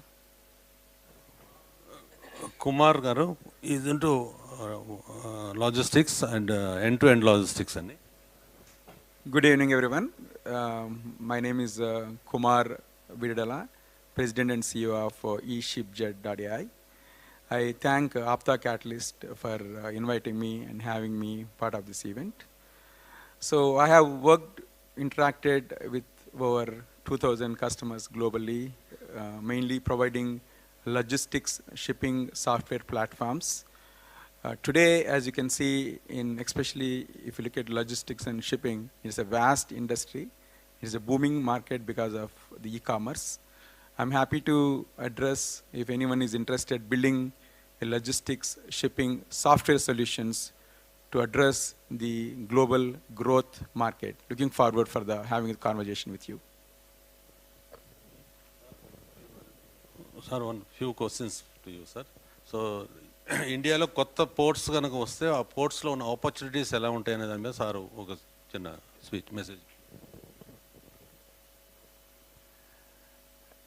ఇండియాలో 7,300 kilometers of coastal border ఉందండి. దాంట్లో 6,900 odd kilometers is on mainland. ఇక అండమాన్, లక్షద్వీప్స్ ఇవన్నీ కలుపుకుంటే balance. మన దేశ తీర ప్రాంతంలో 13 మేజర్ పోర్ట్స్, 200 పైగా మైనర్ పోర్ట్స్ ఉన్నాయి. ఇవన్నీ దేశ ప్రగతికి ప్రథమ సోపానాలు. ఒక దేశం అభివృద్ధి చెందాలంటే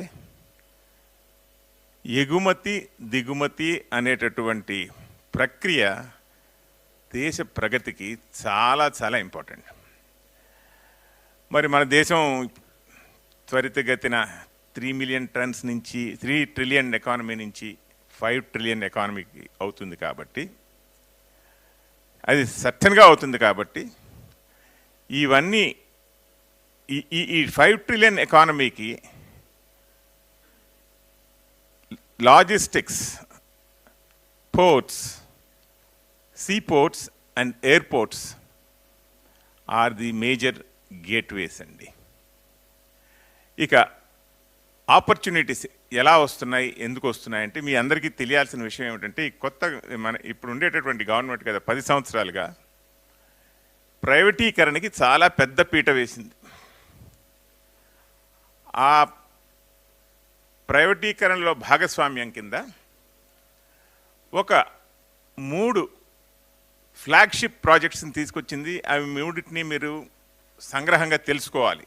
నేను క్లుప్తంగా చెప్తాను. ఒకటి సాగరమాల, గుర్తుంచుకోండి. ఇంటర్నెట్లో ఎక్కడ గూగుల్ చేసినా సరే మీకు సాగరమాల అంటే ఏమిటో తెలుస్తుంది. Second is Bharatmala. While Sagarmala is meant for development of the coast of India, Bharatmala is meant for connecting India on the land side. DFC, Dedicated Freight Corridors, అనేటువంటి 3 అంశాలన్నీ కలిపేసి ఈ పెద్ద పెద్ద ప్రణాళికలు రచించారు. ఈ ప్రణాళికల డీటెయిల్స్లోకి మీకు వెళితే గనక ఎక్కడ ఏం ఆపర్చునిటీస్ ఉన్నాయని మీ జియోగ్రాఫికల్ కన్ఫైన్మెంట్లో మీకు చాలా సులభంగా తెలిసిపోతుంది. కాబట్టి ఇవి గుర్తుంచుకోండి. I think I'll take 2 more minutes అండి గిరిధర్ గారు. Manufacturing is the basis, heart, apart from agriculture. Manufacturing is the heart of growth of any industry. For the purpose of manufacturing, horizontal movement of goods is absolutely essential. For making a product, goods inputs should move horizontally into the factory and the finished products should go out.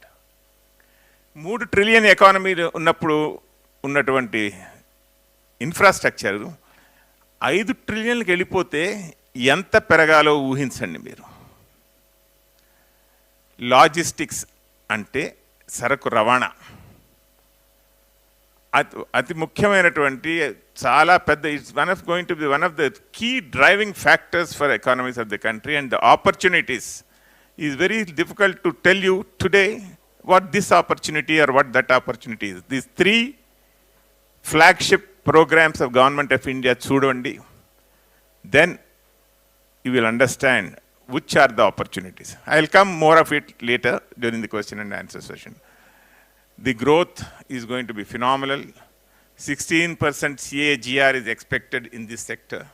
16% is minimum CAGR, and it can go as high as 25%. కాబట్టి మీలో ఎవరైనా ఔత్సాహికులు ఉంటే ఈ 3 ప్రోగ్రామ్స్ని సమగ్రంగా మీరు దీనికి పెద్ద effort చేయాల్సిన అవసరం లేదు. You go in to internet, you go in to the respective ministries websites, everything is available in a very very detailed manner. One more question sir. ఈ పోర్ట్స్ మ్యానుఫ్యాక్చరింగ్ యాక్టివిటీస్ పెరగటం వలన ఉన్న పోర్ట్స్ వలన ఆ ఎక్స్పోర్ట్కి సరిపోతాయా ఆ పోర్ట్స్, ఆ traffic? దాని మీద కొంచెం సరకు రవాణా సామర్థ్యం అంటే handling capacity of ports. Today India at almost 3 trillion economy, మనం around 1654 million tons of cargo is moved in and out of the country. 1654 million అంటే 1 million అంటే 10 లక్షలు. 10 లక్షలు ఇంటూ 1654 million tons మూవ్ అవుతోంది. ఇప్పుడు దేశంలో ఉండేటటువంటి ప్రస్తుతం ఉండే పోర్ట్ల సామర్థ్యం 2654 million టన్నులు. We have sufficient capacity today to go up to $4 trillion dollars. But to go to $6 trillion, the growth has to be phenomenal, both in terms of Bharatmala, PM Gati Shakti, Bharatmala, Sagarmala, DFC అన్నీ కలిపేసి ఇప్పుడు కొత్త programme తీసుకొచ్చారు. దాని పేరు PM Gati Shakti. PM Gati Shakti వెబ్సైట్లోకి మీరు వెళ్తే a plethora of opportunities everywhere they are there. So ఇప్పుడుండే 2564 million tons కెపాసిటీని ఐ థింక్ 3000కి తీసుకెళ్ళడం చాలా ఇంపార్టెంట్ అండి వచ్చే 5-6 సంవత్సరాల్లో. పోర్ట్స్ కెపాసిటీ సరిపోతుంది ప్రజెంట్గా. Okay thank you madam. You have one question madam. ఇప్పుడు రీసెంట్గా లాస్ట్ వీక్లో ఒక 7 కొత్త ఎయిర్పోర్ట్స్ని స్టార్ట్ చేయాలని ఏపీ స్టేట్ గవర్నమెంట్ ప్రపోజల్స్లో ఉన్నారు. దాని గురించి దానివల్ల ఈ కార్గో హ్యాండ్లింగ్ కానీ తర్వాత ఈ వేర్ హౌసింగ్ యాక్టివిటీస్ కానీ పెరిగేదానికి అవకాశం ఉంది సార్. డెఫినెట్గా ఐ థింక్ మోర్ ఇన్ఫ్రాస్ట్రక్చర్ పెంచే కొద్దీ, బెటర్ ఇన్ఫ్రాస్ట్రక్చర్, క్వాలిటీ ఇన్ఫ్రాస్ట్రక్చర్ పెంచే కొద్దీ మన స్టేట్, మన country becomes an attraction point కూడా for outsiders. So we become, ఇప్పుడు మన airports are being talked about. ఇప్పుడు మన airports have become a landmark, a milestone for other countries to come forward. ఇప్పుడు Indian airports, Indian operators అనేది చాలా important. ఇప్పుడు it's no longer like India is in a back seat.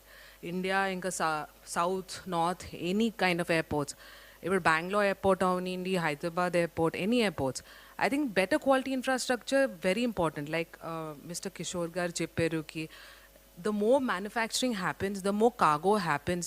Movement of freight very important, and logistics plays very important role. Ante goods to move from place to place, from point A to point B, and how well inka enta baga avutado, it depends on the quality infrastructure that the states build, the countries support, and service providers like all of us end up doing that bit too.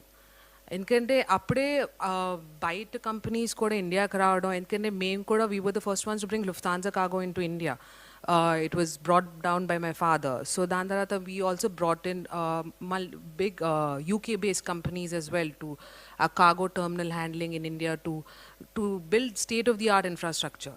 And as the goods grow, the freight grows, manufacturing grows, దాన్ని handle చేసి ఎఫిషియెంట్గా తీసుకెళ్ళడానికి you need that kind of good quality infrastructure. So it is very essential. And like you said, uh airports which the concept which the state is plan to launch, it will do very well. ఎందుకంటే అది మనకు అవసరం ఇప్పుడు, కాకపోతే ఎప్పుడైనా ఫ్యూచర్లో it's the need of the hour కూడా. ఎందుకంటే better quality infrastructure and better good guidance కూడా to direct the channel of goods in that way. So అందుకనే మేము కూడా under Boba Group, we've launched another vertical called Boba Projects. So my experience, my core handling walla, we also are in talks with lots of clients to build end-to-end supply chain mapping, end-to-end airport-related infrastructure. So my unko vertical caters to all the needs of the hour, like all infrastructure development koda. So it will be very essential.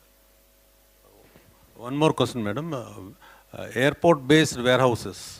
So how it is going to be used? Airport bases, now new airports are coming. Near the airport, any small warehouses for the cargo facilities. So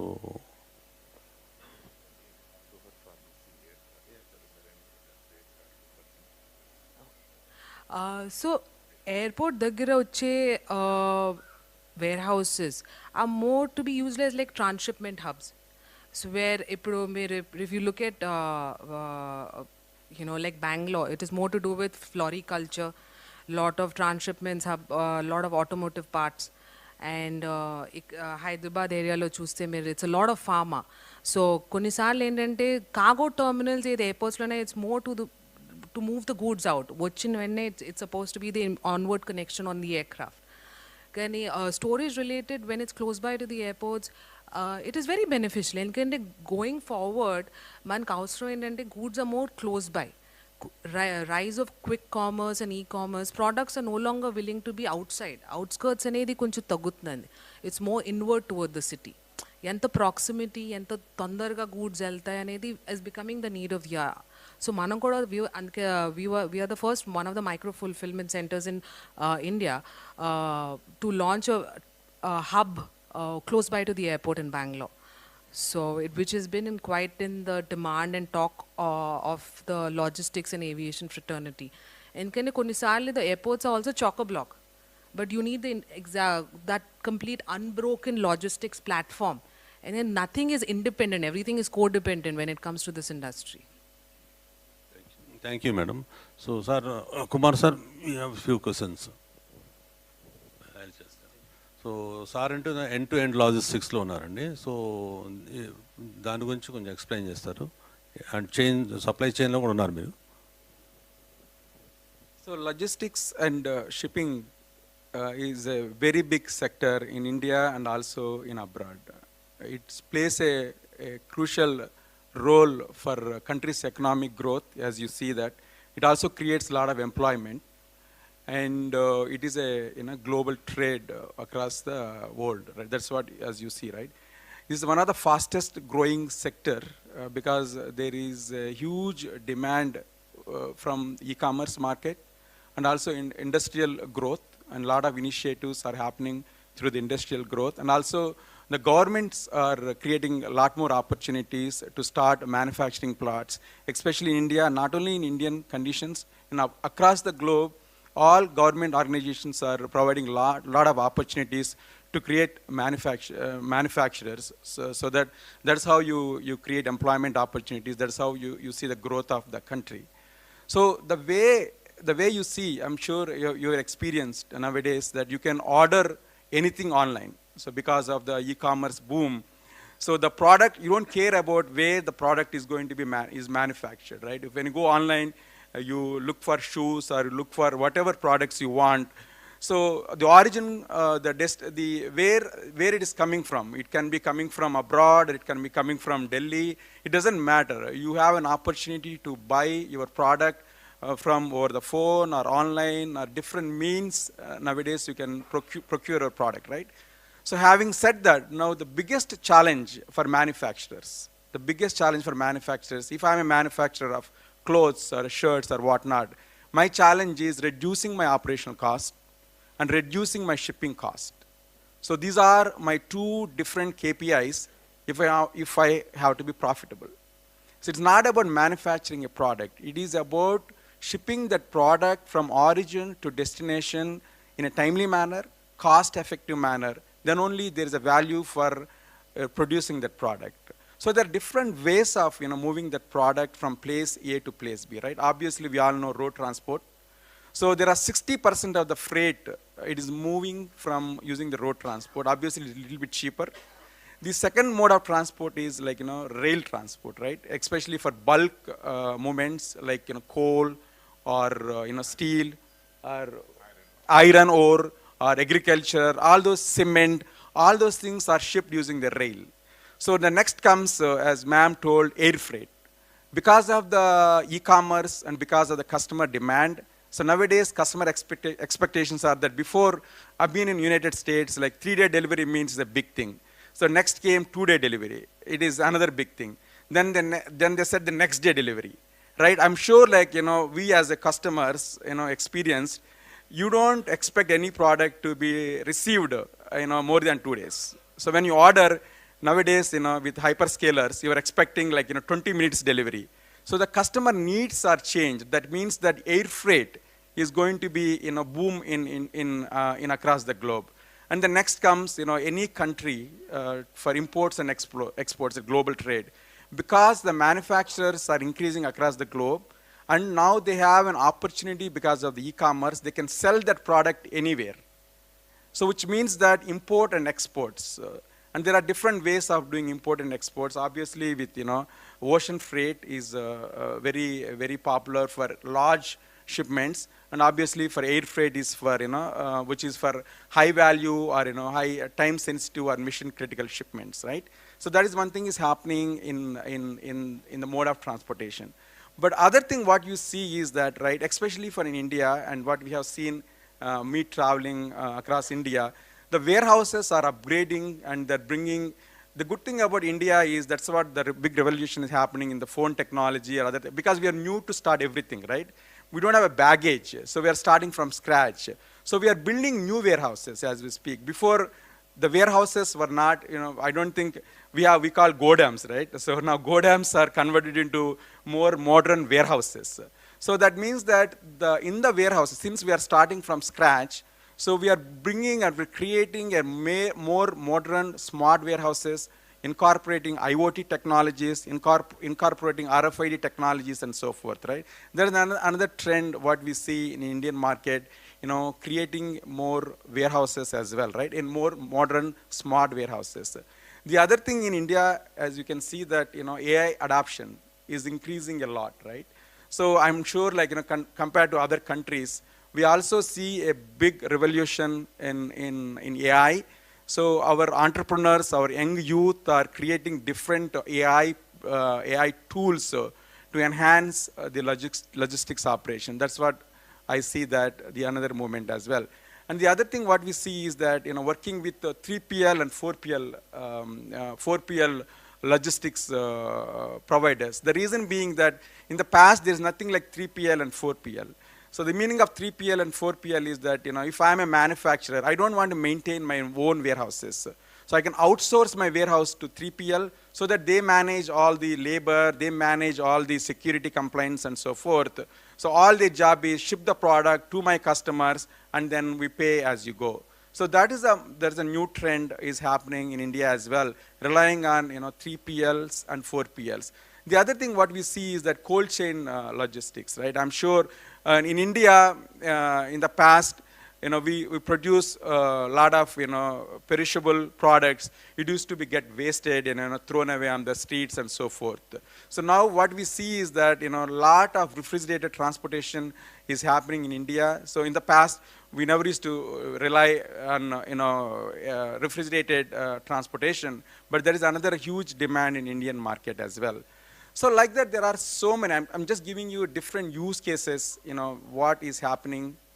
This all is happening because of the demand from the e-commerce and demand from the various sources. So when you start doing these kind of things, to automate these things, the customers are looking for advanced automated solutions to improve the efficiency and the shipping cost so that they can become more profitable.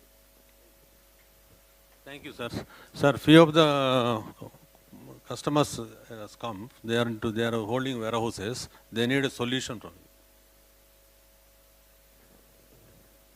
So if you look at the warehouses, right? So the way you structure the warehouses, right? So luckily the good thing is that we are starting from scratch, right? We have a lot of lessons, a lot of experiences in the past from other countries or how they have done in the past, right? The way you structure your warehouses, you're picking, packing, and shipping, right? The way you receive the products into your warehouses. So you need to bring the technology like RFID or IoT so that from the get-go you can track your assets, you can track your inventory where exactly in the warehouse, right? So if you structure your warehouse properly with RFID and IoT, so at the time of receiving, so obviously you receive it, but you definitely don't want to keep those items in the warehouses. You receive that inventory because you want to ship that product outbound at some point. So if you organize your receiving process with the proper technology, with the proper bins, a proper location, and mapping those with the ERP systems or WMS systems or TMS systems, then what happens is when you get an order from a customer, then the way you pick, the way you pack, the way you ship will become a lot more efficient. So ultimately, I would say based on statistics, 10% of your cost is shipping cost. If it is a $1 billion company, they're spending minimum 10% of the cost is going for the transportation and cost. If you can save anything on that, then you'll become more. It goes into our bottom line.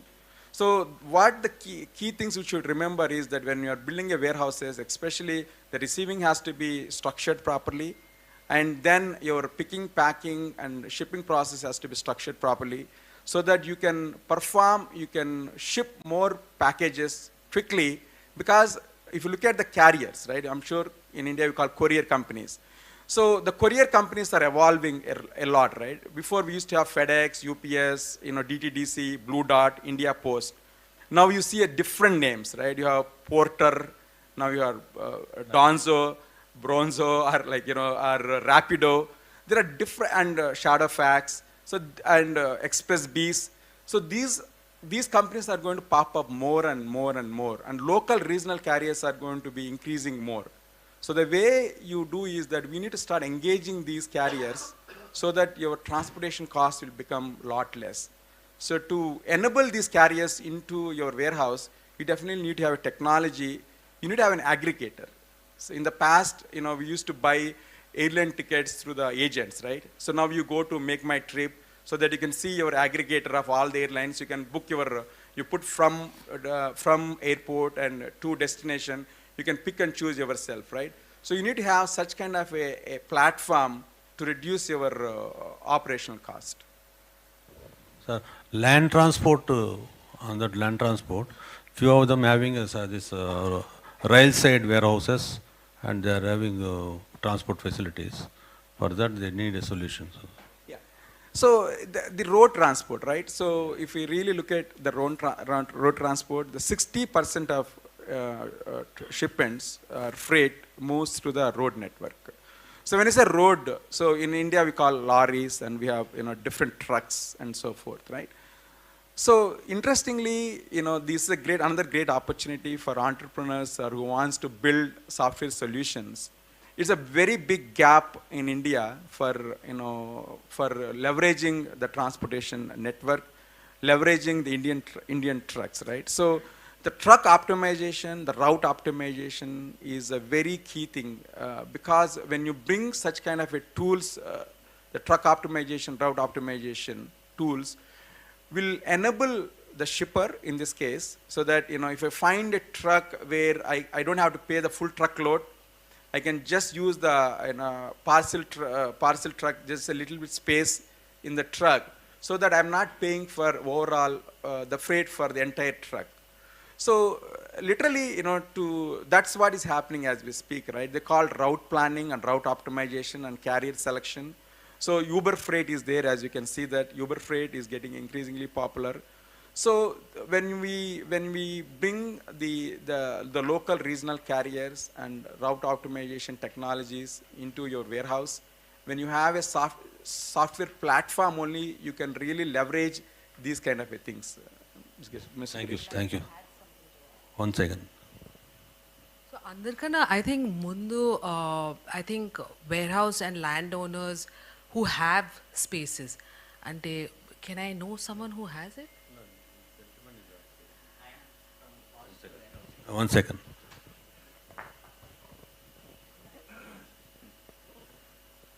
I am from Positive Warehousing, Private Limited. We are having 2 lakhs square feet of warehouses. Okay. We are dealing for food grains. Okay. With FCA and State Warehousing Corporation, Civil Supplies. Okay.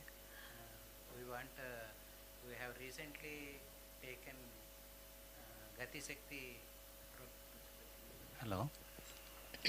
Under Gati Shakti, PM Gati Shakti. Okay.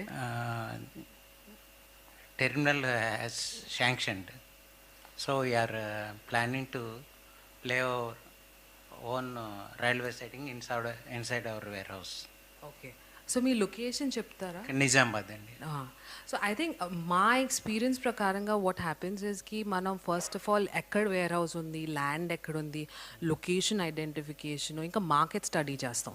So supply chain మీరు చెప్పేది ఏంటంటే it's about me ఉన్న place పక్కన what is feasible, ఏది చేయగలుగుతాం ఏది చేయలేము అనేది very important first.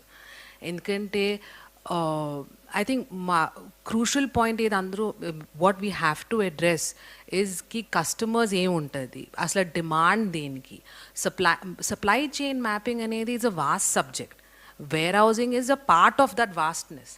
Warehousing, logistics, airports, seaports, everything plays a pivotal role. ఇప్పుడు మనకు ఉంది ఒక ల్యాండ్, ఒక పార్సల్ ఆఫ్ ల్యాండ్ ఉంటే దాని పక్కనే ఉంది, దాని చుట్టూ ఉంది, ఏది ఎంత రూట్ డిస్టెన్స్ ఉంటుందో అవన్నీ ముందు ఐడెంటిఫై చేసుకుని మన కస్టమర్ మార్కెట్ ఫీడ్బ్యాక్ స్టడీ చేయాలి. సో అందుకనే నేను ఏం చెప్పానంటే ఇందాకకి మన బొబా గ్రూప్ కింద కూడా వీవ్ లాంచ్ బొబా ప్రాజెక్ట్స్, ఏది మేము end to end supply chain mapping conduct చేస్తాం. సో లాట్ ఆఫ్ ఈ ఫుడ్ గ్రెయిన్స్ ఏంటి, food FMCG products, lot of religious ఇన్స్టిట్యూషన్స్కి అది ఏంటంటే మన ఇండియా అనేది మేము ఎప్పుడు గోడౌన్ సెంట్రిక్ మైండ్ సెట్ నుంచి ఇప్పుడు అందరూ వీఆర్ గోయింగ్ ఫార్వర్డ్. ఎందుకంటే లైక్ ఏం చెప్పినట్టు technology is playing a huge role. కానీ టెక్నాలజీతో పాటు ఏంటంటే ముందు mind shift from godown to lot of infrastructure కూడా మనం పెంచుకోగలిగితే ఆ దాన్ని బట్టి మన మార్కెట్ అక్కడ ఏ సిచ్యువేషన్లో ఉన్నో ఎంత డిస్టెన్స్ ఉందో అప్పుడు you can actually position your product. ఎందుకంటే అది మోర్ ఇంపార్టెంట్. మీరు చేసేదంతా going forward it's a huge demand. ఎప్పటికైనా ఇట్ విల్ బీ లైక్ మన ఎంత మంచి infrastructures we add to the state, it becomes a big boom. But the thing is, in akkada manaki right supply chain consultants, right supply chain who will identify meekunna location lo akkada rail feasibility, akkada em feasibility, meekunna products meer em maatladutunnaro ayanni kuda ela man baga position cheyడం is very important. ఎందుకంటే wear houses godowns ఇప్పటికీ మనం godown mentality నుంచి shift అయ్యి wear housing ఇంకా 3PL 4PL రావాలంటే ముందు అసలు మనం ఎక్కడున్నామో మన సిచ్యువేషన్ మన లొకేషన్ దాని అడ్వాంటేజెస్ దాని డిసడ్వాంటేజెస్ ఐడెంటిఫై చేసుకుంటే ఇట్స్ అ హ్యూజ్ సెక్టర్. దాని తర్వాత it's always step by step process. So మనం ఒక స్టెప్ తర్వాత ఇంకో స్టెప్ తీసుకునే కొద్దీ you will identify what is important. That will be the best solution going forward. How many warehouse owners are here? How many of you are interested in starting a warehouse? Well, I'll add. Take any situation.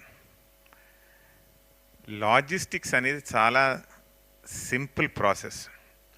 Movement of goods from one place, let it be from the field after harvesting, to the mill for milling, from milling to the supermarket or retailer. వీటన్నికి move అవ్వాలి. Indians were excellent logistic providers. ఎందుకంటే logistics అంతా head load మీద వెళ్ళేది, bullock cart మీద వెళ్ళేది. అయినా మనకు we use to get our goods and services. But from the mentality of an agricultural marketing yard and from a mentality of a godown, there is a need for the concept of warehouse to come. There is a vast difference between a warehouse and a godown. మనం godown అంటే shipping corporation, food corporation, warehousing corporation, పొగాకు, ఉల్లిపాయ, rice, వీటు ఇవి పెట్టేవి కాదు. ఆ concept తగ్గింది ఇప్పుడు. ఆ కాన్సెప్ట్లోకి వెళ్ళకండి, అది ఎప్పుడో పాత కాన్సెప్ట్ అది. Refrigerators, televisions, you take the consumer good. Manufacturing ఎక్కడో, శాంసంగ్ ఫ్యాక్టరీ ఎక్కడో ఉంది, కానీ వాళ్ళు సేల్స్ ఒక్కొక్క జియోగ్రాఫికల్ కన్ఫైన్మెంట్ అని ఉంటుంది. అక్కడికి అమ్మాలంటే ఫ్యాక్టరీ నుంచి ముందు అక్కడికి రావాలి. ముగ్గురు చేతులు ఎత్తారు, మాకు గోడౌన్ పెట్టదామనుంది. గోడౌన్ పెట్టాలంటే మేడం చెప్పినట్లు ఒక మార్కెట్ స్టడీ చేయాలి. ఊరికే గోడౌన్ పెట్టేద్దామంటే మీకు ల్యాండ్ ఉంది కాబట్టి నల్గొండలో మీరు గోడౌన్ పెడతామంటే అది కాదు, దెబ్బతింటారు. ఒక మార్కెట్ స్టడీ చేయాలి. మీ గోడౌన్ ఎవరు వాడుకుంటారు? Is it going to be based for agricultural products? Is it going to be raw materials? A godown can be an open warehouse also. It not necessarily means it is a closed warehouse. Or is it for finished products? As it's godown location, the warehouse location is very, very critical for those who want to invest in warehousing. ఆ study జరిగిన తర్వాత మీరు wear హౌసింగ్లోకి వెళ్ళవచ్చును. Logistics అనేది చాలా పెద్దది. Head load కూలీ also is a logistic service provider. మన పాత రోజుల్లో బస్ స్టాండ్కి వెళ్తే బస్సు మించి కిందకి దింపడానికి కూలీలు ఉండేవాళ్ళు. అలాగే రైల్వే స్టేషన్లో కూడా కూలీలు ఉండేవాళ్ళు, ఇప్పటికీ ఉన్నారు. What do I as a port? As a port I'm a glorified bus stand. A ship is an expensive lorry. I am a glorified head load కూలీ.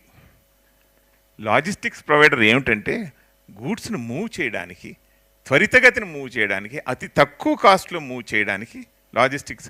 ఎంతమంది ట్రక్స్ రన్ చేద్దాం అనుకుంటున్నారు? Anybody is interested? This is a programme meant on navigating through logistics using their modern technology. Quite a bit of study is important as entrepreneurs. Few of you are planning to be entrepreneurs. Please, first study the area of business and the feasibility before you get into anything. Like she said, the location is most important. The products that you want to choose is most important. Then how to run a warehouse, he comes into the picture of providing the software, providing various other instrumentalities to run a warehouse. Thank you, sir. Sir, last question for you. Minus degrees temperature control cargo, so how we will be going to handle it? So those called cold chain logistics, right? So if we really look at cold chain logistics in India, what we normally do is we divide. That's where in the cold chain there are sensors. So you need to introduce sensors. So it comes with RFID sensors. So based on the type of the product, especially in pharma and perishable goods. So that's where we use cold chain refrigerated transportation. So in India right now with Food and Drug Corporation and other departments are paying very close monitoring of how you move your products from origin to destination. You want to make sure that the temperature is controlled throughout the journey of the shipment. So that is the reason why there are some tools or technologies available to monitor those events. For every 10 minutes there is a especially for meat or any other refrigerated important perishable products. So you assign a RFID tag, you assign a sensor to that, and then that sensor will keep sending the different events into a dashboard. So where you can monitor, for every move, for every 1 hour, every 2 hours, if there is, you can set the thresholds. Whenever there's a threshold happens, then it alerts that there's something happened, it may be spoiled or whatnot, right? Because certain items is impossible to know whether it's spoiled or not, especially for drugs, right? So you take a pill and you don't know whether it's spoiled or not until some reaction happens to you, right? So the only way to monitor that is, putting sensors to see the travel of that shipment, is consistent. It is refrigerated under minus degrees or whatnot, right? Especially seafood. Seafood is becoming very important in India right now. With I think, especially for Andhra Pradesh, I believe 60% of the like shrimp and prawns either exported either in India or abroad. I think 60% of the revenue coming from, I think, am I right? I think some of you guys can validate that. 60, so it's a refrigerated, shipment. Right? You want to make sure that, proper ice and everything is properly put in place. So in the past, we don't have that infrastructure. So now you have plenty of infrastructure is available to manage and to, from the time at the time of picking itself, we call it as a sustainable packaging material, right? That is very important right now, sustainable packaging material, reducing the carbon footprint. So those initiatives are already being incorporated because of the regulatory things as well.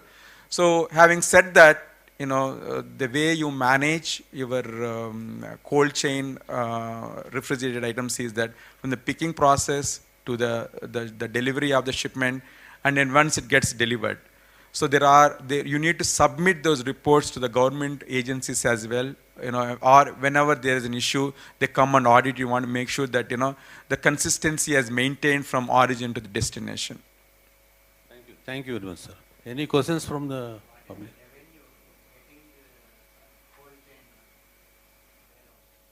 Again, it depends on what type of product and so forth, right? So in India, if you look at it, anything related to logistics and transportation is in its growth market, right? I don't think anybody is waiting for business. The business is coming to you.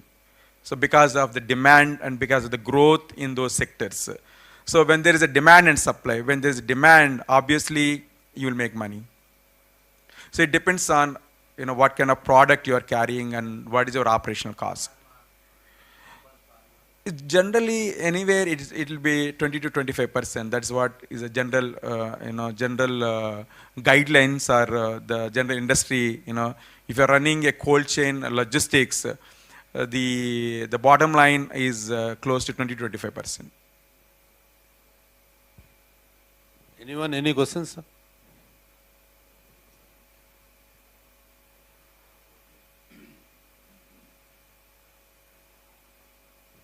Hello everybody, my name is Rohit.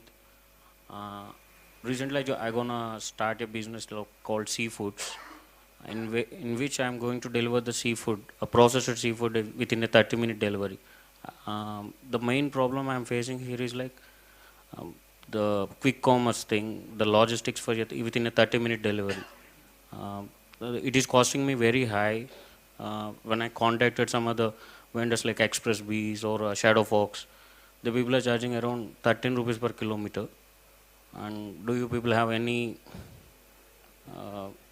suggestions on this efficiency? So Rohit, it's a good question. In fact, Express Bees or Shadowfax in the past, they were not carrying those kind of shipments, because especially for cold chain, they ship using two-wheeler. If you want to have anything with is 20 minutes, most of the hyper locals are they drive in two-wheeler, right?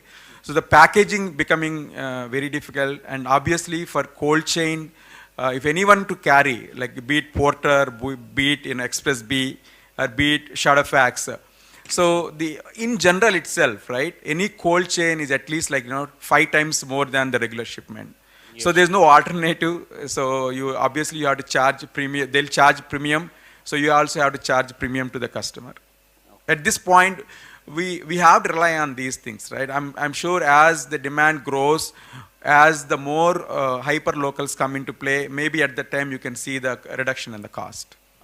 One more thing, any suggestions on minimalizing the packaging things and all? That's where, right, the sustainable packaging and those more about the one way to do is that's called cartonization. So sometimes the way you package your product, be it any product, not only seafood, but how many times you have seen Amazon shipping in a small item in a bigger box? How many times you have seen that? Many times, right? So who is paying for the freight? The freight cost, the way you calculate the freight cost is called dimensional weight.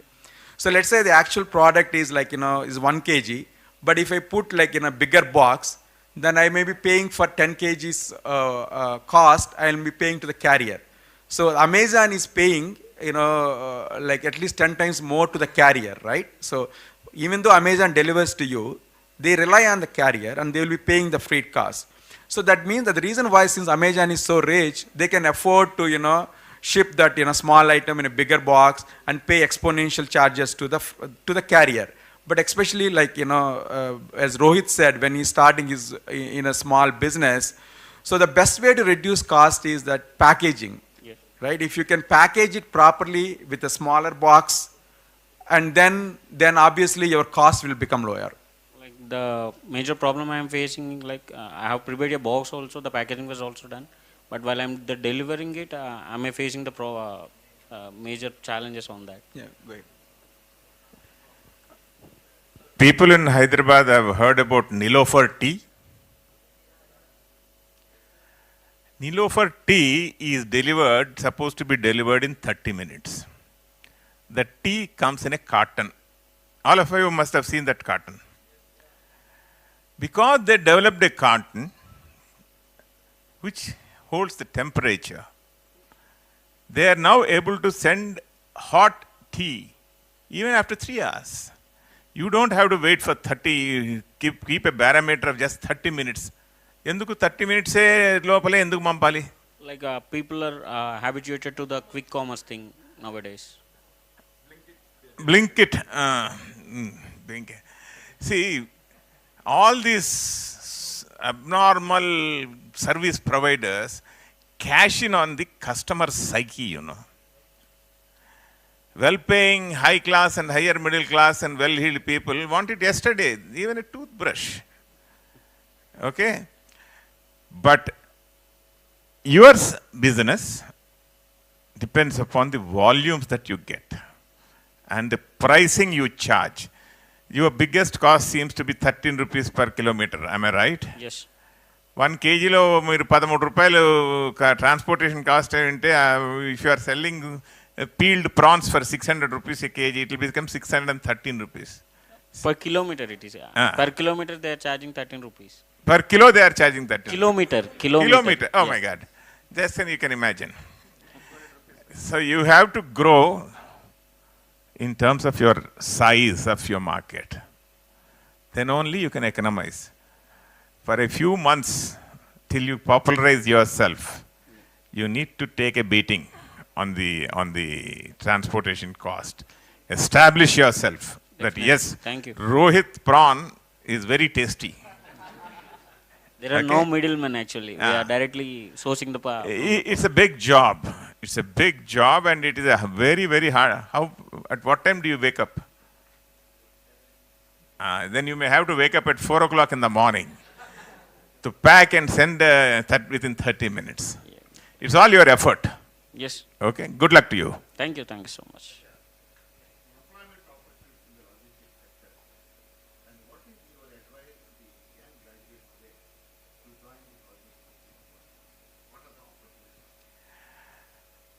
A very, very relevant question. If India is going to be a 5 trillion economy, a large volume, humongous volumes of goods have to crisscross the country. But to make such humongous volumes of goods to crisscross the country, technology is very important. Ability to assimilate technology seamlessly into logistics sector is very, very, very important. Employment in logistics sector is humongous. The reason is Make in India concept of this government, and future governments also will have to do it. If an equally good product is made in India and made in China, what will you buy? Can I have an answer? Right. When India is going to produce most of the things, then there is going to be a lot. And what kind of job opportunities? You need to develop skills. We have a large number of people. Unfortunately, when I go for a shipping assistant's job from a graduate, even a postgraduate, he has large depth of knowledge, training. You take a simple process of using a payloader to load a heap of coal. He is known as a payloader loader. Normally 10th class fail, untrained, with less logistics support. He does not know what to read his instruments. He does not know how to read that instrument which is weighing the cargo. He does not know if there is a signal that is showing a danger signal. Boss, the amount of opportunity costs are humongous. Safety standards. Knowledge about what he is doing has to be inculcated. There is a huge gap between the skill and the available manpower. It is there. Well, it's a big challenge. People are very fond of starting engineering colleges, medical colleges, pharmacy colleges, nursing colleges. But the quality of the product that is coming out of these colleges is pathetic. అసలు వీళ్ళే ఇలాగుంటే ఇంకా semi skill people who need basic skills వాళ్ళని train చేయడానికి there are no organisation. It is a huge opportunity. Skill development centres అని చెప్పి government of India has come up with a concept. That is the place where people have to. Bar code అంటే ఎంతమందికి తెలుసు? Yes please.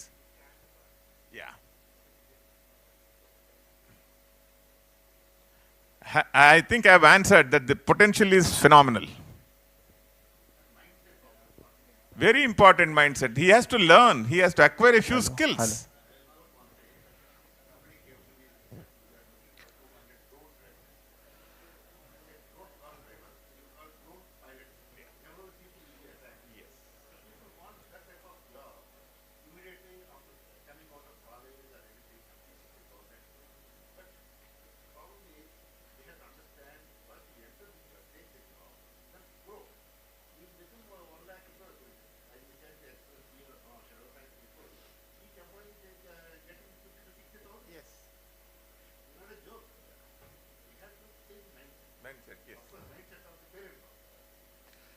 People want to send their children to an engineering college for an education of engineering to be employed as a security guard. That's how it is becoming. Your question. Sir నేను విజయవాడ నుంచి sir బేసిక్గా మాకు ఒక site ఉంది, దాన్ని ఎలా చేయాలని చెప్పి నేను చాలా రోజుల నుంచి I was brain storming for like 6 months. Then initially I thought conventional go down, then coming here afterwards I'm thinking warehouse అని చెప్పి, and with the technology and all. ఇందాక మేడం బొబా ప్రాజెక్ట్స్ అని చెప్పారు, అండ్ మీరేమో ఇది అన్నారు కదా సార్ లైక్ పోర్ట్స్ అని చెప్పి. కొంచెం మేడం క్లియర్గా బొబా ప్రాజెక్ట్స్ ఏం చేస్తారో ఒకసారి ఎక్స్ప్లెయిన్ చేస్తారా sir? So Boba Projects anedi it was started last year and we launched it in November.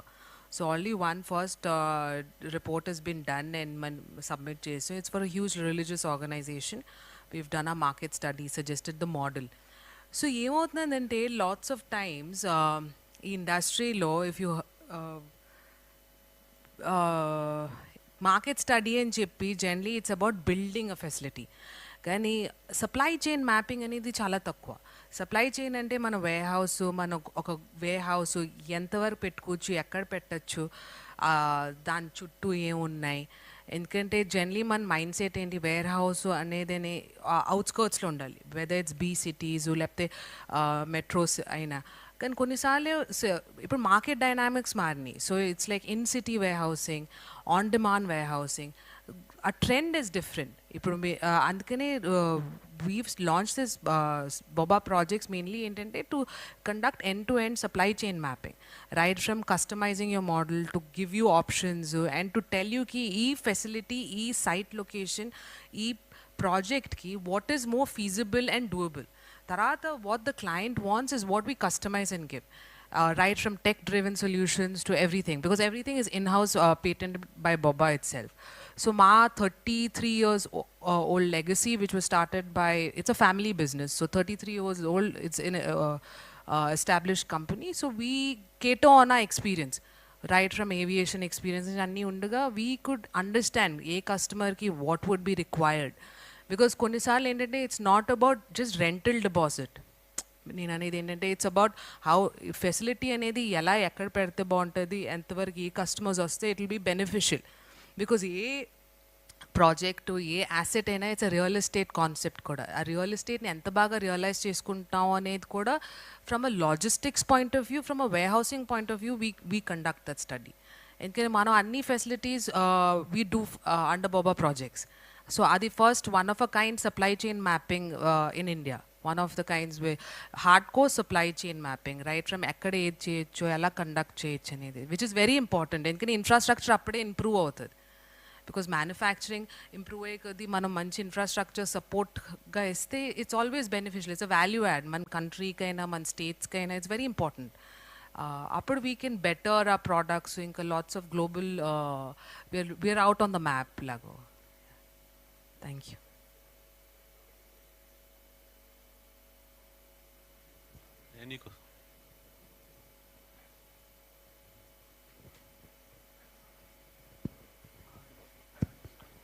Madam ఇది కంటిన్యూషన్ మేడం ఆ క్వశ్చన్కి. అంటే ఇప్పుడు ఎట్లా అంటే మనోడి గోడౌన్ ఉంది అన్నట్లు ఎట్లా పెట్టాలి అని. నాది ఎట్లా అంటే నేను ఇండియా నుంచి ఇప్పుడు యూఎస్కి ఎక్స్పోర్ట్ చేయాలి అని. అంటే ఎట్లా అంటే ఇప్పుడు cosmetic products suppose private label చేసి యూఎస్కి ఎక్స్పోర్ట్ చేయాలి. ఇప్పుడు మీరు అన్నట్లు ఎట్లా అంటే ఇప్పుడు మనం మన ఏరియాలో దొరికేది అన్నట్లు కాకుండా నేను ఒక లాజిస్టిక్స్ అనే కాదు, నేను ఒక చిన్న బిజినెస్ సెటప్ చేయాలనుకోండి. బిజినెస్ సెటప్ చేయాలంటే మీరు చెప్తుంది జస్ట్ ఒక లాజిస్టిక్స్ ఒకటే కదా. అంటే ఇంకా బ్రాడర్ పర్స్పెక్టివ్లో అంటే నేను పర్చేస్ దగ్గర నుంచి మొదలుపెట్టి నేను ఆ ఏరియాలో అది చేయటం బెటరా కాదా, అంటే ఇప్పుడు ఎట్లా అంటే మీరు వేర్ హౌసింగ్ అక్కడ పెడతాం కరెక్టా కాదా అన్నది మీరు చెప్తుంది కదా. అంటే ఇప్పుడు గుంటూరు ఉంది, గుంటూరులో మిర్చి అక్కడే పండుతుంది కాబట్టి అక్కడ దాని గోడౌన్ పెడతాం, ఇట్ మేక్స్ మోర్ సెన్స్ అన్నట్లు ఉంటుంది. అవును, కానీ అక్కడ లైక్ మీరు అడిగేది ఇప్పుడు Guntur related, so lots of chilli exports, chilli related. So అక్కడ more of a cold chain, cold hubs. ఇప్పుడు మేము కోల్డ్ చైన్ లాజిస్టిక్స్లో కూడా ఉన్నాం. We have our own cold chain, micro cold chain in Bengaluru. So ఇప్పుడు మీరు అడిగేది ఎక్స్క్లూజివ్ బిజినెస్ అడ్వైజ్ మీరు అంటున్నారా, లేకపోతే వేరే? అంటే అట్లా ఎక్స్క్లూజివ్ అంటే గైడ్ చేయడానికి ఎవరైనా ఉంటారా? అంటే ఇప్పుడు మీరు బొబ్బా గ్రూప్లో ప్రాజెక్ట్స్లో అంటే ఇప్పుడు అట్లా చిన్నపాటి బిజినెస్ వాళ్ళకి కూడా ఏమైనా కన్సల్టింగ్ లాగా ఇస్తారా? డెఫినెట్గా. ఐ మీన్ మా ప్రిడామినెంట్లీ మా కోర్ ఎక్స్పర్టీస్ ఏంటంటే to identify the gaps and suggest solutions or to become a consultant in supply chain mapping. ఆ కంపెనీకి, ఆ క్లయింట్కి స్మాల్ స్కేల్ నుంచి big scale to large scale. So కొన్ని we have done even as a CSR movement which we have done for a religious organisation. So మీరు అనేది cosmetic ప్రొడక్ట్సా? Yeah, cosmetics, FMCG రెండు. అంటే ఎక్స్పోర్ట్ చేయాలి అంటే జనరల్గా ఇంకా అసలు ఏ ఇంకా ఏమేమి ఆలోచనలో ఉండాలి, ఒకటి లాజిస్టిక్స్ అట్లాగా. I think first of all మీ బ్రాండ్ పొజిషనింగ్ చేసుకోవాలి. సి ఇఫ్ మీ Hyderabad base, Vijayawada base, so మీరు ఐడెంటిఫై చేసుకోవాలి వాట్స్ యువర్ సెల్ పాయింట్, మీ యూఎస్పీ ఐడెంటిఫై చేసుకోవాలి. అండ్ దట్ డిపెండ్స్ ఆన్ ఏ ప్రోడక్ట్ అయినా. You can sell any product, but all depends కి మీరు ఎలా ప్యాకేజ్ చేసి, how are you telling the customer your story. And then every product needs a narrative. Narrative ante me story behind the product. If me say for example, I'm just quoting, it could be some specialty products of Vijayawada, like me sunni pindi, me any powders or anything which is to the market. So me USP batti first you have to position your product. Adi dan batti you highlight your brand. Dan batti you decide whether export works out. Export koda you have to decide the channel. Like you have me customs forwarding agents though, you have to have a word. Me cost is not just logistics or warehouse. It's also right from point A, from where you store it to how you take it out to airport. Mali airport nunchi meeru freight charges, mere air charges, mali akkada disembark chesukona tarvata meeku you have to tie up. So anni idi exporting products anedi it's a channel which is very good. And I think start point and you have to figure out ki me product what is the sell point and me market, me export market evartho meer contact untaro ki akkada customer base enti, who's your end product. Endukante meer enta package chesina it has to catch the attention kuda kada. So our importance teeskoste definitely that's a start point for any product. Okay, నేను వీడిగా contact తీసుకుంటాను. Definitely. Sure, thank you. Yeah. Anything? Good evening. My name is Murli Junga. I'm a founder of Supersonic Doors and Interior Products. Actually, we are located at industrial area. Being a manufacturing unit, we located at industrial area. Like us, there are so many other manufacturers at our location. The major problem we are facing is that after we make finished product by the time of evening, we need to dispatch on the same day. So that some customers may receive on the next day or maybe on the second day. The problem we are facing is that the finished product, whatever all the manufacturers at our industrial area, they are sending on their own to the logistic place, where all the logistics people located at some particular areas.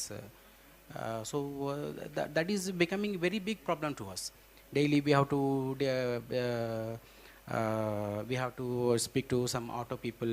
Sometimes they may not come, they may come, and this problem is there in all the industries.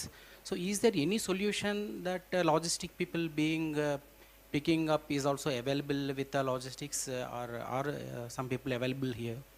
And meeku factory ekkada undandi? Vijayawada new Autonagar. Vijayawada ఉంది. మీరు ఇది export shipment గురించి మాట్లాడుతున్నారా? DTA లేదు exports అని కాదు, within India also. Within India finished product from the industry to the logistic warehouse. Okay, it is purely DTA cargo, domestic, not ISO. Okay okay, so then will address it sir. మీరు నా కాంటాక్ట్లోకి వస్తే నేను connect చేస్తాను. Anything else? Any questions అండి? My name is Ramu. I have two questions. Why the usage of rail transportation is less when compared to road? Even the transportation cost is less. And second one is impact of EVs on logistics. Excellent question. Rail logistics is a volume game.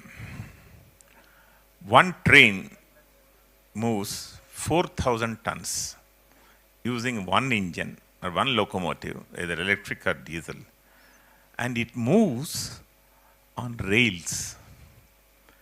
Rails have least amount of friction. So, with little power, large volume is transported. So, the transportation cost for moving by rail is less. Two reasons. Number one, the cost is less. Number two, the volumes are more. That is the reason why rail transportation is cheaper. What's your second question?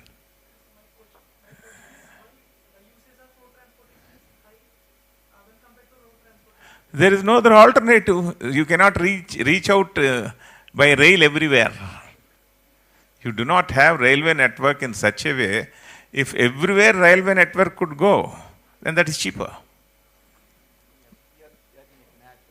So I think it's a good question. The other one of the reason is that today if I want to ship something, so booking a lorry is lot more easier than booking a booking trailer in rail. I think somehow, I don't know for correction, but rail trailer booking is a very tedious job, I believe. But booking a road service is a lot more easier. So really speaking, I mean I think India needs to enhance their way of booking process for rail booking. I think I feel it's lacking. If we can enhance that and make it easy for consumers or customers like us, I'm sure the volume is going to increase further. Another fundamental reason, your lorry goes to the place of consumption. Whereas your rail, there is an intermediate railway station there, it has to go to the goods shed, you have to unload there and load into something else. Whereas if by truck, by road, from the starting point it reaches the end point. That is why the cost is more. Cost is more because the volume is less and operating cost is more. But railway network is not there, so you have no other choice but to use road network. And slowly, progressively, India is progressing towards a stage where road transport also is going to be cheaper, especially when your second question came, when EVs came. When EVs are going to be operational, even Ashok Leyland is coming out with a 40-ton truck with a radius of 800 kilometers before they charge. It's going to be a game changer. We'll have to wait. The technology will come and it is going to be a game changer. All the last mile connectivity today, your Jepto, Blinkit, all of them, they use these electronic vehicles, EVs, for movement. So that's how it's going to change. It's going to be a dramatic change. So, okay, sir. Session is closed. Any question? Yes, madam.